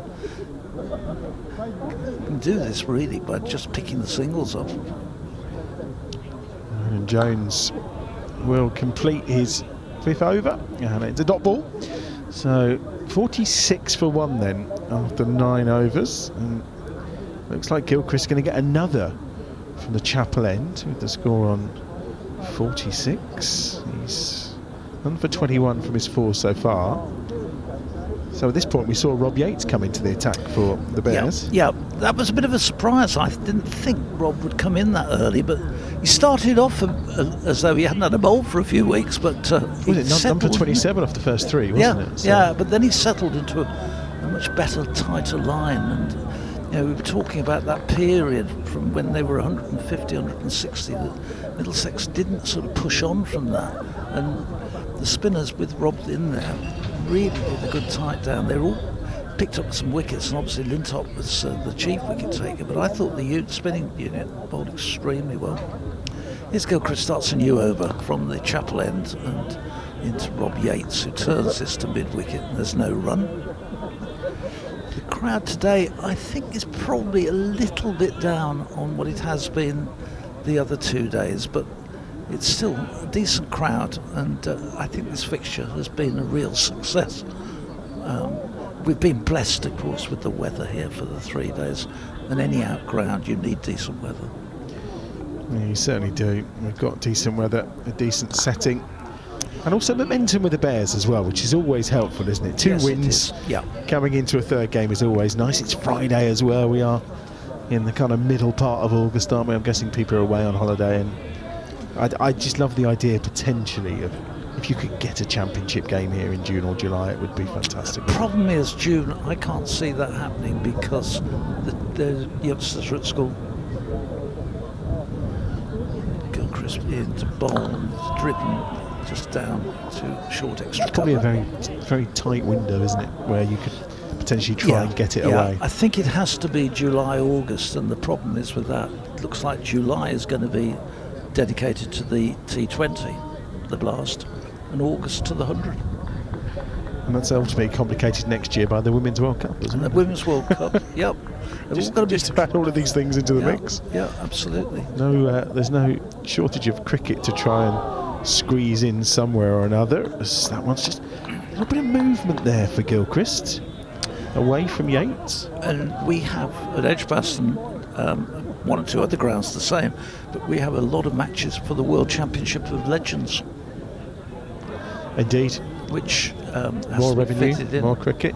And that was early July, so that's why one of the reasons why the Test match at Edgbaston is in September. Yes, next year's calendar is a tricky one, and again Cracknell trying to convince everyone that Yates has got a touch on it, and in fact the umpire says no, we're going to have that as a wide instead. Yeah, he was stretching for it a bit there, Rob Yates. 1 more to the total then, 47 for 1. Couple of balls left in the power play. Yeah. Well, I think they'll be reasonably happy with it. It's obviously nowhere near the score they got on Wednesday, but different circumstances. As Gilchrist in, this is turned off his hip. There'll be a couple here for Yates as he turns and is comfortably home as the ball is back in to crack. It's good running between these two. It was good running. I think these two have taken that turn on Wednesday. There were quite a number of times where you thought, we can get 2 here, but they settled on 1. But they've really run hard today and made those 1s into 2s. Last ball then of the power play, or power play 1 if we're going to be technical, and it will be Gilchrist to deliver it, and it's a swashbuckling shot from Yates that gets him nothing, and that completes the opening 10 overs then. 49 for 1 then for the Bears. I'll leave you in the capable hands of Phil, and it will be Aaron to come and join him. Thanks, Adam. Adam will be back with us in just a little while as we...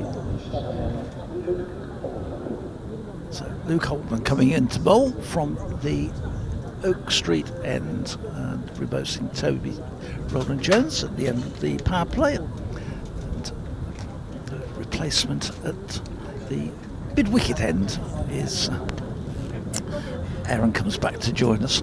You all right, Aaron? I am indeed, yeah. Had a lovely pizza for lunch. Oh, you did? You went for the pizza, did you? Yeah, was very, very nice. Very tasty, as is all of the food here at Rugby School. And yes, for the first time today, unsurprisingly, we are going to see some leg spin from the Oak Street end. It's Luke Holman, did well with the bat in hand, and will be looking to make some early inroads. It was nice to see, wasn't it, earlier, the amount of extra bounce and spin that Taz Ali got from this end. Yeah, it was, absolutely. But, just the one wicket which has come from this end. First ball from Holman is cracked away by Malik into the extra cover area, and they will get back there for 2 as Geddes wasn't able to field it cleanly. He was down but could only parry the ball, and it brings up the 50 for Warwickshire in the 11th over, so 51 for 1, chasing 218 for victory. One in. Ooh, that's a beauty. Goes past that little push from Malik and through to the keeper and just beat him. Not a huge amount of movement, but enough just to deceive him. What they've got to hope is that they don't get the one to repeat, keeping low like the ball that bowled the Bears skipper. This next one is short and cut away, but straight to backward point, and there's no run. No, it's a good point. That invariable bounce, if it does come into effect, that is something for the Bears to have to negotiate, and something, Phil, I wanted to ask. I'll touch upon it after this next delivery from Holman. Again, Malik just steers it out to backward point. Again, there's no run. What do you think the approach from the Bears will be in this run chase? Because myself and Mel were discussing this in the innings break. Do they just go out there and try to score them as quickly as possible? Because the longer that Middlesex innings went on, the more difficult it became to score.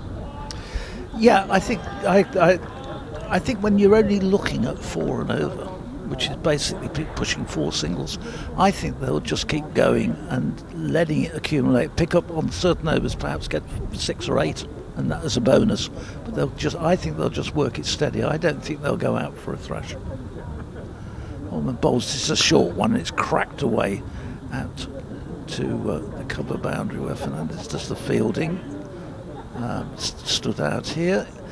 He's just in the sunshine, hasn't retreated into the shade of the trees yet. But last ball of the over, tidy over. We've already got away with it.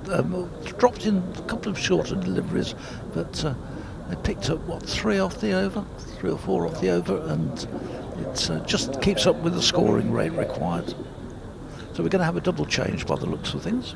We certainly are, yes. Coming on from the Chapel end, it will be Josh De Carey's, who I spoke about a little bit earlier. I think he'll enjoy bowling on this wicket, can mix up his pace nicely. We'll just look to bring the Bears batters forward and get them prodding and probing. I would have, having seen what Lintott did, I would have bowled these at the other ends. I would have switched them round. That is a very good point, actually. Just because from the Oak Street end we have seen a little bit more bounce, which as a finger spinner he'll want. Correct. Yeah. Exactly. Maybe that's something which could enter the mindset of Ben Geddes a little bit later on, but wasn't the worst first over, that was it, from Luke Holman. But De Carey's evolving into a fine young all-rounder. Did a good job with the bat in hand a little bit earlier on, just to get his side off to a decent start following the early departures of Joe Cracknell and the informed Sam Robson, and now he's got a job to do with the ball in hand. Bowling up first here to Zen Malik.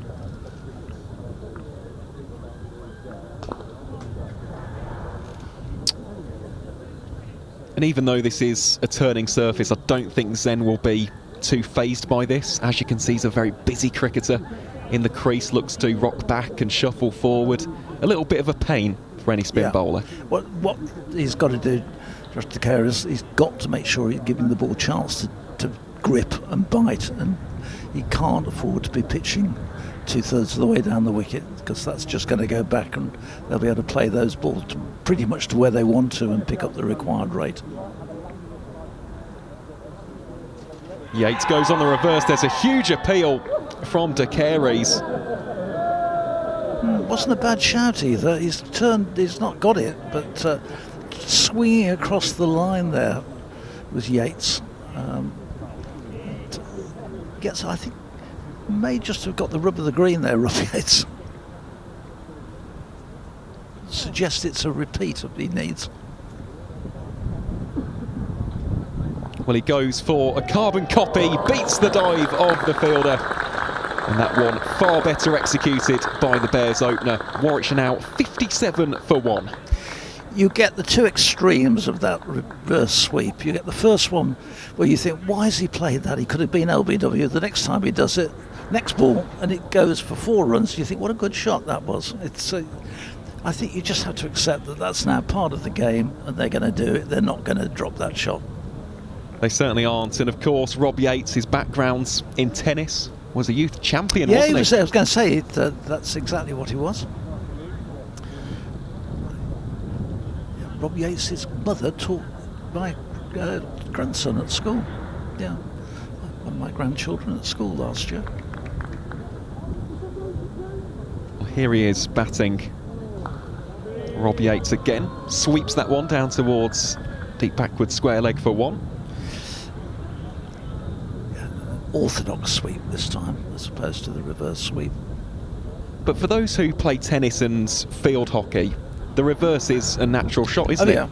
Because when you think about the biomechanics of the action, it is almost like a backhand as the Careys bowls here to Zen Malik. It's why players like A.B. de Villiers were so good at executing the shot, because they had that grounding, they had that background in other sports, and it just goes to show that the skills are transferable between multiple sports. Another half-strangled shout for LBW. I think this one was as good a shout as the first one against Malik. End of the over, 58 for 1. That rate still ticking along nicely for Warwickshire. Yeah, you talk about hockey. A lot of the players who come out of South Africa, out of Zimbabwe, have a background in field hockey. I think Jonathan Trott had played it. Trevor Penny was hockey international. Wayne Madsen as well. Yeah, you'll find a lot of them have played, rather more so than over here, I think. I think initially I can understand it because the conditions for playing field hockey when it was all on grass in this country, generally speaking, was very different to playing in South Africa or in Southern Africa. But now we're playing on AstroTurf or 4G or whatever it may be, then it's a much truer game. But people tend to play other sports. Well, it is funny we're having this chat about other sports as Luke Holman gets ready to bowl here from the Oak Street end, just making those final adjustments. Onto the left-handed Yates, who goes down and reverse sweeps this one down towards the finally to him what would have been the third man boundary. That ball was returned in very quickly. Yates was interested in this third run there, but the ball was flying in on its way back and restricts him to 2, but takes Warwickshire on to 60 for 1 in the 13th over. Yeah, we'll wait and see if Yates goes for a similar approach here. Will be Holman the bowler. In he comes. Short, and Yates again reverse sweeps this one to what was to him should be cover point, ends up being down to deep square leg. But it is funny that we have this chat about other sports, and the man, well, just to our left, Nathan Fernandez, a keen swimmer from what I've been told, competed a lot in freestyle competitions. Of course, now is plying his trade for Middlesex. He's just being moved around here, more square of the wicket. So when you say a keen swimmer, is he sort of representative level? Oh, that's the end of Malik going there to cut the ball, giving himself space, and finds it goes crashing into his off stump, and Warwickshire have lost their second wicket, and Holman has struck in his second over. Malik has gone for 14 and Warwickshire 61 for 2. Well, that is the danger, isn't it, of going for the back foot shot, and on that occasion Luke Holman disturbing the timber. Malik goes for 14. It's a surface, isn't it, which, as we mentioned, is quite difficult to grasp the pace of. It is turning quite well. The bounce has been a little bit invariable as well.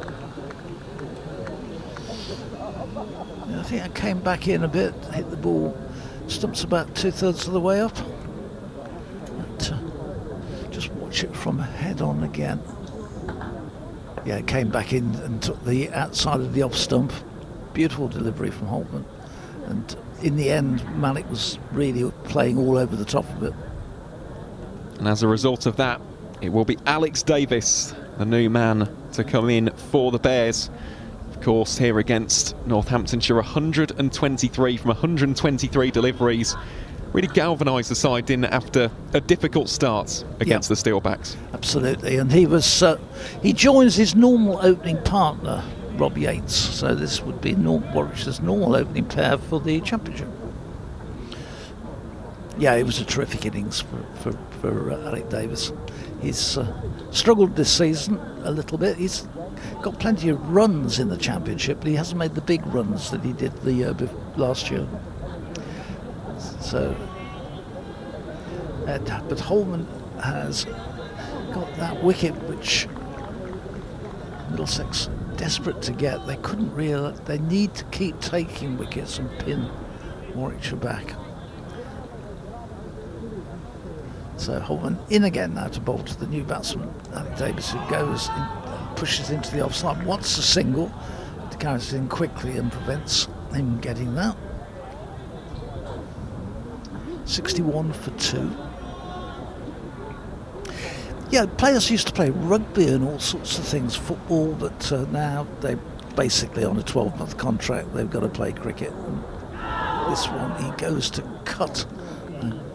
Again, it is through to the keeper, and he couldn't take it cleanly. Which, I don't know whether he got a little bit of a nick on that as he went through. I don't think so, although there was a little bit of a response from the field.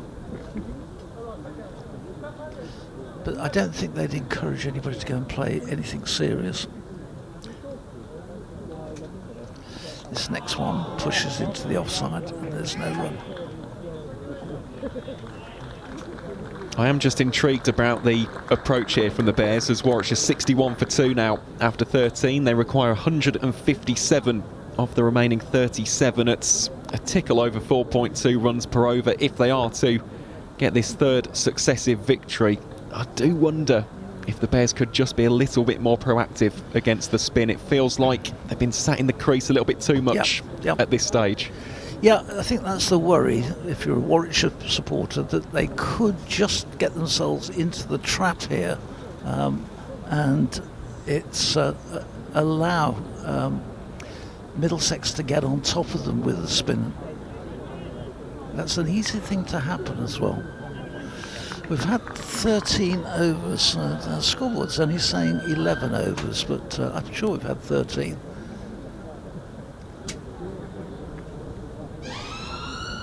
So it is the Careys to continue here as Yates tries to paddle it around the corner to no avail. Rob Yates is almost totally relying now on playing the ball behind the square on both sides of the wicket. Well, this time rocks onto the back foot and just punches it down towards Luke Holman. 1 run taken.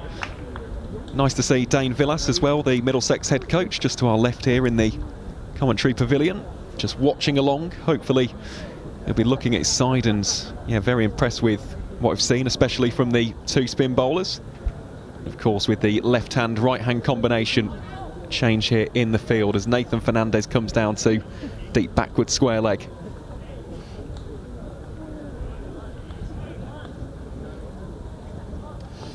Just holding up here while just having a check out with deep mid-wicket where he wants him to be for Davis. Davis wasn't ready, so he steps away.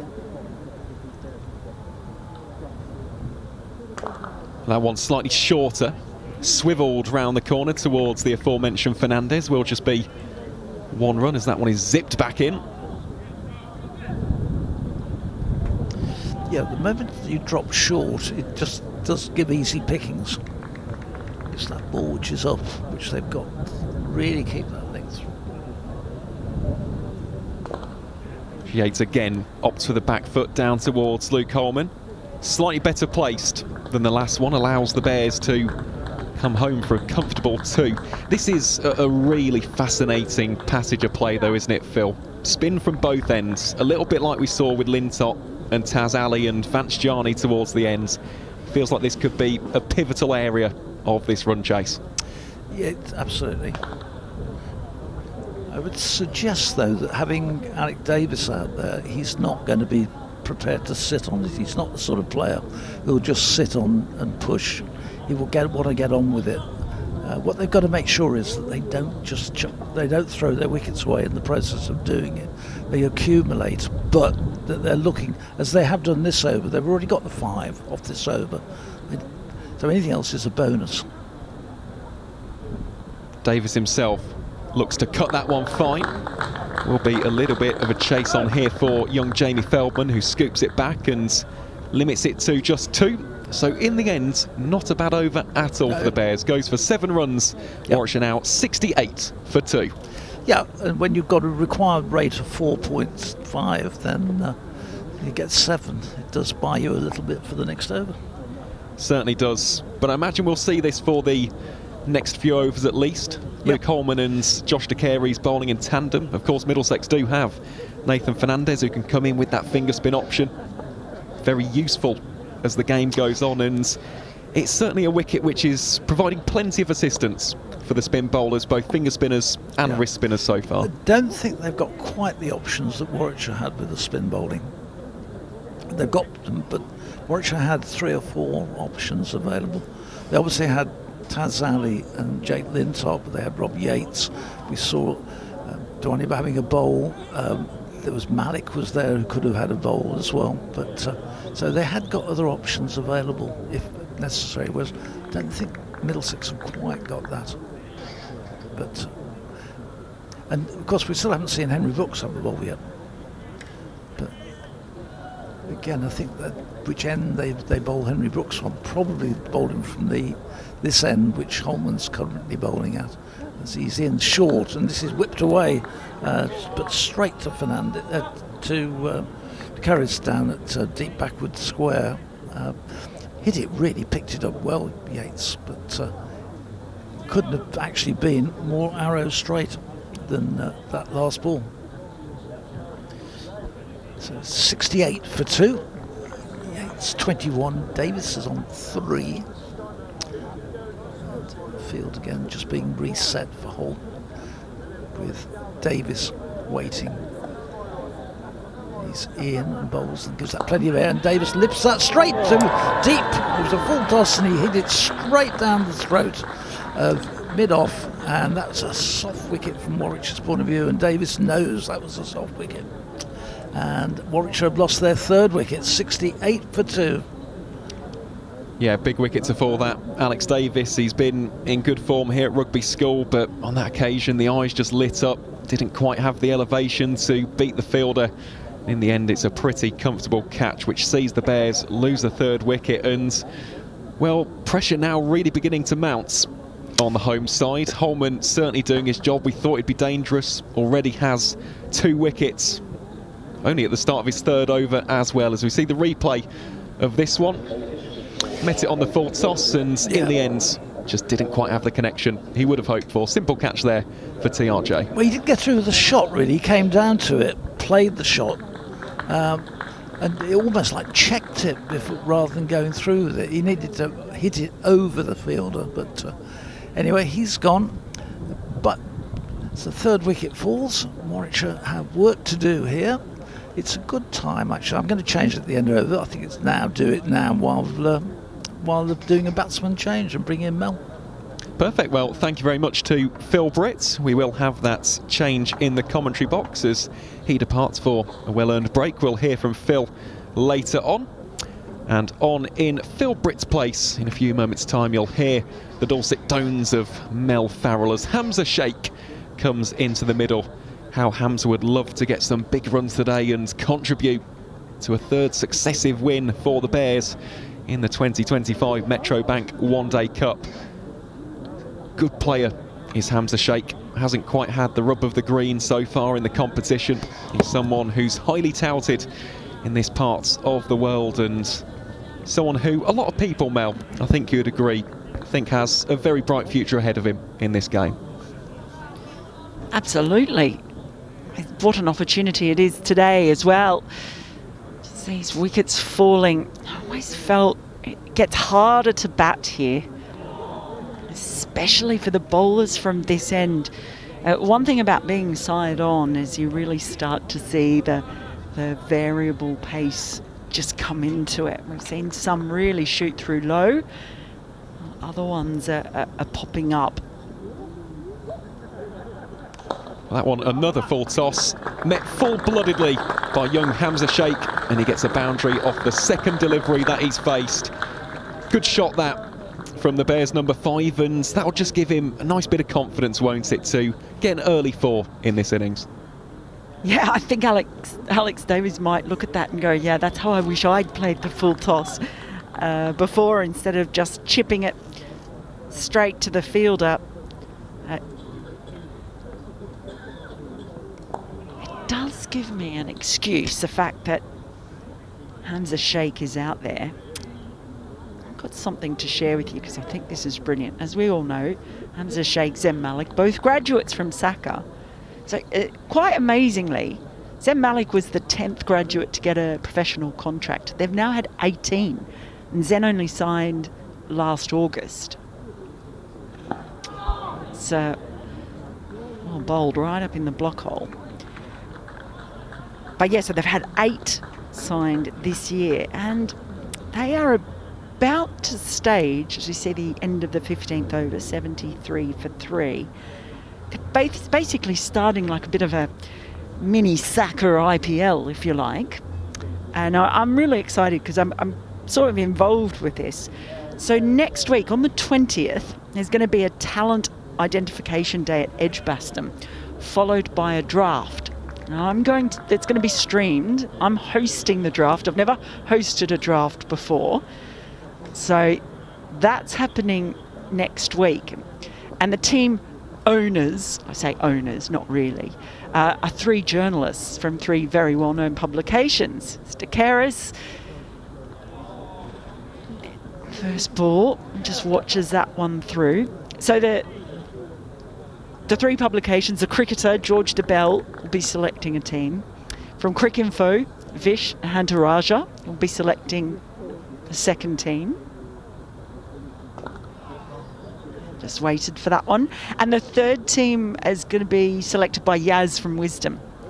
So they're going to go along to the talent identification day at Edgbaston on the 20th, and that night we'll stream the draft. And then on the 21st, there'll be a round-robin tournament at Moseley Cricket Club. And on the 27th, there'll be an eliminator and a final at Bristol, a bit like a finals day at Bristol. So I think that is brilliant. Dr. Tom Brown, of course, the brainchild who has set up SACA, the South Asian Cricket Association, and has done amazing things. To have 18 players sign professional contracts is incredible. And now trying something a bit innovative as well. Well, Sheikh goes for the firm sweep down towards Nathan Fernandez. Little bit of a misfield there from the Middlesex all-rounder, allows for Hamza to come back for a second. Yeah, just to touch upon the contributions of Saka, they really are absolutely wonderful. Spoken to a number of their graduates and coaches as well. Shaftab Khalid is someone who I've spoken to at length. It's a really good environment, isn't it, to breed that next generation of hungry cricketers.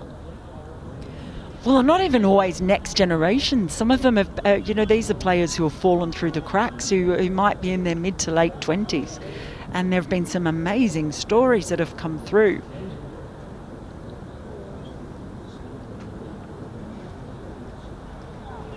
So that one just tickled around the corner. Henry Brooks will do the fielding on that occasion. One of which was, of course, Andy Umeed, formerly of these pastures. Absolutely. He was the first international, I guess, wasn't he, playing for Scotland? I absolutely think there will be, before too long, there will be a graduate who plays for England.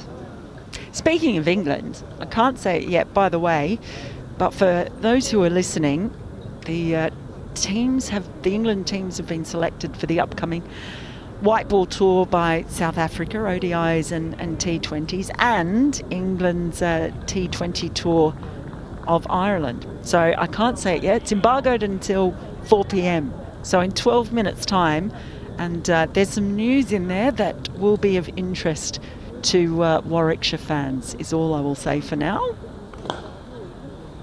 Well, there we go. We'll await that information with bated breath. So for the time being, we'll see Luke Holman continue this spell, and to be honest, Mel, we're not really surprised about the impact he's had so far. 2 for 11 as Sheikh meets that one on the full. Wrist spin on this surface was always going to play a big role. We've seen 3 fifers go to wrist spin already, 2 to Taz Ali, 1 to Jake Lintott today. Might we see a 4th? As that one's just turned around the corner. And Jake Lintott did take the last few wickets from the chapel end, but the end that Holman's bowling from now, the oak tree end, that's where Taz Ali took all of his 10 wickets. That seems to be the one that's offering the most assistance. He's bowled really nicely, Holman.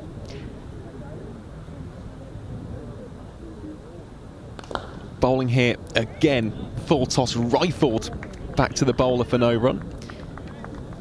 We saw Jake Lintott bowl a lot of full balls as well, and he's just searching for that length.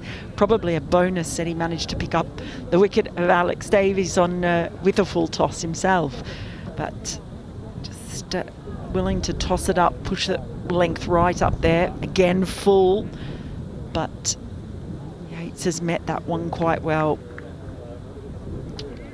And really, Rob Yates, he needs to try and steer this chase now with 3 wickets already in the shed. Don't forget, they were 150 for 3, somewhere around that mark, weren't they, Middlesex, for losing all those wickets. Sheikh adopting for the back foot approach. It's one of those surfaces which the game can change very quickly, and we saw that. It slowed right down, didn't it, as the culmination of the 17th over takes place. Warwickshire 79 for 3. In terms of how Warwickshire have gone about this so far, Mel, I know that we had that chat in the innings break, but do you think that going at 4.65 at this current phase is the correct approach to adopt, or do you think that we might see a slight shift in gears from maybe overs 24 onwards? Well, I thought that they actually went about it the right way in going a bit harder in the power play. That's nicely driven. I'll just get as far as Holman in the field. So they were going about, I think, 7 and over for the first 5 overs, and I know that comes with risk, but you kind of felt they had to take a chunk out of this chase early on, because it is likely that it does get harder to bat on. That's nicely swept though. And then the idea, if you look at that, the run rate required just a little over 4, so it's milkable, if you like. It's milkable if you don't lose wickets.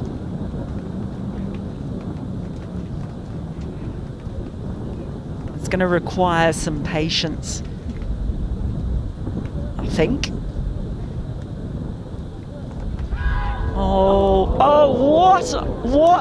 What? That was there for the catching. You have 2 fielders holding their hands up and looking at each other as the ball goes straight through.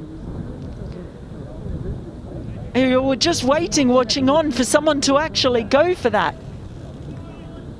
Well, on that occasion, I was just waiting for Nathan Fernandez to take a couple of steps to his right and watch the ball nestle into his hands. A miscommunication there between him and Henry Brooks ultimately gives Rob Yates a second life as he looks to punch that one through the covers. It's weird, isn't it, actually, in terms of the percentage of dismissals which have come via the reverse sweep. We've seen 1 today and, of course, 2 in the game against Northamptonshire. That's what those 2 fielders are there for. Goes a conventional one, and that's really nicely placed. Just got it fine enough to beat the fielder. Oh, how costly might that be? It was just the way they kind of looked at each other. They're both cemented to the ground.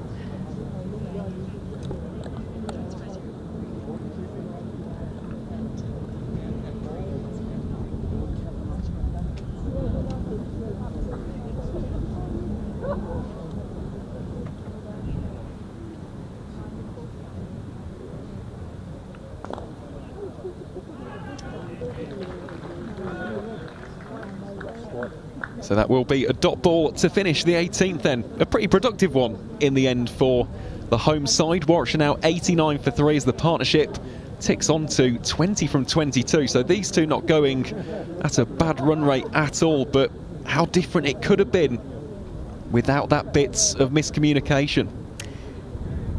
Yeah, that might end up being quite costly. Just have to wait and see, but it was certainly unusual because, as I said, that shot is precisely why those two fielders are in those positions.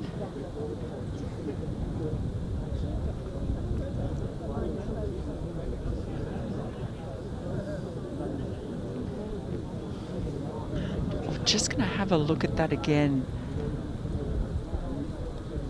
And there you can just see them sort of looking at each other. Just haven't missed anything live. That dot ball first up from Holman. Certainly from us, from our perspective, because they're sort of in front of us, this part of the field, it was really obvious. So this is the end now that Hamza Sheikh is batting from, where you feel like every time they go deep in their crease there is danger, because some of the balls shooting through, some really zipping. Another full toss from Holman.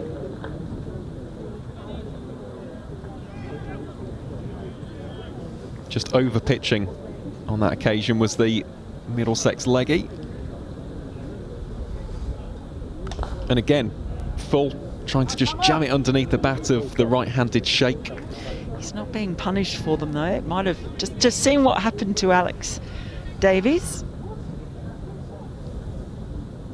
This has been a great over for Middlesex though. Again, staying back, and look at that turn.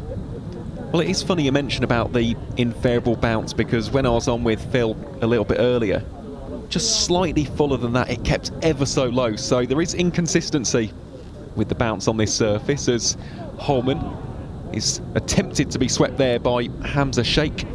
No appeal from anybody, so will be the end of the over. A very good one from Luke Holman. It's a maiden, 89 for 3 now after 19, but it just feels like from this end, you've got to come forward to the ball. You cannot afford to let it bounce. Yeah, it's dangerous, and that's what I mean about when they stay back deep in their crease. You suddenly find yourself holding your breath, sensing the danger. I remember when we went for a walk out there this morning too, looking at that end in particular was where we spotted some of those little fine cracks that have been baked in on a very hot day with a bit of wind around as well.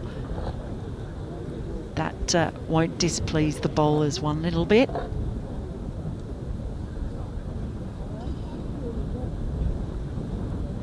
As I believe we will have a change of bowling here from the chapel end. It will be Nathan Fernandez coming on to bowl, so some more finger spin being implemented here by Ben Gedders. Now this will be interesting when Nathan offers a little bit of a different angle. I was speaking with Phil earlier about him actually in terms of his backgrounds. Used to compete in freestyle swimming, so quite a keen athlete. Where he used to grow up with his cricket, there was a swimming pool right next to the cricket ground, and of course it was just natural to, well, adopt both sports, I suppose. A very talented man is young Nathan, still only 21 years of age. Freestyle, also known as the Australian crawl. I just thought I'd toss that in there. Aaron, there you go. Well, that's a new one for the vocab. Oh, you've heard of that, haven't you? No. Australian crawl. No. That's what it's called. Freestyle, otherwise known as Australian crawl. Every day is a school day, isn't it? Here on the Warwickshire CCC YouTube live stream. His first ball here from Fernandez goes up for the appeal, but impact appeared to be outside the line. It's actually my first time commentating on Middlesex, so it is the first time seeing quite a few of these players. Well, Fernandez is swept, and swept nicely there by Rob Yates. A nice assertive shot down towards deep backward square leg for 1 run. I can tell you one great piece of trivia about Nathan Fernandez, especially with his T20 debut. So that came against Surrey at Lords in 2023. He got the wicket of Sun on a Rhine with his second delivery in the format, which is a nice way to announce yourself to the Saxes faithful. Well, the one that I'm pleased to see is still out here is Toby Rowland-Jones, because I was not commentating, but very well run single in the end. I was there when Middlesex won the county championship. Was that 2016? Yes, against Yorkshire. Against Yorkshire. So I was there, and that was the day that I fell in love with the county championship. That match, I was there the whole week, and it was brilliant. Oh, down the track nicely as well. Manages to get it into the gap. And it's been a little while since we've had a boundary. A couple of overs at least, and that just keeps things ticking along nicely. So Yates, seeing the opportunity to be aggressive, comes down the track. Yeah, so that was a game when I really realised how special the county championship was. It was a brilliant day. Good recovery from Fernandez, because Somerset were in with the shot as well, and so it was just this incredible thing where bonus points were coming into it. They were going off for bad light. We had declaration bowling at one point. All of this was going on, and I remember at one point being in the media centre at Lords, and I walked out the back to get a cup of coffee. As we see, 20 overs gone, 95 for 3. And there were genuinely, on that final day, there were people running. They were running from St John's Wood Station up and in past the nursery ground, running to get to watch this, sort of getting towards the last session. And it was absolutely thrilling. It was one of the best games I'd ever seen, and I included test matches in that as well because it was enthralling stuff. And that was when I went, well, do you know what? I think I really like this county championship, Biz. Well, it is amazing, isn't it? And of course, that was 20 years in the making, wasn't it? Over 20 years, actually, between titles for Middlesex County Cricket Club, as for the first time today from the Oak Street end, we will see a little bit of Henry Brooks, the former Warwickshire man, someone who grew up in Alton, played his club cricket for Knowle and Dorridge, someone born and raised in Shakespeare's County, and now playing against them in the shirt of Middlesex. He will be desperate to get an early wicket, break this partnership between Shake and Yates. And here we go then, it's Henry Brooks to a fellow Knowle and Dorridge cricketer. Hamza still playing for the club, of course. And this will be an interesting battle because we've seen from this end of the ground that additional bounce. Can Henry Brooks extract a little bit of that and just get a full shot being played by either of these two talented cricketers? It's past 4 o'clock, by the way.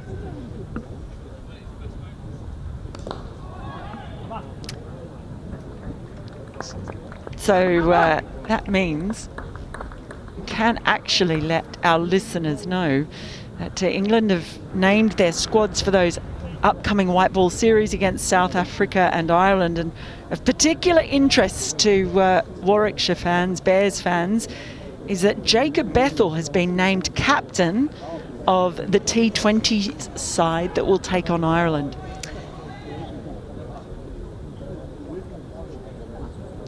We were talking earlier about whether or not he may end up playing some red ball cricket ahead of the Ashes, but they've made the decision. They're resting all the other test players from that series. But Jacob Bethel, he will become the youngest ever England men's captain in an international match. So while there might be some people wishing that he might be turning out in September for Warwickshire, I think there'll be a lot of pride perhaps in the, as you say, Shakespeare's County, that they have produced an England captain. I'm not sure when the last England captain was out of Warwickshire. Ian Bell perhaps? Captain of white ball side? Would he have been the last Warwickshire player? Come on, Aaron, you're the one who knows everything. It's a very good question, but how fitting is it to announce that here at Rugby School, which is where Jacob learned his craft? I know that Michael Powley is patrolling the boundary somewhere today. He hasn't visited us here in the commentary position, but that'll be something of immense pride, and of course we extend our congratulations to Jacob. Henry Brooks bowls here to Rob Yates and bowls him. Well, that is a great moment for Henry Brooks. He strikes in his first over against his former club, and Warwickshire now teetering in this run chase. The Bears 96 for 4, and Rob Yates' stay at the crease comes to an end. The opener goes for 38 from 55. He had that almost second life, didn't he, with that bit of indecision between Fernandez and the bowler Brooks.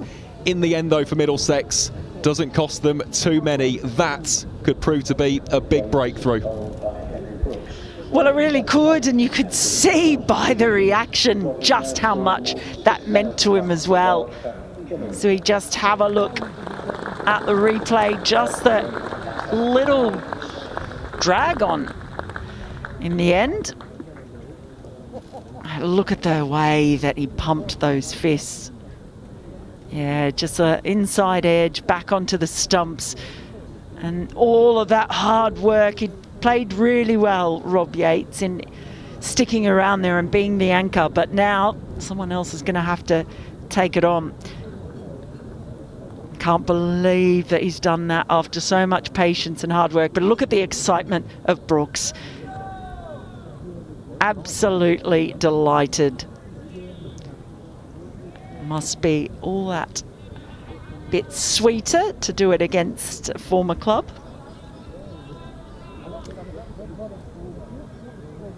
And it brings Kai Smith to the crease.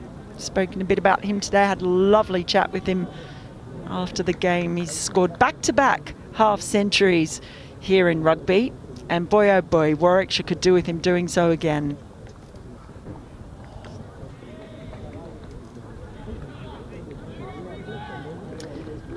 End of the 21st over, terrific one for Brooks, a wicket-taking one. And Warwickshire 96 for 4 after 20. Said didn't think this chase was going to be a walk in the park, only chasing 218. But it's getting difficult to bat on as we thought it might. It certainly is, yeah. Just had a little bit of a dialogue there with fellow commentator Adam Bridge. We're just looking back through some of the former England captains. Moeen Ali, of course, has captained the side, but wasn't at Warwickshire during that. He was at Worcestershire. Yep. Is a Warwickshire product, though, so depends if that counts, but it wasn't while he was still at the Bears. Yeah, you go back to the 1980s, seeing the likes of Bob Willis and Norman Gifford, of course, who the trophy in the Bears versus Pears match is named after. So some great bit of trivia there, courtesy of Mr. Bridge, who you'll hear from in a couple of overs' time when he comes back on to do his stint as Fernandez continues his spell here against Hamza Sheikh. And from that conversation you had with Kai, what did you learn about him and his approach as a cricketer? I know that you had a lengthy conversation with him as Sheikh goes for the sweep, will be wided, but from at least what I heard and saw in the post-match, he seems like a very mature individual. Yeah, and I guess that when you think he's been playing international cricket since he was 15, when he turned out for in the Under-19s World Cup. Ooh, got back into his crease there, Kai Smith, just in time. He was saying how important that was to his development. He actually played in his second World Cup in the Caribbean. 2022, they actually did brilliantly. That side. It's going to be 4 runs. That's it. Yep, does get all the way. So that will help the cause. So it does also bring up the 100. Just looking, the crowd's got the scoreboard in front of them. Yep, brings up the 100. So in that second one, I think they beat Sri Lanka, West Indies and Ireland. So 3 full member nations the UAE beat in that under-19 World Cup when Kai Smith was part of that group. And they had a plate final, so all the ones who were eliminated from the actual knockouts end up playing like a mirror version of their own knockouts so that they can sort of place for rankings.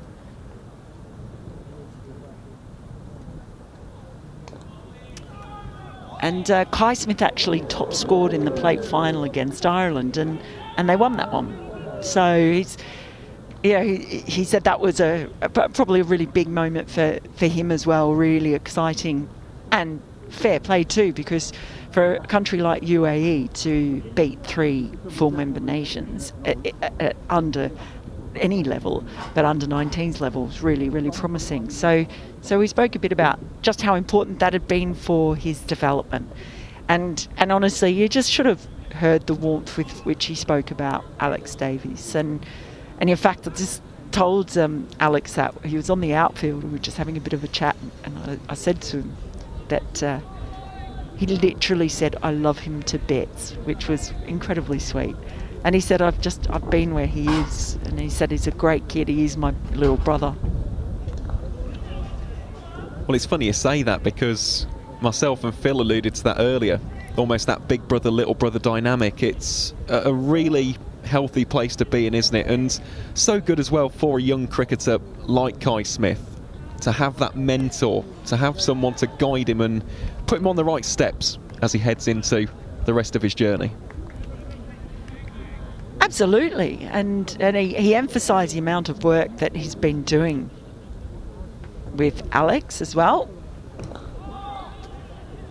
Oh, a little bit of hesitation, but they do end up coming through.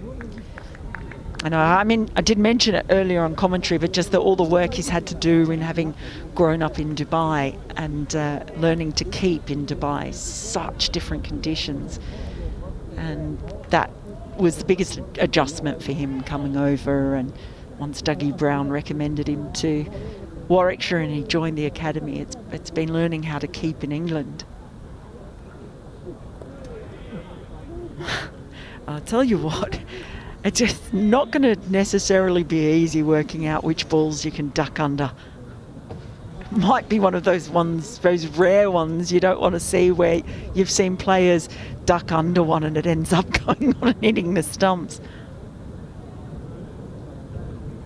Well, having watched a lot of Henry Brooks over the years, especially for this club, as he bowls here to Kai Smith again.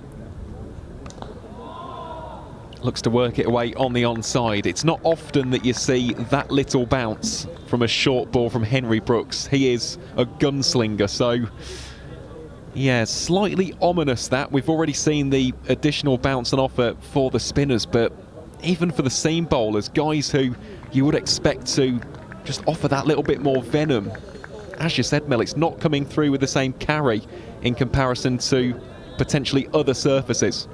And so it's becoming harder and harder for them to time the shots. Timed that one all right, though. But Brooks was able to get a hand on it.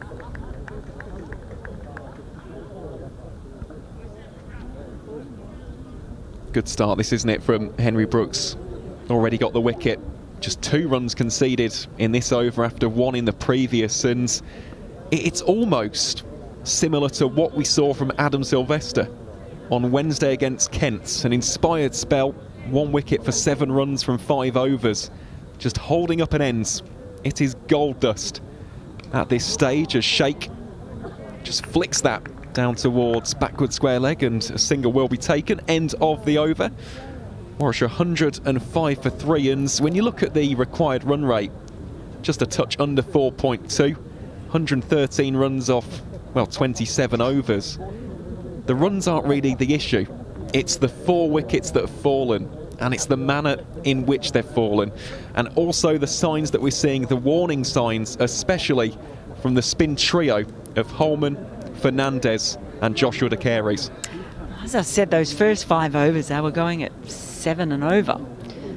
The first 10, they were going at about 5 and over. So it is just progressively coming down, the run rate at which they are scoring. So not so easy.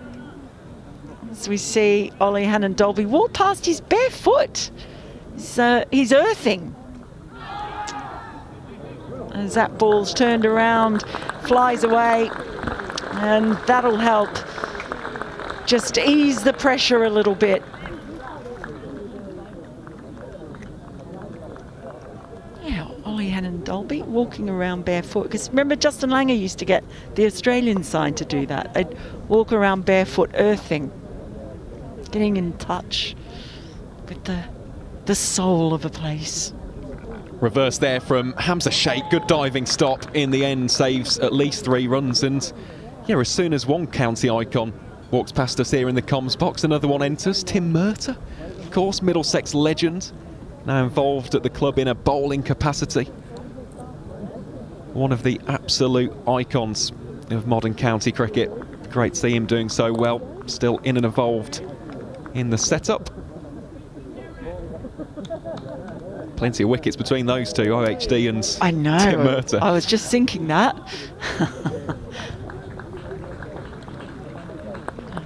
And in the end, a well-ran single between Smith and Sheikh. And this is something as well which I would hope to see from these two, of course. It's the exuberance of youth, both of them still in the budding stages of their career. Just rotating the strike. Not every single ball has to go to the boundary. Well, that one certainly wasn't. It wasn't going anywhere. Good bit of recovery from Fernandez. That's the thing. If you're going to sweep, you've got to play it really well, because that variable bounce, the danger of a top edge, you can just see that happening. One of those ones that just pops up a little bit more. You see the top edge. We have seen the reverse sweep do for a few players here over the week of the Rugby Festival.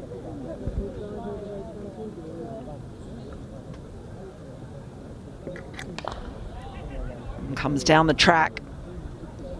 Just the single though, but just got to the pitch of the ball.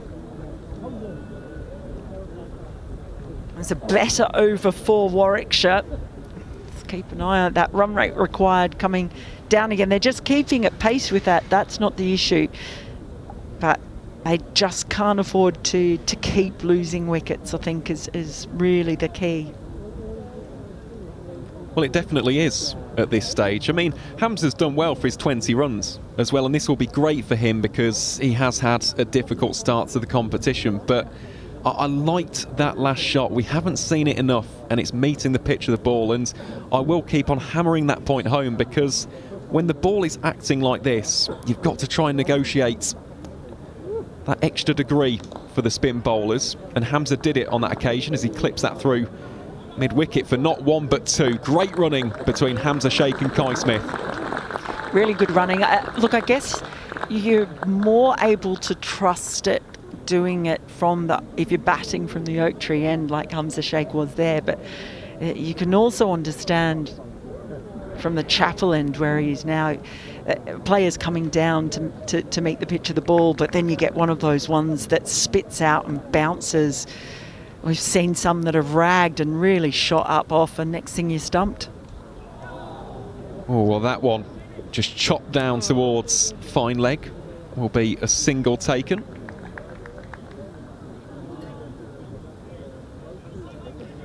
But what it is, it's a really good challenge for two young batters to try and actually work out what they do in this situation. And that's in so many ways part of what the Metrobank One Day Cup is all about. Got a lot of young players who are part of the various squads.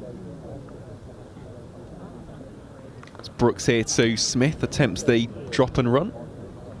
It's valuable experience for those players as well. And we see so often, we see the England ODI team for that part of the South Africa tour named today. And a lot of those players, how often do they play 50 over cricket? Not very, would be my answer. Not very often. Not in the last few years anyway. So this is great experience for all of these young players, whether they're bowling or they're batting here today. It is, and it has also had the other impact of making the England under-19s a lot stronger. Of course, we're seeing plenty of those in the competition this season. Brooks here, big swish of the bat there from Kai Smith, almost connects with the outside edge, but we're seeing the likes of Ben Dawkins, for example, who we saw here on Wednesday in the Kent game, Ben Mays down in Hampshire as well.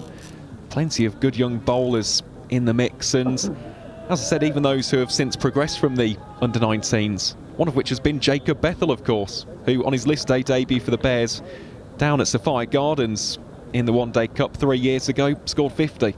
So it is a great competition for development and big opportunity for these two. I think especially Sheikh just to get some nice runs on the board. Well, you asked me about the conversation that I had with Kai, and one of the things he said was he thinks this is one of the most fun competitions that he plays in, and it's his favourite format, which I found really interesting from a young player early on. Some people might think it's T20, but he loves this format because of all the different aspects and situations you can find yourself in. Well, he just drops that into the offside, and that will be the end of the 25th over. So halfway through the run chase, Warwickshire 115 for 4, and I will make way for Adam Bridge. Thanks very much, Aaron.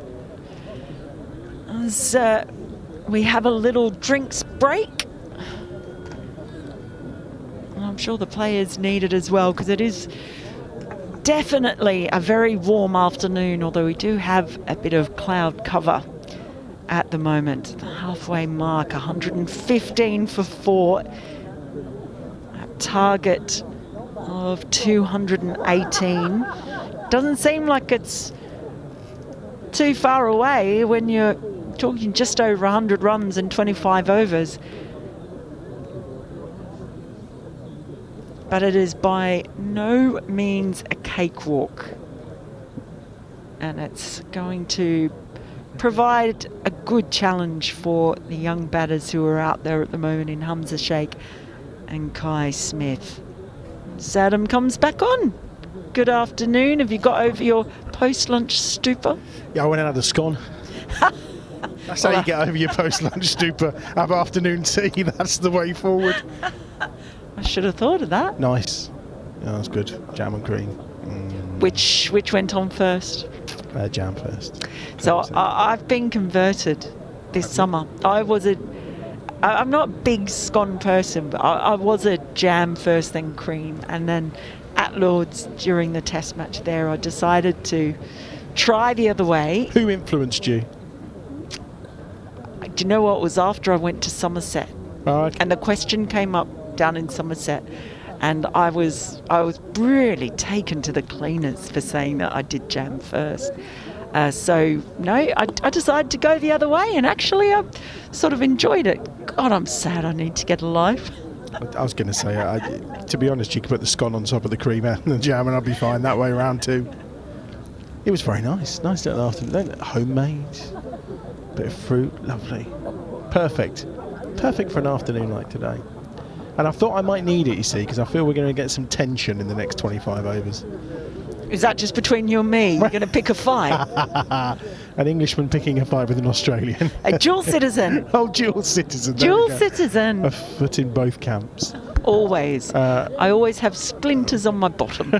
I'm thinking more about what might happen in the next 25 overs, actually. Oh, I certainly agree with you. 103. We said this, that it was not going to be a cakewalk. It's going to get harder to bat.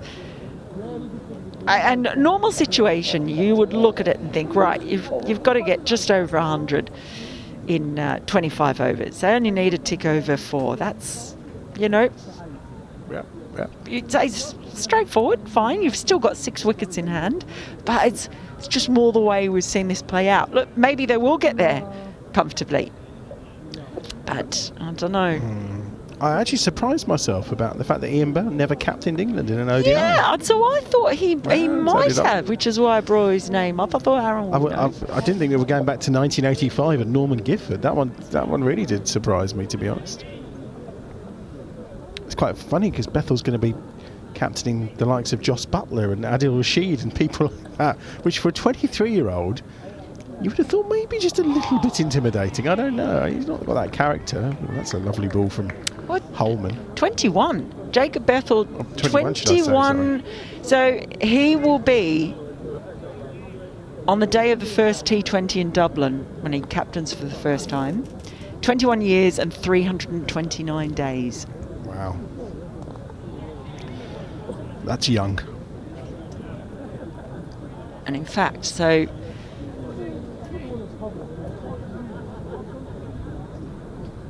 having a look at an international list of the youngest captains. The previous youngest for England was in an international, so that's important because the youngest was AP Lucas, who captained England against Gloucestershire at the age of 20 years and 150 days. So, but FR Foster down the track. Oh, he's got that one. There's no one out there. And Hamza Sheikh is doing what he did before and deciding that this is the end where he can take that risk and come down the track and meet the pitch of the ball. Yeah, I think he has. Sheikh's decided that maybe a little bit of aggression is required here. Well, you only need 100. Oh, it's what I was saying before. I feel maybe he feels from this end he's able to maybe trust the bounce a bit more. Well, I think they're claiming that at the pad first. I'm sure it did, but he's on to 27. Well, I've got Monty Bowden, who was 23 years old and 144 days when he led England in a test against South Africa in 1888. Yes, that is in an international. So there was another one, FR Foster, sorry, that was against Tasmania. Ah, okay. That was for that was at MCC, yeah. So it was Bowden against South Africa in Cape Town in 1888-89. So that is something else. Yeah, it certainly is. And interesting reading Luke Wright's quotes, actually, national selector, about the leadership skills they think Jacob has shown since he joined the party. So we shall see how he gets on. There's obviously the South Africa series prior to that. Again, we'll see how that pans out. By the way, I'm nipping out. Are you nipping? I'm nipping out, okay. And Phil Britz is going to come in. Okay, we'll speak to you later. It's going to be Henry Brooks to continue from the Oak Tree end. Scoreboard ticking round now, 119 for 4. 23 partnership here. Off of 31 balls so far. Short from Brooks, doesn't get up too high on this surface. And it'll be one more to the total. 120 for 4. And it moves Smith on to 3. Hamza on 27. Need Hamza to make some runs. He's just started. Needs to push on here. The target is thankfully now below 100. So that's cut away. And again, it's just going to be one. Quick outfield here. Gathered by Fernandez. I think I overheard you talking about Warwickshire captains. Yeah. Of England. Norman Gifford was an ODI in 1985, apparently. Mike Smith, MJK Smith. Yeah. we had Calthorpe, who was captain. Can't forget Mr. Willis too, obviously. Henry Brooks, formerly of this parish, concedes another single. Bob Wyatt. There's been a fair few. Yeah, there's been a few captains, yeah. I was surprised Ian Bell never did it in an ODI or something. No. There was no commentary cam today, unfortunately. Henry's bowled quite well here, actually. 1 for 10, middle way through his 4th over. I think Ian got to vice captain. Yeah, that's what I thought he may have done it in an ODI at some point. No, I don't think he ever did. See, probably the one who should have captained England was in one-day matches was Dermot Reeve. Yeah, true, very much so. Yeah, I wasn't sure if 90 had done it in one as well, but no. That was all off the top of my head, and then I had to go reaching for the Google. Was Norman at Warwickshire when he did that? Yes, he was. He was 85. He must have been getting on by then when he was playing. I think I remember getting his autograph around that kind of time down at the St Lawrence ground. Would have been Jeff Humpage time as well? Yeah. Yeah, I got his autograph there too. Yeah, Gladstone. Yep. And co. Yeah, a young Gladstone that would have been. One ball to go in over 27, so the run rate over 4.5, the required rate just above 4. And this is the joy of kind of knowing your target, isn't it? And knowing your conditions, that you can just tick along. 4 singles off the over. And good bit of fielding by De Keres at the end of it. But it is just the 4. And it's 1, 2, 3 for 4 off 27. And that's really, that's sort of the figure all the way through. We've just been saying, get your 4 singles, you're on target. What they've got to be careful of is on the way through. We've thrown a couple of wickets away. That Alex Davis dismissal was unfortunate, hitting a full toss. We really never went through the shot, did he? No. Getting caught on a full toss always feels like a disaster, doesn't it? It could have hit anywhere and along the floor, and he'd probably got 4 runs off it, but he chose to try and didn't even go through with the shots. It lifted over the top. It was just a comfortable catch to it. I think as well they'll also be looking at the likes of Holman here, who's been very tricky with his leg spin. He's only got 4 overs left. Yeah. 2 for 17 so far. And he will be the one, I think, that they may just decide to see out, given the success that leggies have had on these wickets here at Rugby School. Well, absolutely. Leg spinners everywhere. We're looking to dig these up and take them with them wherever they travel, I suspect. We may end up witnessing, well, hopefully not, but another 5-wicket haul for a leg spin, and we're right in line with that. And he's definitely not out. Yeah. Hans Shapeweb for the sweep and missed it. And should that not have? You see, I don't understand this. Why was that not a wide? Why was that not a wide down the leg side? He goes for the sweep, the ball goes past him, and it's not signalled. Have they relaxed the rules on this, or don't know? No, I don't think they have, but there was no interest from Steve O'Shaughnessy in the stumping for sure, thankfully. Another dot ball, though. That's good. 3 dots to start this over off with for Holman. Just 17 runs off his previous 6 overs. Well, he's bowled very well, hasn't he? He's looked a bit uncomfortable a couple of times out in the field, but then sprinted away to pick balls up. He also seems to be the information passer. Yes. So when he's out on this boundary, he gets a visit from various people and then has to instruct Geddes behind Geddes, the captain in the side. Yes, take this message to the skipper. You're on next.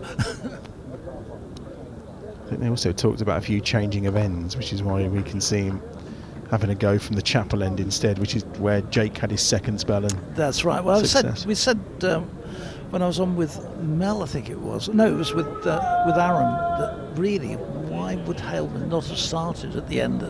Lintott got his wickets from, and put the other spinner on at this top end, where he can get a bit of bounce to help him. But anyway, they've now readjusted that.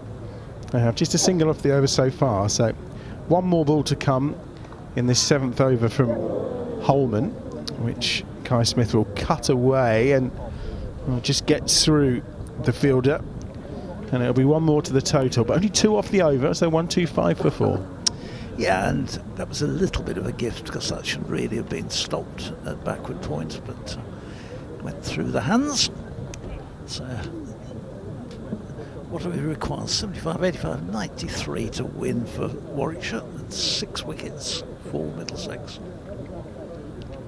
Partnership between these two now up to 29 from 43 balls, so it's nothing spectacular, very steady.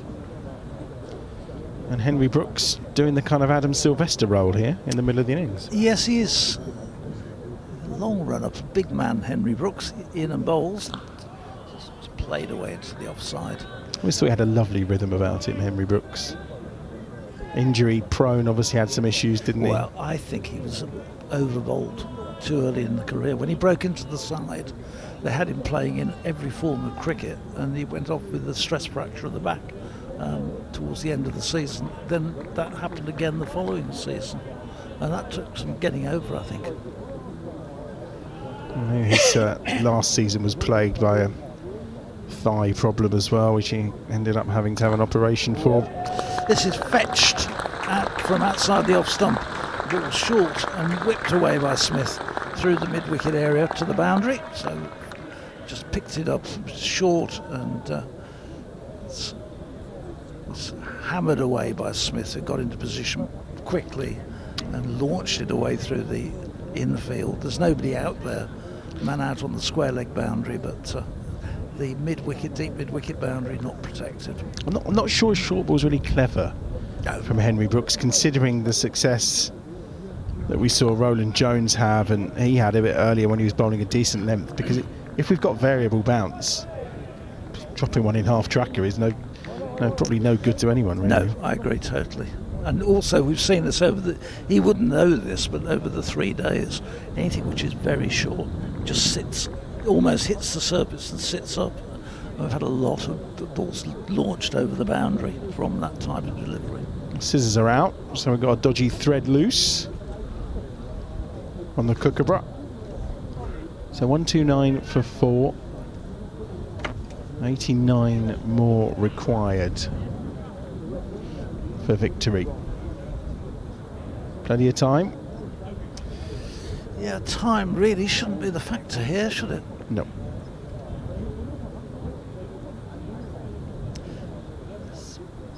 Smith goes for a launch, and he launches this one over the top, back up to the long on boundary. That was a bit agricultural on the heave, but very effective out the middle of the bat. And a second boundary off the over. And so they've got more than they need this over, plenty more than they need, but that's a big chunk of the required runs coming in this over.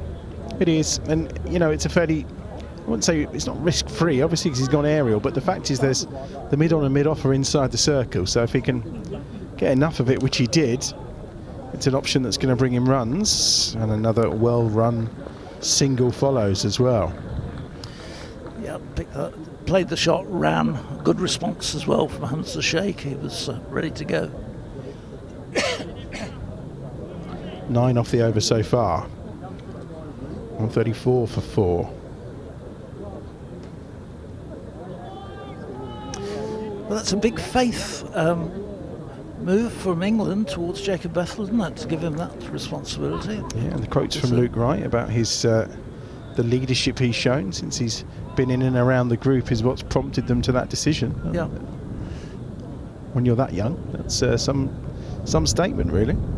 Yeah. End of the over, 134 for 4 then, 29 gone, 84 more required. We haven't really seen him at Warwickshire this year. One county championship game, a couple of T20s, and that's been the sum total. So little cricket he's played. Yeah, and that's the interesting thing, Bill, because apparently he was, Warwickshire were happy to let him bat at 3, but England said, no, we'll keep hold of him, which is baffling, really. Yeah. And I think, let's hope he gets some runs at the back end of the season, but that lack of play is definitely shown in his recent games, his form. Holman to continue. Fernandez is warming up just down below us here, so Wouldn't surprise me if that maybe is the last we've seen of Henry Brooks for now. Having you can't really afford to concede 9 in an over. No, you can't. No. And when I recall Henry towards the end of his Warwickshire days, he could be very expensive once somebody got over him, a hold of him. I remember particularly that game, the last game of the season where Warwickshire, when Norwell got the 9 wickets, Henry really, they couldn't use him because he was going for so many that Reds' options were really limited. Holman in once more to Smith this time. Tries the delicate little dabble, but there is no run. Saved inside the circle. A close in third man.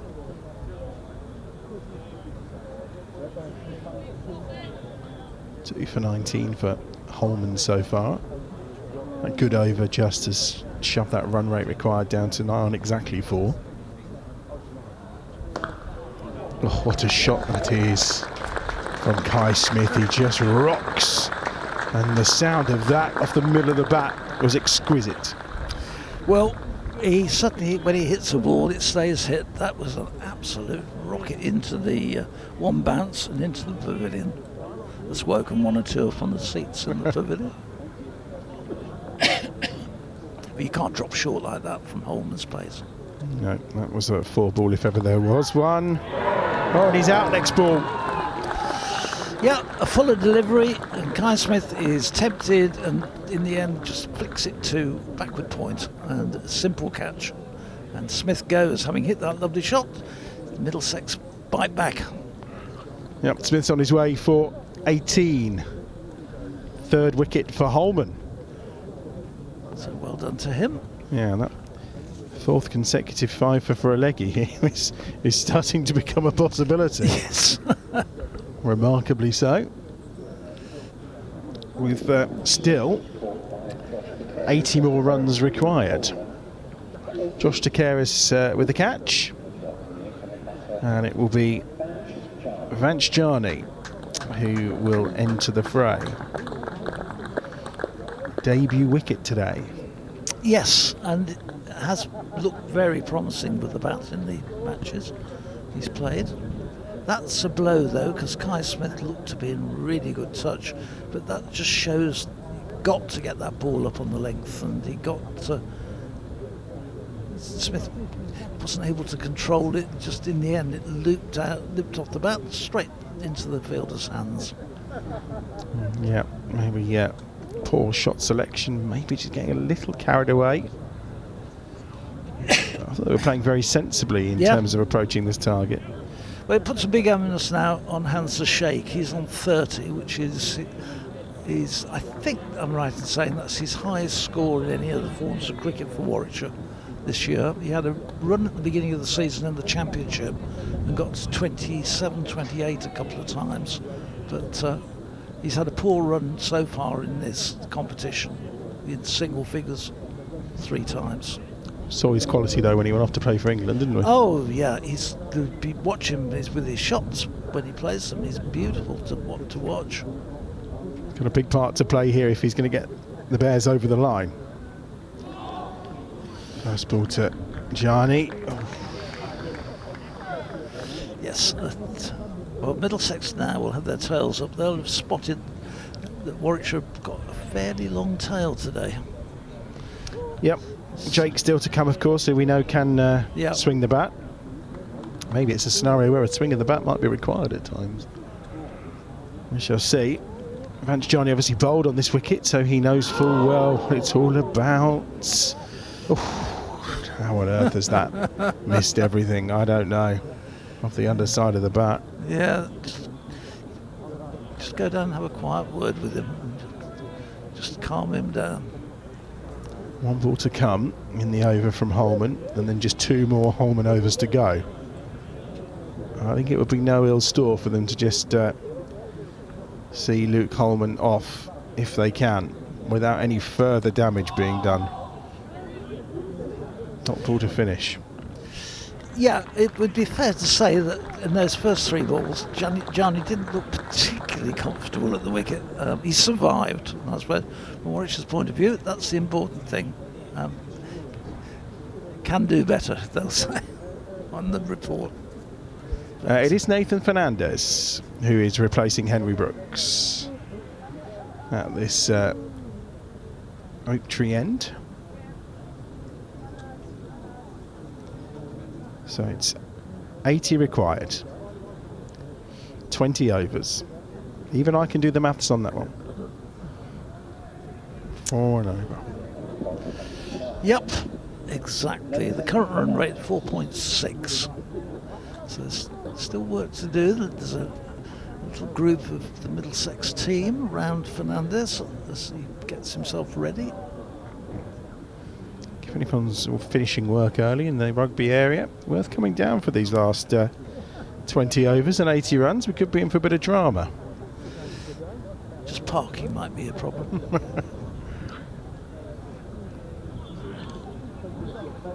Actually, I think there's plenty of parking in rugby. Some of it just requires a bit of a walk to get to the ground. Well, I think it's been a very successful festival. Very well organised, very well supported by Rugby School. And everybody's taken, I think who's been here has taken part in it and accepted that it's festival cricket at its very best. Yeah, it certainly is. Beautiful weather, beautiful setting, and today, up so far, really good cricket. Nathan Fernandez then is going to take over from Henry Brooks, as we thought, and Sheikh comfortable going onto his back foot, but no run.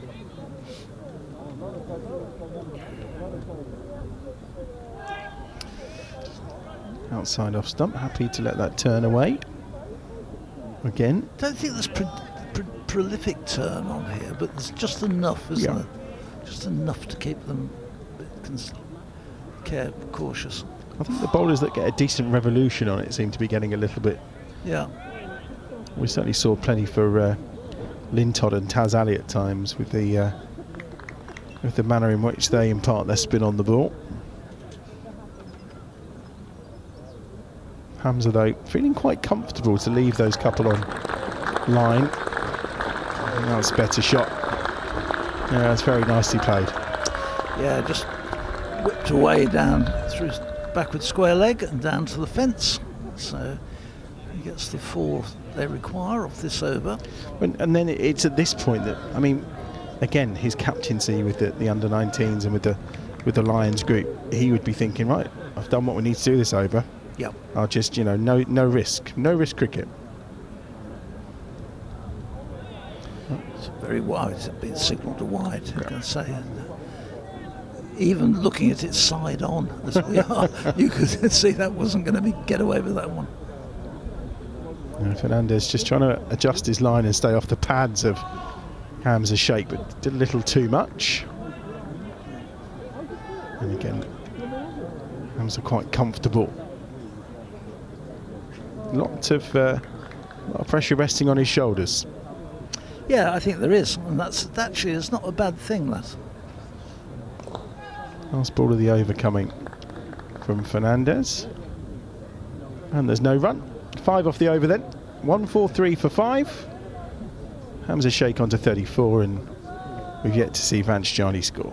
And that's the beauty, I think, of this competition, that you've got these young players coming in and they've got the responsibility and they have to take that, and we've got 2 very young, inexperienced cricketers at the wicket together in the same way as Middlesex have got several doing the bowling. So it really does put the onus on them on the big stage. We've got a good crowd in, and it just gives them that little bit of extra zip and bite, I think, that importance on it. I think this is quite a good decision here for Middlesex. Holman's got 2 left, but they've taken him out. And De Keres, whose figures aren't the best, 4 overs for 27, but I think saving Holman, because if Fernandez or De Keres could winkle out another one, yep, Holman for those 2 overs could cause problems. Well, we've seen that with tactic Warwickshire used. They brought back on Wednesday, they brought Taz Ali back at the end, and he got 3 wickets ended up with a 5, picking up 2 in the 9th over he bowled. And it was just, again, bringing him back in, bowling at the lower order. So if you've got him to bowl at what may be 9, 10 or 11, then he's the ideal man to have. Yeah, I think that's a good call.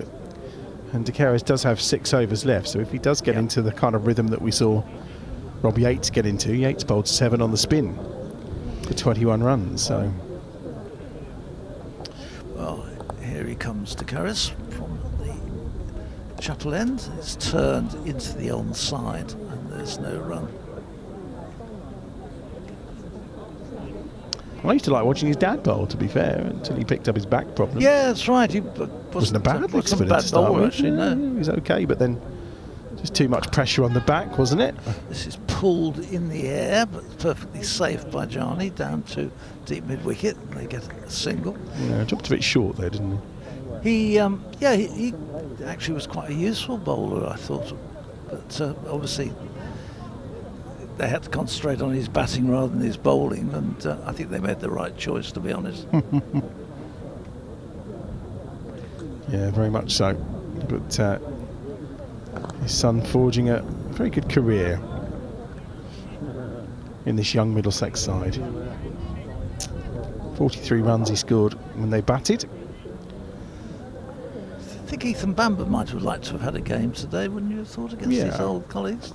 This one is brings Sheikh forward. He just plays it with soft hands down into the ground, and Geddes does the fielding. Yeah, they seem to have decided they're rotating these seamers through these games. Yeah. So as to not put too much of a workload on them.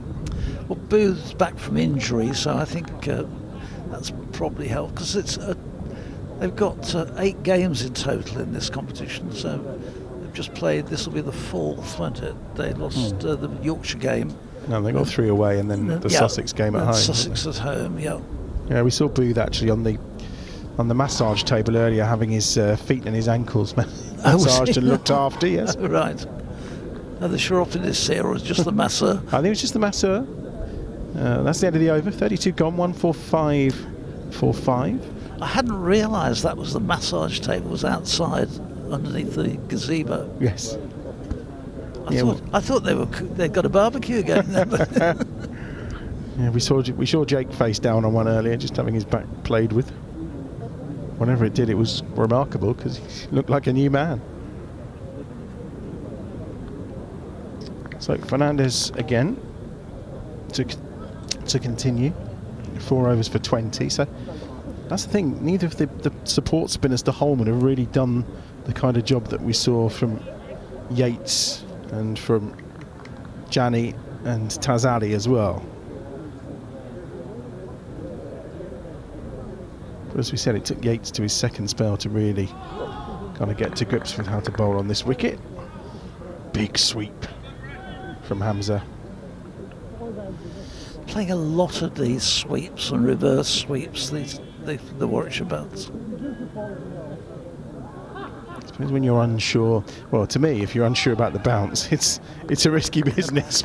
Yeah, I agree. But I'm also wary about the amount of back foot cuts they're playing with the bounce as well. So you're kind of in a bit of a no-win situation here, potentially. We're really wary about any shot they play which is attacking. So says a lot about the 22 yards out there, doesn't it? Oh, he's got an edge on that one, look. Well, maybe that's the way to play it. Bold and brassy, 2 runs.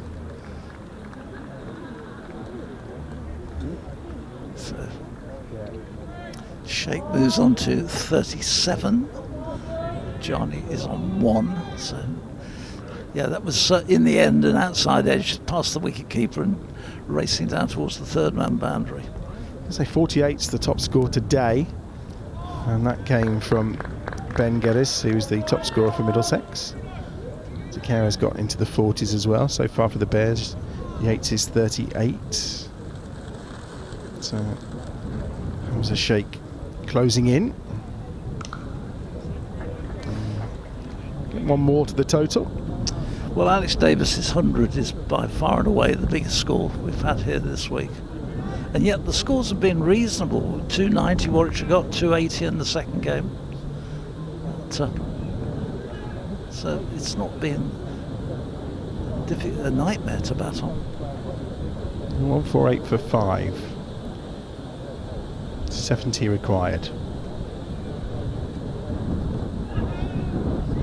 And now we have 17 overs in which to do it. As they add one more to the total. So 4 off the over. Right on target, really. 149 for 5.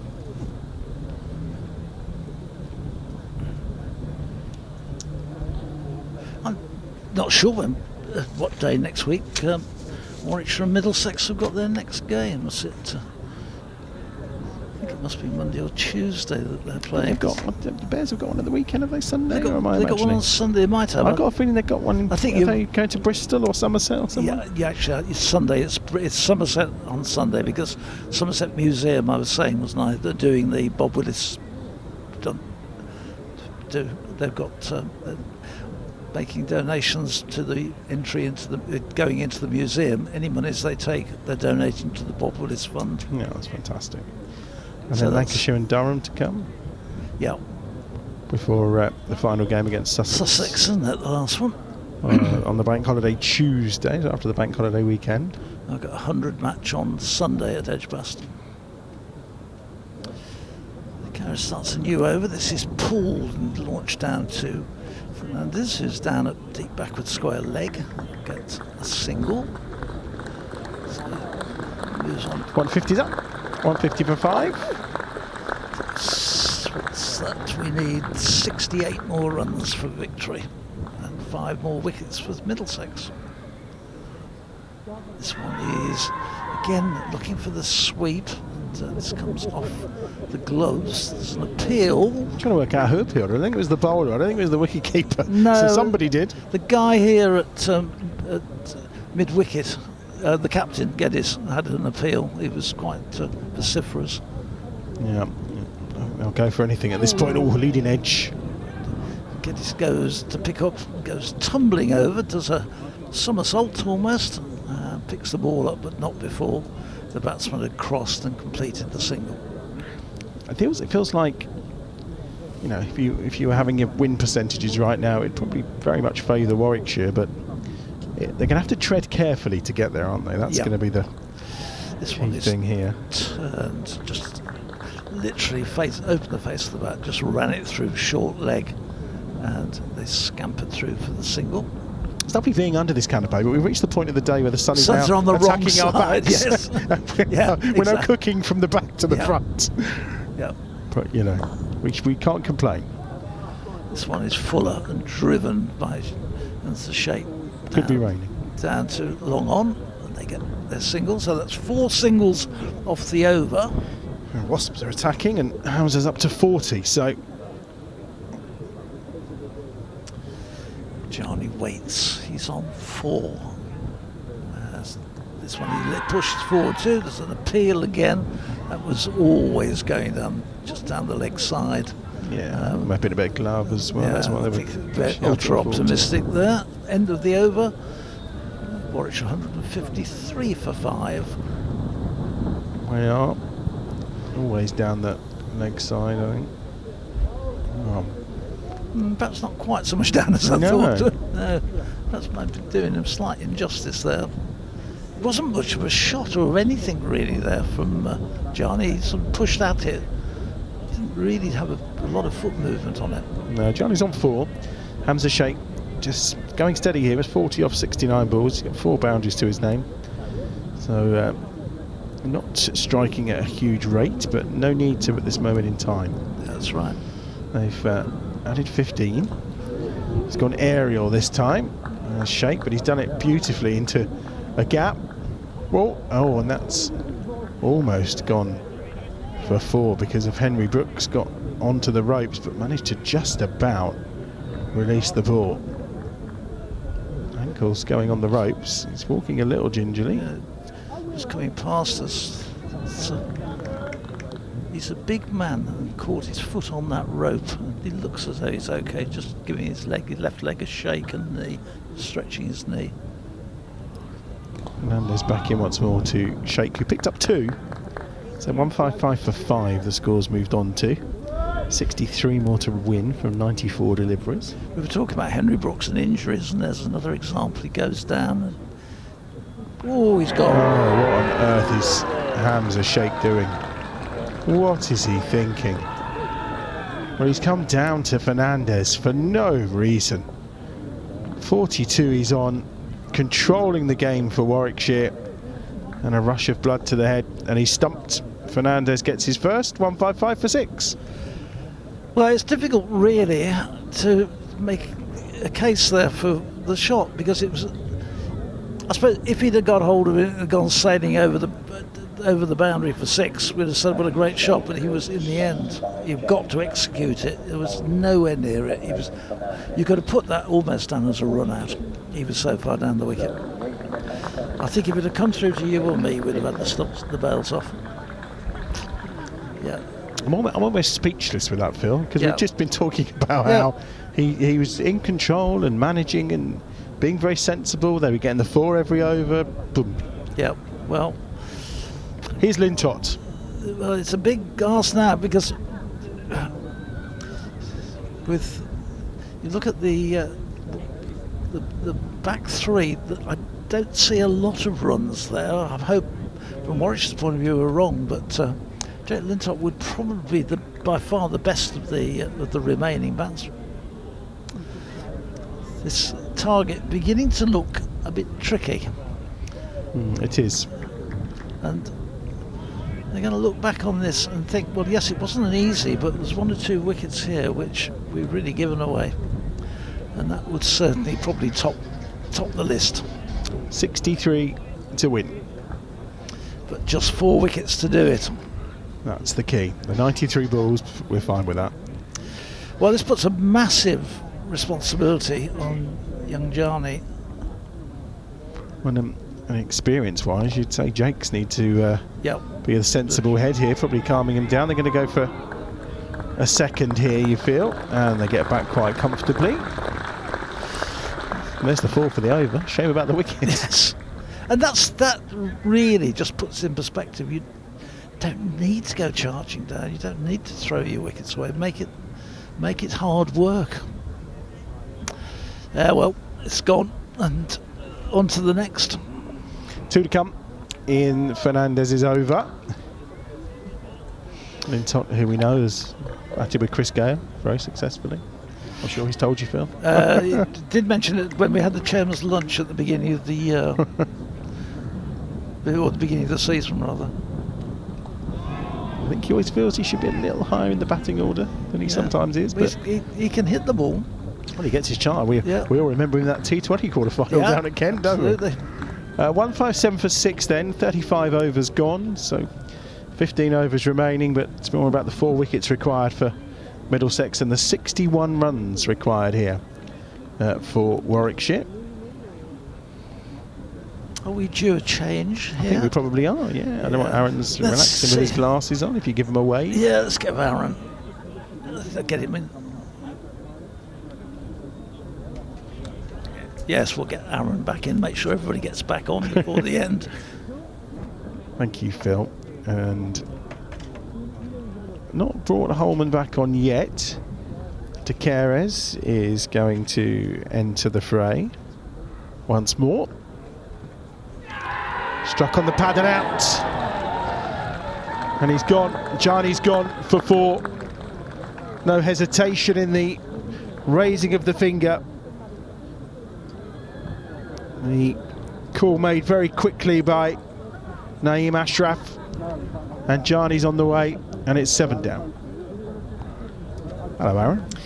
Yeah, what an introduction that is. Yep, Warwickshire losing their 7th, didn't even have time to put the headset on, but yeah, Jani just struggled for his rhythm today. It is a difficult wicket to get in early on, and yeah, unfortunately now, the Bears, this is looking increasingly unlikely. Still 61 for the victory.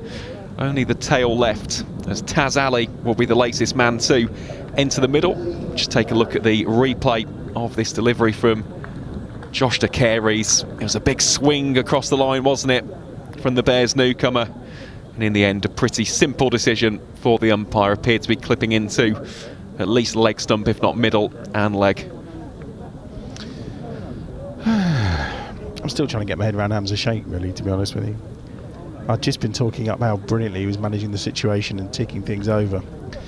Only to kind of see him coming dancing down the wicket. Well, we were just having a chat about it, of course, off air. But in terms of that approach, we didn't mind it. It was just the end he was doing it from. If you look from the Chapel ends, the bounce has been a lot more consistent. From the alternate ends, the Oak Street ends, we've seen ones keeping low, we've seen ones bouncing a little bit more, and there is that danger. It's that double-edged sword, isn't it? You can advance down the track, meet the pitch, but if you don't meet the pitch, you throw the shot too early, that's the risk, you get stumped. The only thing I would counter that with was they'd already taken 2 off the over. They only need 4 and over. And you know that you 2 are the last recognised batsmen. Oh, no, I completely agree with that. Yeah. It was just in terms of the actual approach. If he'd done that on a different delivery, we were talking about. But yeah, as a result, the door well and truly open now for the London club. Taz Ali's in. It's all right. Jake's at the crease. Super Jake. Could be his day all round. That'd be some story, wouldn't it? Already got 5 for 37. Certainly can bat though, and he showed that in the opening game here at the Rugby Festival. Some really crucial runs down the order against Northamptonshire. So he will now take up the mantle, won't he, as the tried and tested run scorer. Taz Ali at the other ends just needs to rotate the strike. And don't forget as well, Holman has still got 2 more overs to come. They've held him back, hoping that Fernandez and De Queiroz could maybe chip in with wickets, and they have. This plan has been well executed by Middlesex. Just 1 off the over so far. 60 off 86 balls required. But 3 wickets.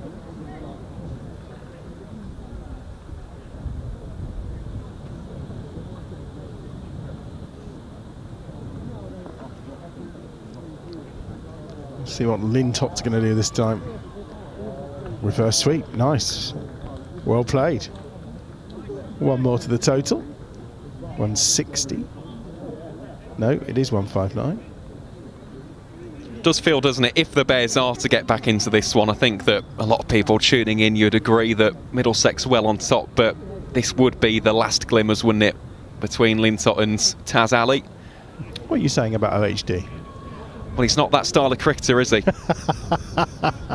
But he can hold up an end. He can. He does it very well. He can, and actually, in this competition, as we see the end of the 36th, Warwickshire 160 for 7, he did that to a wonderful extent up at North Marine Road. He just held up an end, very defensive, was actually frustrating the Yorkshire bowlers for large swathes of that first innings, and of course, at the other end, we saw Vance Jarney announce himself in spectacular fashion, scoring 82 on his list day debut for the club. So no, OHD is no slouch with the bats when it comes to the defensive side, but it just needs someone to almost shift the pendulum back in favour of the home side here. And I'm curious, when you're commentating for Yorkshire, how do you keep your emotions in check when they're playing Warwickshire? It's difficult. But it is. I see you when Warwickshire take wickets, so I can only imagine how difficult it would be. No, it is. It is a challenge, of course it is. But at the end of the day, Adam, we're here as broadcasters, aren't we? And we're cricket fans. And even today, of course, this is not an ideal situation for the Bears. But as a lover of spin bowling, watching this from Luke Holman, Nathan Fernandez, who's bowling here, and Josh De Queiroz, you have to appreciate good cricket. It's as simple as that. Last couple of overs from Fernandez only gone for 2 runs. Oh. What's he thinking there? Taz Ali was thinking of a single, is what I think he was thinking. I think Lintott was thinking that his thinking was a bit way off. Well, that is exactly what the Bears don't require at this stage. Already difficult enough without that moment of indecision. Whoa, where's that come from? That's just spat up off that length that we're talking about. And that's from Fernandez, who I don't think is a prodigious spinner of the ball. Absolutely flew that time. Well, he's targeting stump to stump, as is often the case when you have a look at left arm finger spinners looking to utilise the natural angle and drift back into the right hander. But if he does hit that length, He's certainly involved here, and he's beating the outside edge again, and he's just getting enough turn to really sow the seeds of doubt into the mind of Taz Ali here. He's not sure whether to advance forward and prod at it, push it into the gap, or sit back and wait for it. Either way, the surface is definitely assisting the spin bowlers. 5 dot balls so far in this over. 58 required off 79 balls. 3 wickets in hand. Time shouldn't be an issue. Stick a few maidens in and suddenly we'll be starting to worry about that too. And it is a maiden from Fernandez. 7 overs he's bowled so far, 1 for 28. 160 for 7. You're not a bit warm in that hoodie now? Well, I've got to commit to the bit now, haven't I? I've been in it since the opening over of the day. Still representing the Bears in this hoodie. But yeah, it's difficult now, isn't it? 58 from 78. It's a tale as old as time. It's not a case of runs required and run rate. It's wickets in hand. If Warwickshire at this stage were 160 for 4, 160 for 3, it's a very different game. But without those established batting options, you're into the tail. If one of these two goes, with the equation being around about 50, it will be a very, very difficult mountain to climb. Certainly will. 160 for 7. Ali's on 2. Lintott on 3. We know that Lintott can go big when he needs to. De Keres with 3 to come. Fernandez with 3 to come. Holman with 2. So there's 8 overs of spin left. Well, that's the most I think that they can pull out the bag. Unless we see a little bit of Sam Robson, of course. But I think when you've still got Henry Brooks, of course, Toby Rowland-Jones in there as well. Someone... And the future Bear, Nathan Gilchrist, of course. Just about to mention his name. Yep. Who isn't wearing a shirt number, is he? At the moment, the loanee from Kent, soon to be a Warwickshire cricketer from 2026 onwards. It's got to be a wide. It is a wide. 1 more to the total. We'll take them all.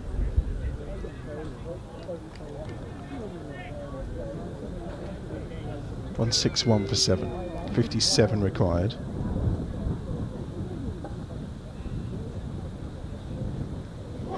Oof. It's taken off a little bit.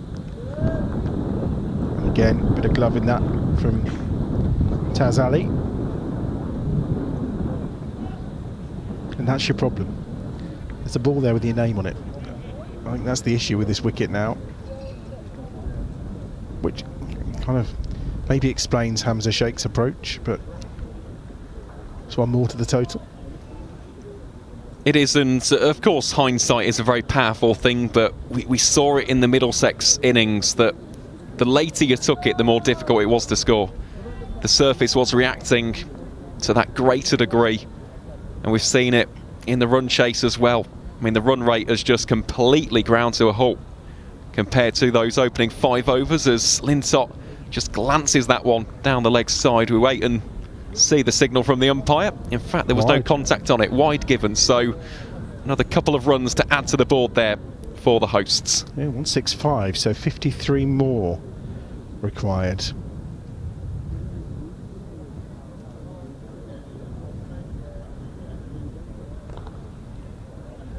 Very steady from Taz Ali. They've run the first quite quickly, but it will only be 1.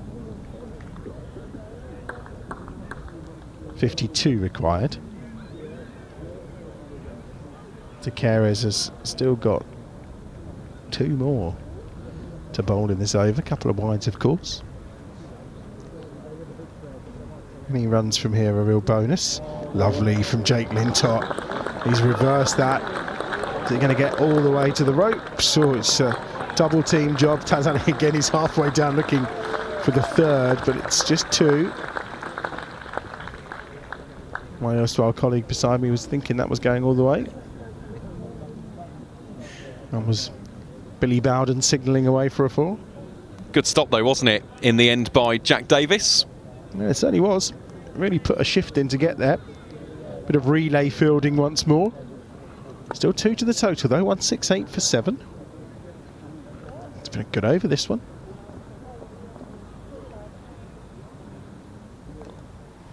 And again, Lintott will keep the strike. Excellently done by Jake Lintott. He's one hell of a cricketer. 169 for 7. 49 now required. 72 balls and 3 wickets in hand. Yeah, partnership just building at a decent rate. 12 from 17 deliveries. It's nothing electrifying by any imagination, but the fact is it's all about those almost factors of 10 at this stage. You've got 49 to win. Just go in, get it down to 39, 29, 19. You never know what can happen, but that is a lot easier said than done on a wicket which is providing plenty for the spin bowlers. And it's this end I'm really fascinated to see how Jake bats facing at the Oak Street end here against Nathan Fernandez, because we've seen multiple approaches and it seems like none have really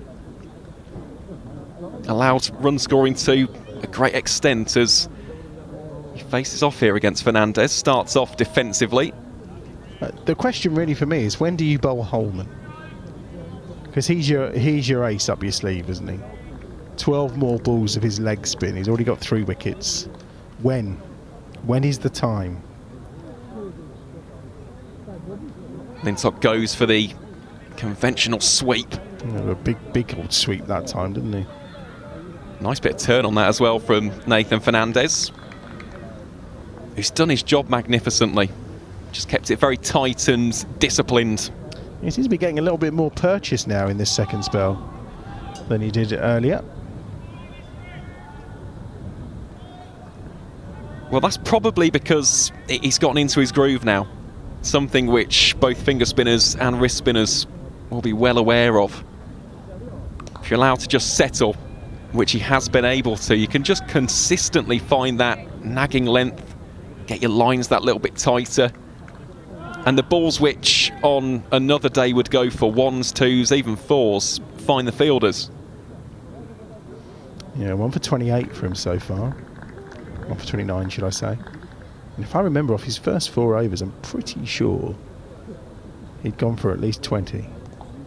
Maybe even 24. So I think he's really tightened up these last few overs in the same way that Yatesy come back and was able to really kind of pull them in with those 7 overs for 21.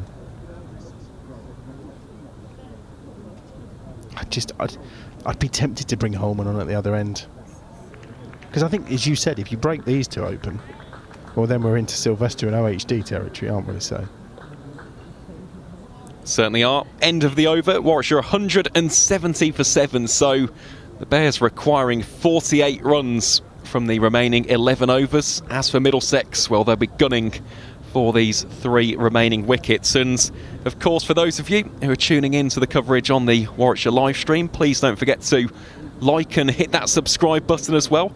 Still got a few matches remaining in the 2025 season, and it's been an absolute pleasure to have your company here at Rugby School today from wherever you're watching on from around the globe. Seen already a number of countries and different cities mentioned. Really good to see the appetite for the One Day Cup on a global scale. Looks like Ben Geddes and I are in unison in some of our thinking here, potentially. Holman's in. Just feels like these 2 have just got settled. I know they're not scoring buckets of runs together and there's still 48 required, but break them open now, get the wicket of Lintott, and you probably feel you've won the game, don't you? Yeah, I would agree with that. I think he is the talisman now, isn't he? For the home side. Bit of protection out here for Holman, down at deep backward square leg and rather straightish long on. 3 for 23 he's got so far.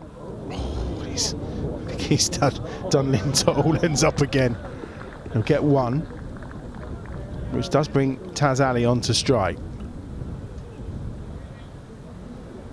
I don't know what that physio did to Jake Lintott, but he's, I mean, if he was running like he was when he was in the field earlier, we'd be in big trouble, but he's charging around like a 7-year-old now.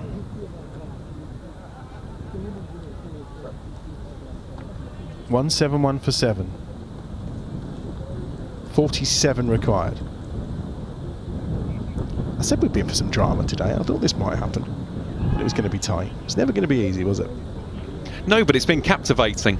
it's a very different game of cricket to, well, especially what Middlesex would have seen up at the Riverside midweek, but at the same time it is just captivating. It's really eye-catching, this, the battle between bat and ball. Someone here to Taz Ali. It feels like something is going to happen with every single delivery, and that's not necessarily a good thing from a Warwickshire perspective, because that thing could be a wicket, but you can just see all of the fielders interested. The two batters, iron and steely in their focus. And of course Luke Holman, well, he is searching for his 4th wicket of the game. Really has been a top day for the Middlesex all-rounder. Taz Ali there. I think I prefer it when he just plonks the bat down and says, yep. I said this about Holman when there was 4 overs to go, just see him out. All we got to do is just see him out. 2 balls to come. He's got 8 deliveries left in this game. See him out, no further damage. Then we'll worry about everyone else. Missed everything and everyone. 1 more ball to come. Fernandez is keeping himself loose, just down in front of us. Holman knows he's only got 7 balls to go. He knows he needs to make something happen. Let him try and make something happen. Don't help him. Yes, there's only 1 off the over. Doesn't matter. End of the over. It's good over done. Right, 40 overs. I think I need to leave. No, it's time for Mel to come in. At 14, they've added off 29 balls here. 10 overs to go. You're closer to her. Do you want to wave at her? No. No, she's not paying any attention. She's got her glasses on. Here she comes. Well, thank you very much, Adam Bridge. Hear from him towards the end of the broadcasters.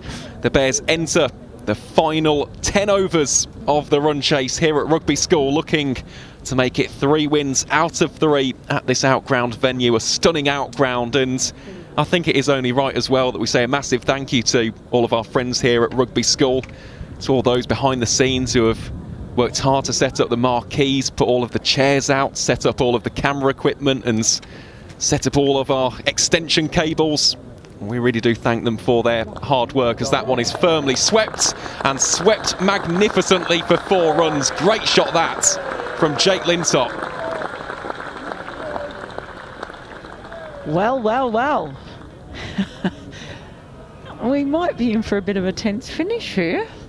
It's a day for the leg spinners, isn't it? Holman scored some runs earlier on and took 3 wickets. Now Jake Lintott, can he be the hero for the Bears, having taken 5 wickets earlier? It would be some story, wouldn't it? Joint career best figures of 5 for 37. And he is acting as not so much the lone warrior out there, but the chief aggressor in this partnership. These two just beginning to frustrate the Saxes. As the equation now 43 runs for the victory. And goes for another sweep shots. Don't think he's quite placed that fine enough. Indeed it isn't. Just down towards deep backward square leg. The soon-to-be Bear Nathan Gilchrist doing the fielding on that occasion. Puts Taz Ali back on strike. But regardless of the final outcome of this game, Mel, hasn't this just been the most lovely week in such a picturesque and beautiful setting at Rugby School? It's been brilliant. I've loved every minute that I've spent down here. It really has, and I echo all your thanks to everyone who has made it possible down here. All our hard-working crew members who've brought the stream to our viewers as well. Yeah, it's been just wonderful, well supported. Still loads of fans here, absolutely enthralled by this chase.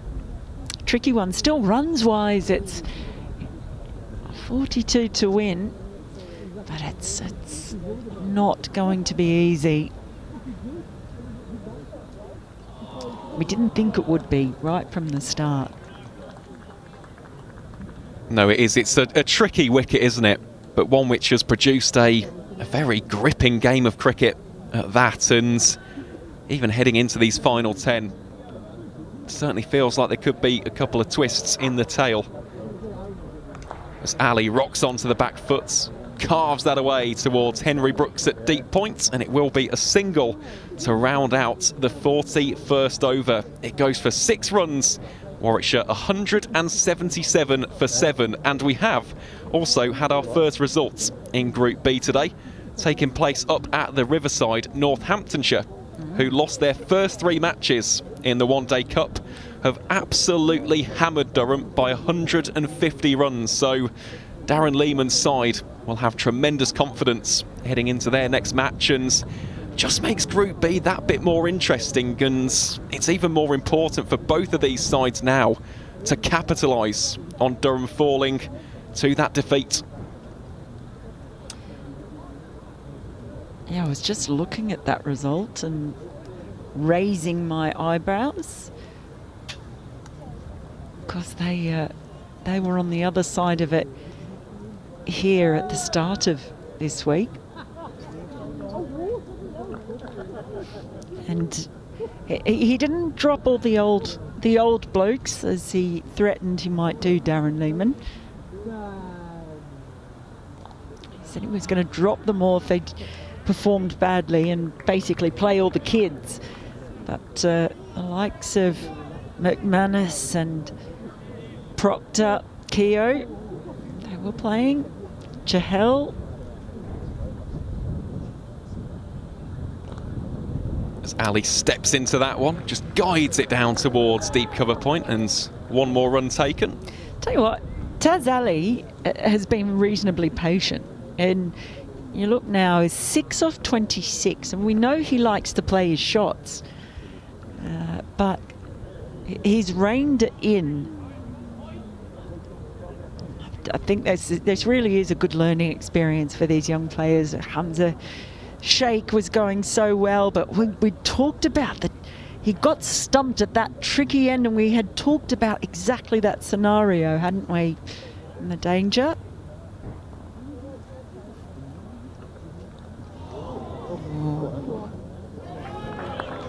Well, I tell you what, that is another fine stop from Jack Davies. He's having a great game so far.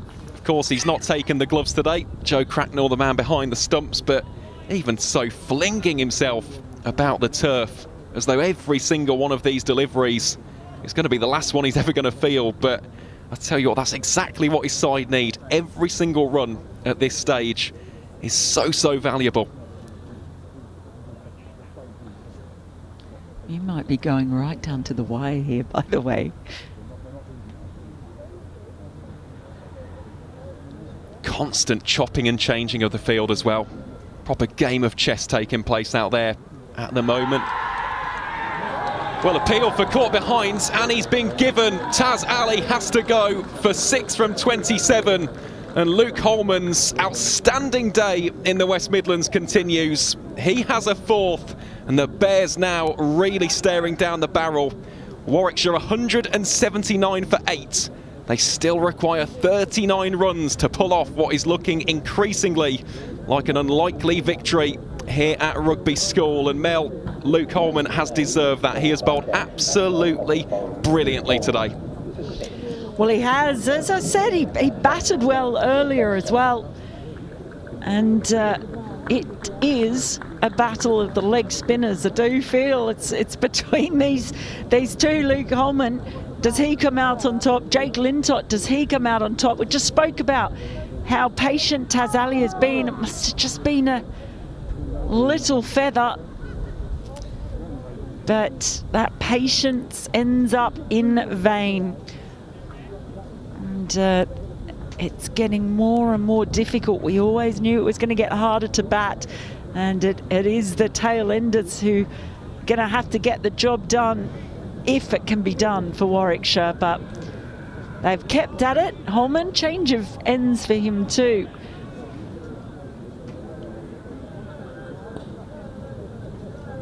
Well, it does bring on Adam Sylvester onto strike. He was one of the heroes on Wednesday with the ball in hand, 1 for 7 from his 5 overs. He's got a job to do here with the bat. as Luke Holman looks to get his first 5-wicket haul in List A cricket. Previous best before today was 4 for 34, and unless he goes for back-to-back boundaries, looks as though regardless of these final 2 deliveries, this will be a new career best, and hasn't he deserved them? Batted nicely as well, didn't he, in that first 50?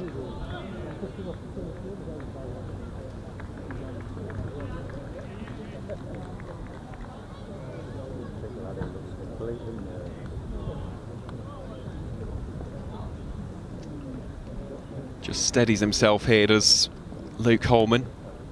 Bowling here to the new man, Sylvester, who right from the get-go rocks back into a defensive shot. And now really, as if the responsibility wasn't already on Jake Lintop, Mel, it definitely is now. Has T-Rex got something though? The big dinosaur. I've not really seen much of him with the bat, so I can't tell you anything insightful about his batting. But Jake Lintop has done well so far. He needs someone to hang around with him.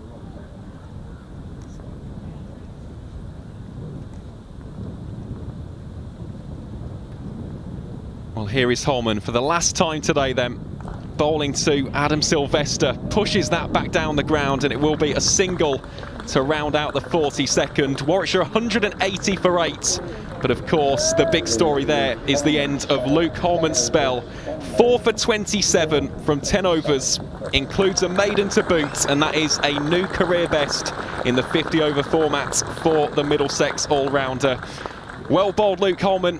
It's been an inspired spell, and come the end of this game, it could well be a match-defining one.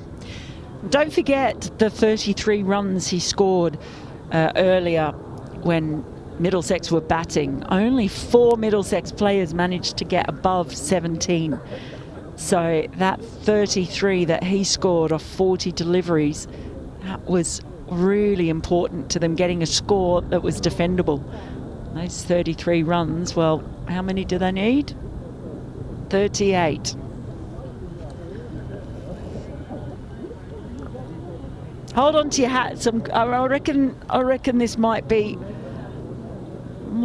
a bit of a bottom clencher, shall we say? Just don't know. Can end so quickly, couldn't it? But Sylvester, what has he got? Well, let's wait and see.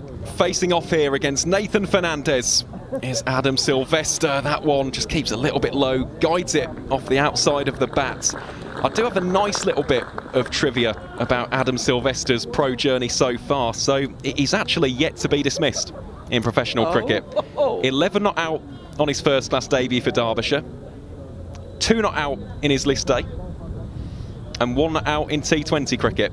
So not the biggest sample size.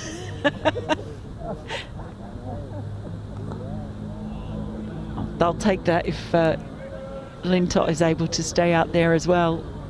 Admittedly, yes, it's a very, very small sample size. Yeah, 4 innings. But it's a stat nonetheless, as Fernandez bowls here to Jake Lintop, defensive on that occasion. And as much as Luke Holman, I mean, you'd argue he's probably player of the match at this rate, but Fernandez and De Carey's, the 2 finger spinners, doing what all good finger spinners do, and it's holding down an end, and they've got their wickets to add to that too. Really has just been a clinic, hasn't it, from that trio of Middlesex spin bowlers. Well, it's been all about the spinners generally here, especially today. He's absolutely hammered that straight to the fielder. Mind you, you say yes, at the moment, very strong contender for player of the match. But I tell you what, if Jake Lintop hangs around and gets the majority of these runs required, this time he does find a way through, but it'll just be a single. So 36 now for the victory. Of course, for those very optimistic out there, 6 sixes. And the Bears would win the game, although on this surface that is looking very, very, very unlikely. I think on WinViz or whatever the version of that would be for 6 let's call it, I think that would probably be less than 1%, unless we see something absolutely spectacular. Still, it's so glary. How many balls left? I can't actually see the monitor very well. Still got plenty of balls though. 36 runs required. How many balls there, Aaron? Well, this is the final one of this over from Fernandez. Huge appeal from the left arm finger spinner, but I think that was going down, just looking at the angle. Indeed it was, and that is the end of his spell as well. So the equation now, 36 of 42. Fernandez 1 for 36. Brilliantly bowled. As we just take a look at the replay on this one, Middlesex was certainly interested, but as is the case with that natural angle, just targeting that leg stump, I think it's safe to say that was going down, and it's the correct decision by the standing umpire. Yeah, certainly an understandable decision, just with that angle.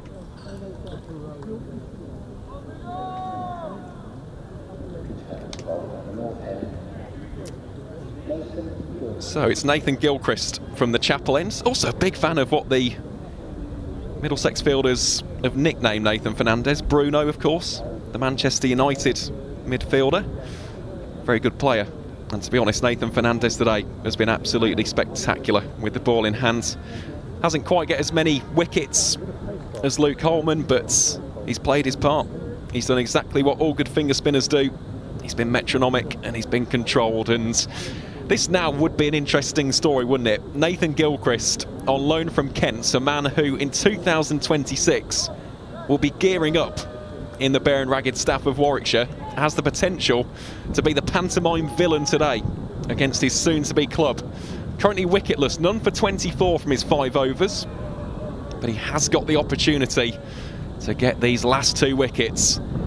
Bowling up first here to Jake Lintott, who just tucks that away onto the onside, puts Sylvester at the striker's end. 35 now, the requirements for the hosts.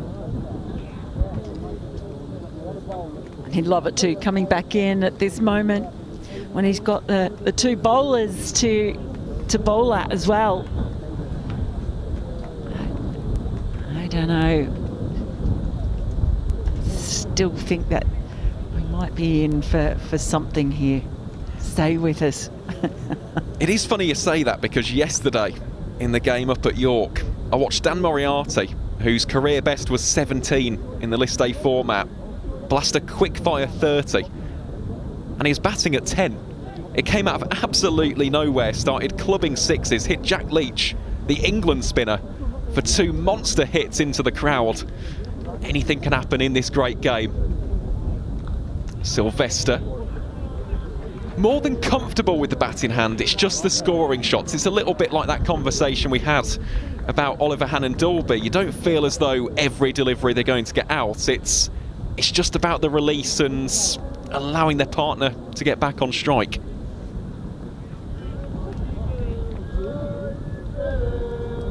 Oh, we've seen Lintott play a few shots, but he is stuck at the other end at the moment. Carbon copy of the previous ball. Just angling the bat, but nowhere through.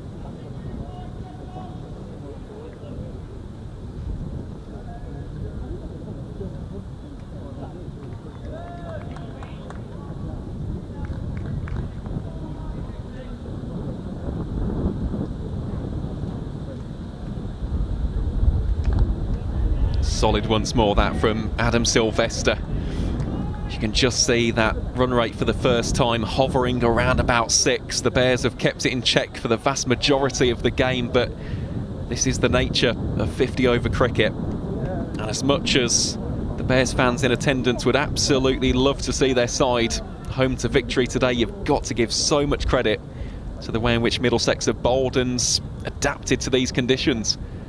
Of course, the spinners have been the main destroyers in chief, but even the seam bowlers, Henry Brooks for example, getting that wicket, really have just added to what has been a pretty complete performance from the London outfits.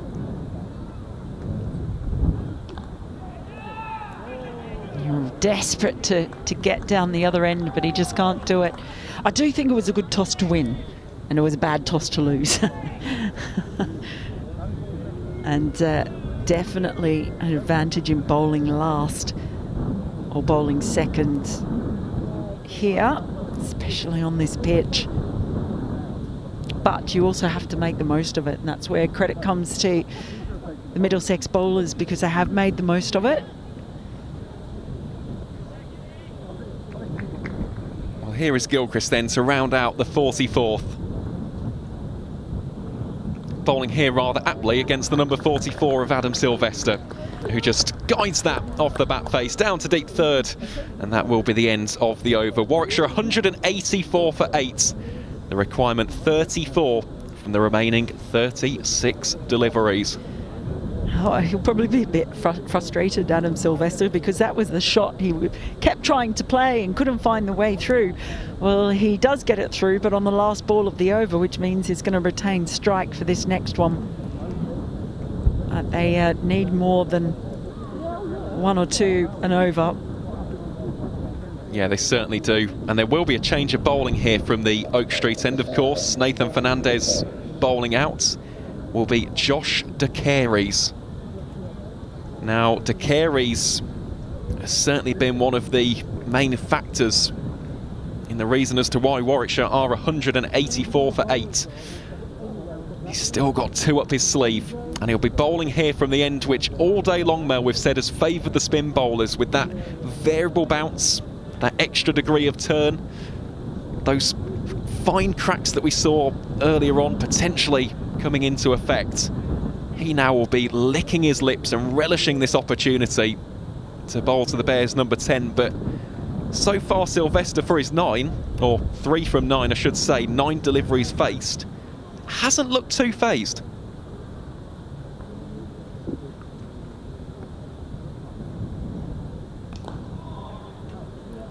And in fact, plays that quite nicely for the single to give Lintott the strike. So that's a good start to the over. Now, what can Jake Lintott do? You do really feel there is a lot. It's almost all, not completely, but a huge amount is resting on him now. Don't forget too, he was really struggling with his back when he was bowling. He was having to go off in between overs during his spell. It looked really uncomfortable. Had to get the physio to work on it. He was on the massage table. He kept coming back on to bowl. Took 5 wickets. Now he's out in the middle. He has to try and get his side home with only 2 wickets in hand.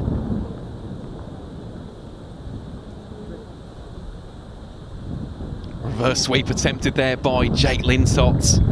Ball just held its line there from De Carey's. Didn't offer as much turn as previous deliveries, but no harm done there. Just don't know from this end that he's bowling though. This is the one where we've seen the ball do some interesting things. Some say low, some bounce, some turn as well. That one's slightly shorter. Allows for Lintott to just work it down towards deep backward square. Put Sylvester back on strike. Easy pickings that for Jake Lintott, but you can just see the pressure beginning to really mount. It's amping up every single dot ball. Every single time the ball beats the outside edge, Middlesex get more and more confidence. Sylvester and Lintott just have that conversation out there in the middle. I imagine it'll be a case of Jake just saying, don't do anything rash. Play this one sensibly. Let's take it deep.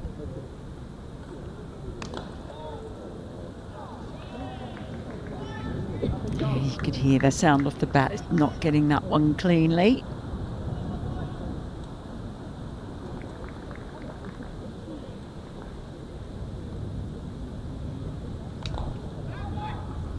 Well, Sylvester very keen.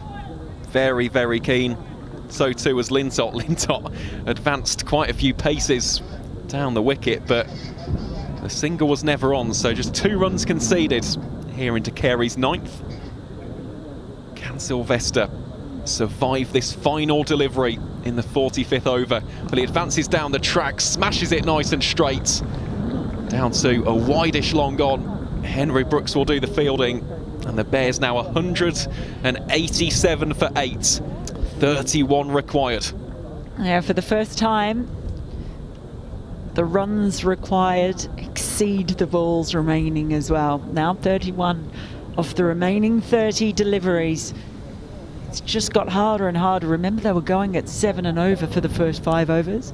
They were going about 5 and over after about 15, 16, 17. It just got more and more difficult. But now it's only the last 30 balls that matter. Nothing that's gone before. That one played very deftly by Adam Sylvester. Protection is out there, and guess who? It's Jack Davis. Great day he's had in the field. That's his go-to, isn't it? Just trying to open the face or just play that ball nice and fine down towards that deep third region. Got that one nice and fine, so at least he's been able to get himself up the other end.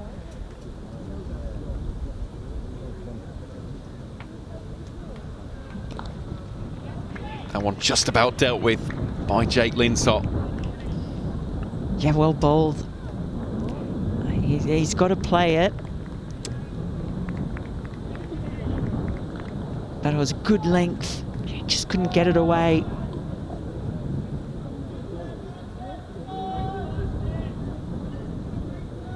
I almost think that's all he has to do as well. Just put it on a good length. Not give him anything short to pull. Oh my goodness, what a catch that is! Brilliant stuff, one-handed, tries to go over the top.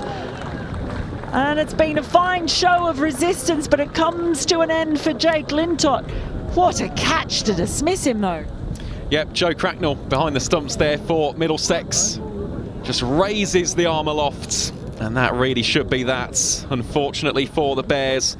As you said there, Mel, a sharp showing of resistance from Jake Lintott, but the air of innovation is his downfall on this occasion. Went to try and ramp it over the top.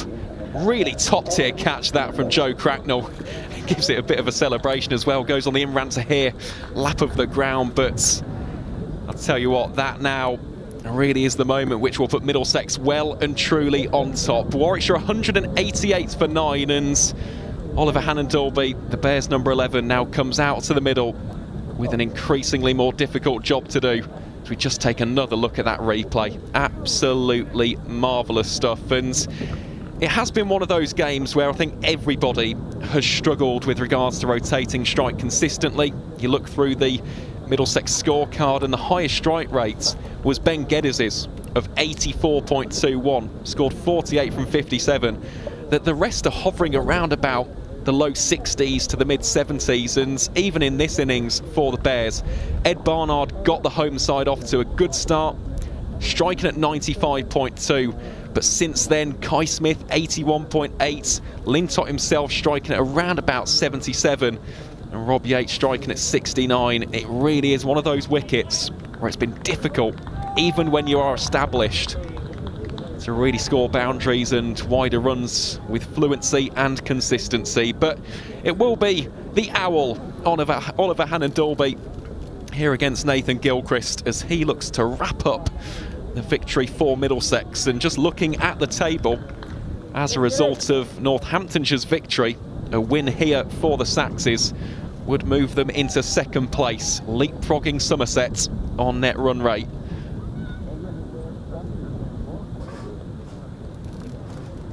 Here we go then.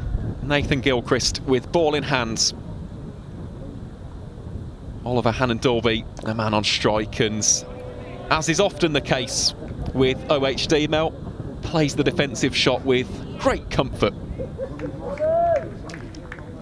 Renowned for it, isn't it? He'll face a lot of balls, but the only problem is they need some runs to go with it. Where are his scoring options?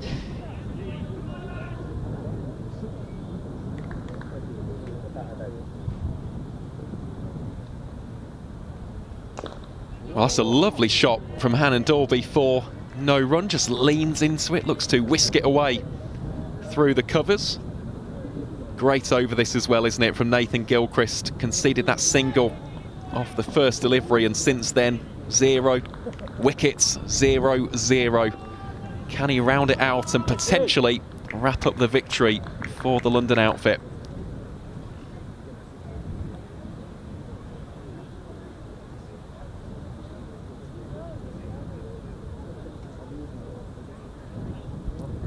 Just dropping mid-wicket out to the boundary rope.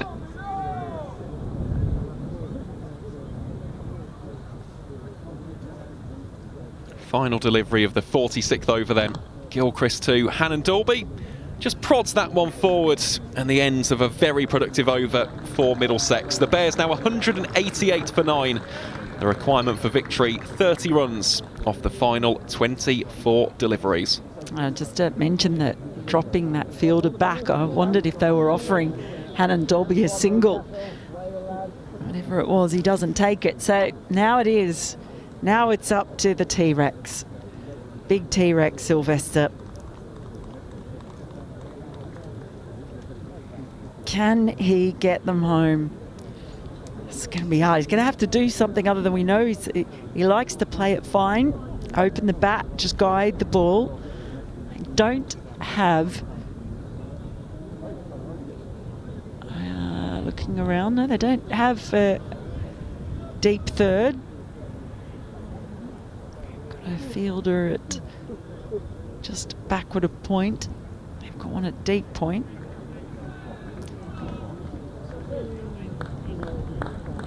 I was just about to say it's a very interesting field, but now Toby Rowland-Jones has moved down to long off. Of course, you are allowed those additional men on the boundary. Also got deep mid-wicket and deep backward square leg in play. Sylvester. Well, at this rate, it is basically his job to try and get these runs. Hannon Dorby can chip in with the odd couple here and there, but Sylvester does have a couple of shots in the locker. Well, he's a big bloke. Does he have a big shot in him? So what's he got? He has shown that for the twos. It's just about whether or not he'll get the connection on this wicket. Well, there you go. Looks to just utilise those long levers. Slams it down the ground towards Henry Brooks for 1 run. Puts OHD back on strike. I mean, as is the case with quite a few seam bowlers, he does prefer facing off against seam. So he has got a little bit of a pull shot in the locker. And as is the case with any good tail ender, the big slog out towards deep mid-wicket. But on this wicket where timing has been difficult, even for your out-and-out specialists with the bat in hand, it does look very, very difficult indeed as the Careys continues to marshal the troops. Nathan Fernandez moves from deep point to more of a deep cover. Also deep backward point now in place. Sam Robson it is out there. We've had no sixes in this innings. We've only had 3 in the entire match. So that just tells you how difficult it's been to actually get hold of any of the bowlers.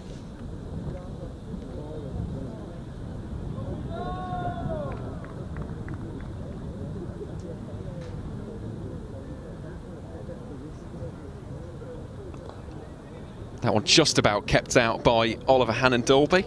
And if we are to take a look at the wider context of this, it would be 3 back-to-back-to-back victories for Middlesex in the One Day Cup.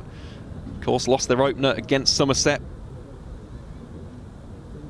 Hannon Dorby, has he been bowled? Yes, he has. Josh de Careys finishes things off with figures of 2 for 49, and the Bears have been bowled out for 189. Hannon Dorby just staying there in the middle, but I do believe that this will be the final wicket. The umpires just convening here. Well, is he saying, are they saying he was bowled or stumped? And I think that's why Ollie Hannon Dorby is staying there, because I think he might have thought they were calling for the stumping and he didn't think he was, but he is walking off now. Is he? No. He's turning back around. There's a bit of confusion here.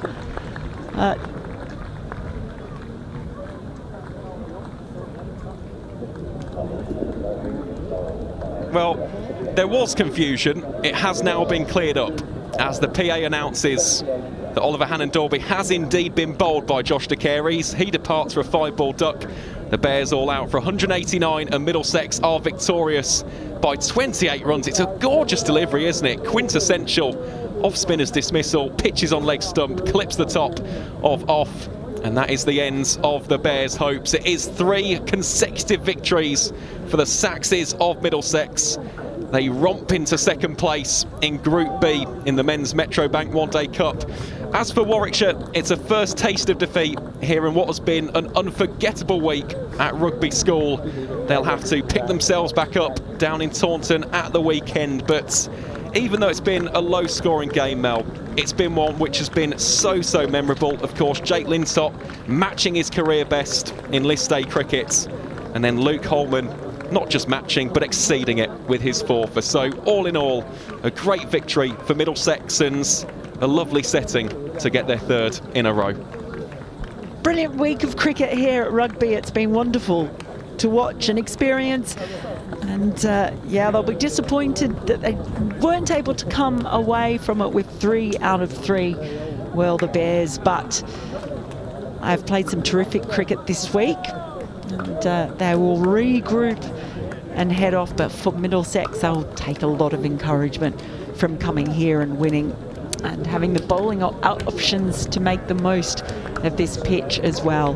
But yes, fantastic week of cricket, and I'm quite sad that we won't be back here again until maybe next year, I hope, Aaron, because it really has been lovely. So thank you to everyone. Thank you to you as well. And thank you to you as well, Mel. As we'll just leave you then with a few highlights of the game here today.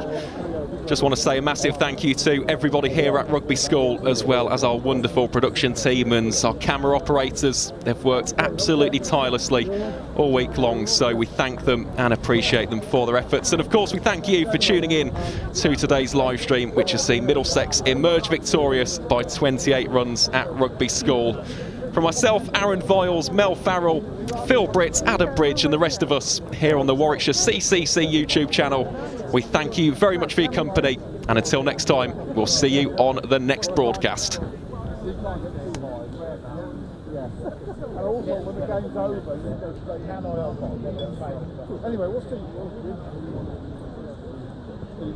Excuse me, sir, for coming off. I know. Thanks for the seats again. Really appreciate that. Well, it worked out really well, didn't it? They were running a costume. I know. You better have enough splitters, boy, than the original. I know. Look from arguing YouTube. Yeah.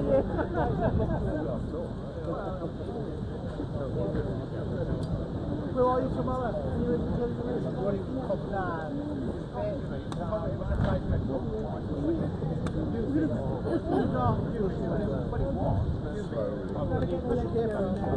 hips, legs. Don't get old, stay young.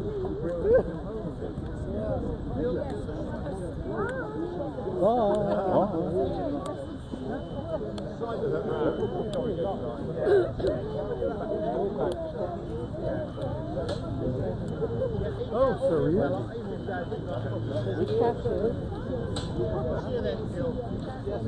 Whenever I do the wall, well, turn up. Right. You got a side stand. And